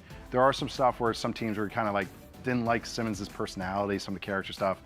I don't think it's anything damning. It was just more of like, we just not for us. Chiefs obviously Chiefs do not don't care. Chiefs Yeah. do not care about that. So that's why all this time I was like, this is gonna be their pick. Like I think we mocked this like the last 5 times because it was like this matches up where he's gonna go and what they need, and I think the timeline's gonna make sense for them. So the draft is complete. Even the lights say that. Charles Robinson, we're going to bring in C-Rob with us and get C-Rob's thoughts on this. As the draft wraps up, C-Rob, we still have currently Shedeur sitting there. So I guess the question becomes, what does it mean for Shedeur? Where's the latest on the quarterback as we look forward to tomorrow with Shedeur not getting picked today? Well, I think it means that Nate Tice's early evaluations that he got killed for were pretty good when it came to the overall talent level there. And marked. Yeah, I'm sure you do. Hey, I'm going to be there for the petty party. Let's do it. I'm totally in for that, because I think I even got sucked into it at one point, arguing with somebody over your Shedeur assessment on Twitter. Anyway, as it is, yeah, it's as I said before, it's remarkably frustrating. I think night probably for Shedeur Sanders. I think it gives credence to. Now, I know people didn't like that they were anonymous, and I'm not a big fan of letting evaluators or coaches just absolutely hammer a kid anonymously the way that Shedeur really did leading into this draft in the last 24 hours. But I do think it lends credence to people feeling a certain way when it came to either meeting him or looking at his film or the limited athletic profile. I feel like the criticisms proved out. And I think there's no greater instance of that than maybe like the New York Giants, because of how much time the New York Giants poured into their Shedeur Sanders evaluation, and they did with Dart as well. But clearly they chose to pass on Shedeur twice. You know, when you do it at 3 and then you trade up to 25, you do it a second time, you take another quarterback. So I think for the Cleveland Browns, sitting there at 33, sitting there at 36, I think what's going to happen is they're going to meet tonight. They're going to re-rack the board. They're going to look at who's available at the top of the draft. I think there's a chance that they take a player that's not Shedeur at 33, and then if he gets there at 36, they start to look at it. But I also think Tyler Shuck's a guy that is going to be in consideration. It's once again, we just have all these teams that passed on him in the first are going to be there at the top of the second in the first 40 picks. The Saints are going to be up there close enough to get a shot if the Browns pass. The Raiders, another team that could get a shot. So it's I wouldn't put him anywhere at this point, to be perfectly honest with you. I don't feel safe at this stage saying I absolutely would nail him into the Cleveland Browns pick. C-Rob, always appreciate it, man. Great work tonight. Get a little rest. You know what? We'll let you get a little rest before tomorrow when we do this all over again. And I can't imagine what we'll start with tomorrow when you come on. Like, we might as well just record what we just did and then just let C-Rob do the whole thing over. Yeah. I want to say something else, too. Nate had said after, he mentioned the Steelers in that third-round pick and Milroe. I'll tell you, Omar Khan likes that profile. Like, he likes that athletic profile in terms of the quarterback. He's really big into that. So I think if they get a shot, I think if they get a shot at Milroe in the third round, I think even if he starts to get close to them in the third round, that is definitely a team I would look at trying to get Milroe. Amazing. Yeah, we'll be with you through every ounce of that. So I'm sure we'll bring you on 1,000 times for the promise of the quarterback. C-Rob, great work tonight, brother. All right, thanks, guys. All right, so from Charles Robinson, we go to Jori Epstein, our other insider that's been with us all night long, grinding away on all of it. Jori, your biggest takeaway from night one? Yeah, my biggest takeaway, I'll give you one winner and one loser. It's going to be a two-part biggest takeaway. And that winner is going to be Aaron Rodgers, because the Pittsburgh Steelers did not draft a quarterback in his place. And, I mean, who knows what conversations they're having off screen, but Aaron Rodgers' leverage absolutely went up, because you cannot convince me that Mason Rudolph or someone in that bucket is going to be starting for Pittsburgh and that they feel great about that decision. On the loser end, surprisingly, I'm going to go with Jacksonville. I know that it should be easy to say the Jaguars got Travis Hunter. They're going to pair him with Trevor Lawrence. Huge win for Travis Hunter, to be clear, that he'll be catching passes if he's on the receiver side, which we would expect him to be at least that from Trevor Lawrence rather than whoever's lining up for Cleveland. But I asked people from 6 different teams around the league, coaches and evaluators, and across the board, they were like, Cleveland crushed that, got great value, especially with getting that first-round pick next year, and Jacksonville just gave up way too much. So, I mean, you could say new regime, new head coach, new general manager, they needed to make a splash, but I had someone tell me that unless Trevor Lawrence just really figures it out and becomes that generational prospect that we expected, and Travis Hunter's a Hall of Famer, they really don't think that Jacksonville got the value here. That's great insight from the league, Jori, and great work all night long, my friend. We appreciate it. You crushed it. We'll see you tomorrow. You get to go get a little rest. Thanks for having me on. Great job, guys. Keep it up. Gentlemen, what you just said about Trevor Lawrence, I mean, I cannot believe, and this just shows you what an inexact world this is, because we all the whole world sat here when Trevor Lawrence was picked, and it's like, oh, this is as close to a sure thing as you can get. Now it's like, man, there's this pressure, especially you get Travis Hunter, you get another weapon. Like, this is sort of that moment for Trevor Lawrence where he's got to take some huge step forward. Yeah, I still like Trevor Lawrence. I think there's still a whole lot to like as far as like the guy who can raise the floor of an offense. The consistency still got to get there. But I still think within games, multiple times, you'll see the traits that made him such a big-time prospect coming into the league. Well, we still got to see what role Travis Hunter is going to play on the Jaguars. Travis himself, take it with a grain of salt, he said he'll retire if his team doesn't let him play on both sides of the ball. I find it hard to believe you would turn on that much money, Travis, but we'll see what happens. It's an interesting fit. And at least you don't have to be the number one because you have Brian Thomas there. You don't have to be the number one cornerback off the bat because you got Tyson Campbell there. It's a fun fit. I'm actually fascinated to see how that plays out and what his immediate future is for Jacksonville. Also, to your Trevor Lawrence point, to bring it all the way back to your discussion about Cam Ward at the very beginning, has there been a quarterback that's been more failed by his organization than Trevor Lawrence? And I'm not even the biggest Trevor Lawrence honk in the world, but let's be serious.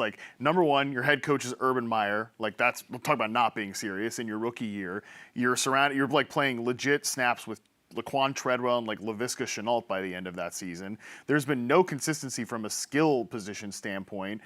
They're rotating running backs. Neither of these guys have really hit their ceiling.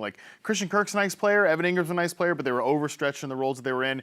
Calvin Ridley's there for 1 year. They don't really know how to use him. Then, all right, now we've got Brian Thomas Jr. At least now, he's got a second season with BTJ. This is a actually good offensive coach who's seemingly interested in coaching him, which I don't think Doug Peterson was always all that jazzed about. So, look, again, I'm not here to just cape up for Trevor Lawrence and say, oh, no, he's actually just still the generational quarterback we all thought. But I think this is finally a time where maybe there's some stability here. All right, so let's figure this out. Now that the whole first round is done, Nate Tice, the pick that you're just the most excited about, the match made in heaven. Oh, man, fully excited. I mean, the Colston Loveland to the Bears got me pretty excited. Maybe it's just because I was a little idea that I thought of a little bit ago, and I actually didn't think it would manifest. That one just got me a little bit more excited than I even thought. Maybe just picturing what the Bears could be. God, I'm getting ahead of myself. Bears hope. Bears copia, right baby. Let's go. They got so many good players now on that offense that makes sense, and they're not just so much oh, this guy's specific and works here, this guy's specific and works here. I don't know. And now they play caller that I think knows how to use them. I like what the different skill sets that they're going to be able to do. There's going to be versatility on that offense, creativity. Yeah, that one got me really excited. C-Mac? Oh, well, you're taking a drink. Harmon? I'm good. You're good? All right, C-Mac. Mason Graham. Okay. The Browns. I love that pick. It was a process in getting there because we're so worried. Are y'all really about to take a receiver at number 2 with all the problems you have in the immediate future and the near future, but traded down, got the Jaguars' future first-round pick, and then I thought they took a stalwart defensive tackle prospect in Mason Graham. And I thought what was really cool about what Mason did this year is he's hurt, he's not 100%, still played in every single game this year, still put up his best effort, got some pass rush snaps going that where you could see the potential. So I'm still really bullish on his future, even if he maybe didn't have the season that he wanted.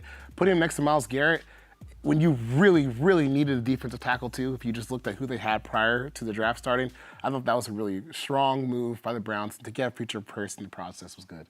Harmon? Tetairoa McMillan to the Panthers, man. I mean, to me, this is just good team building here because, your defense needs to be better. But your defense wasn't going to go from the worst in the league to a top 10 unit in one offseason, and one rookie was certainly not going to do that. But if you just looked at that offense, the one missing piece really was that X receiver position. They take the best X receiver in this class. They kind of ignore some of the noise about work ethic and all that stuff. By the way, Josh Norris from Underdog pointed this out. One of Pete Carroll's sons was on that Arizona staff the year that McMillan had his best season. Dave Canales' like coaching mentor is Pete Carroll. So maybe there's going to be like a way to get the best out of him and really have him dialed in and motivated and all that stuff. So I just think Bryce Young needed this player. I think the rest of the receivers in that room needed this player. So to me, that was my favorite pick of the first round. Yeah, I mean, it was clearly Ashton Jeanty. You guys are all wrong. Ashton Jeanty to my beloved Raiders, clearly the best pick. I think we could all agree on that. No one player was going to make team better, but boy, it just got a little bit better. All right, so what are we watching tomorrow? Obviously, Shedeur. We'll just say Shedeur right now. I'll say Shedeur so nobody else has to. What are we watching tomorrow? What's the thing that has you most interested? I want to see how the running backs unfold. It's about to be running back day tomorrow, and I want to see which one goes third, which one goes fourth, all of it. I want to see the order. I want to see the team fits. So running backs is what catches my eye tomorrow. Yeah, I think I still want to see where Will Johnson goes. And not just Will Johnson, but you also have Trey Amos still on the board. Yep. Savon Revel still on the board. Yep.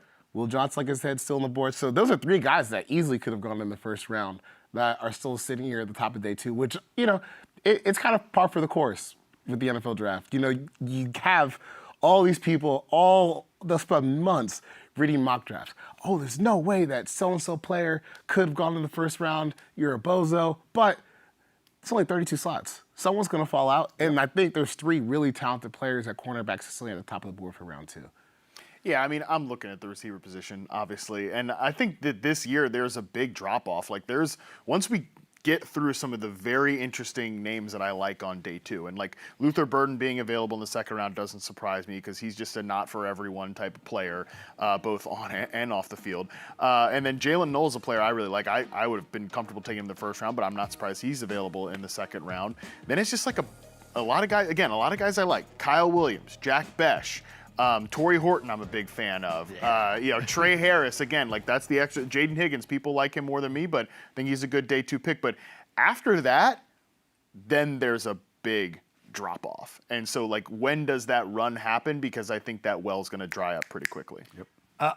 I will go a little bit contrarian in this. Say there are still two edge rushers out there that can be difference makers, right? Like Mike Green. Obviously was not selected today. There's some context around that, I think, for some people. And then Donovan Ezraku is somebody else that stands out. And I will go back to something I said earlier in the show that I still believe very passionately, that you've got to take swings on rushers. You got to take swings on guys that can disrupt somehow, some way.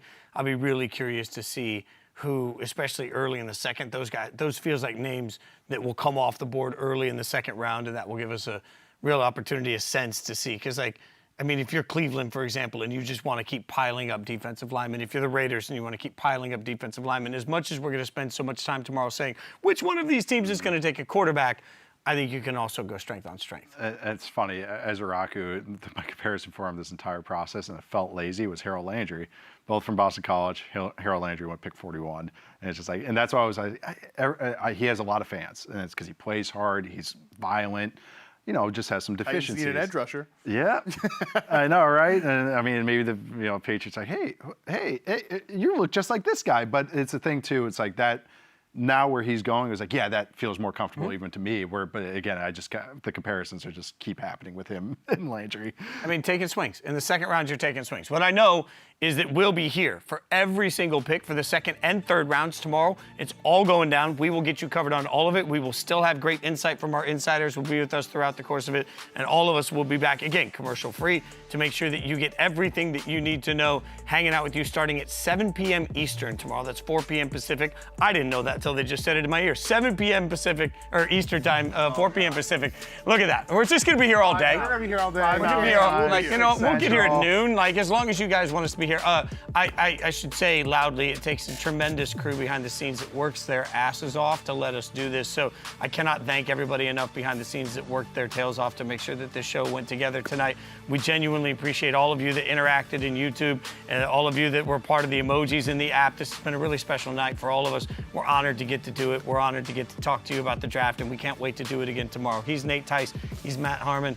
He's Charles McDonald. Obviously, Jori, C-Rob doing great work. I'm Jason Fitz. We appreciate you guys spending so many hours with us. We will be back tomorrow with even more fury and even more fire. Come back and hang out with us.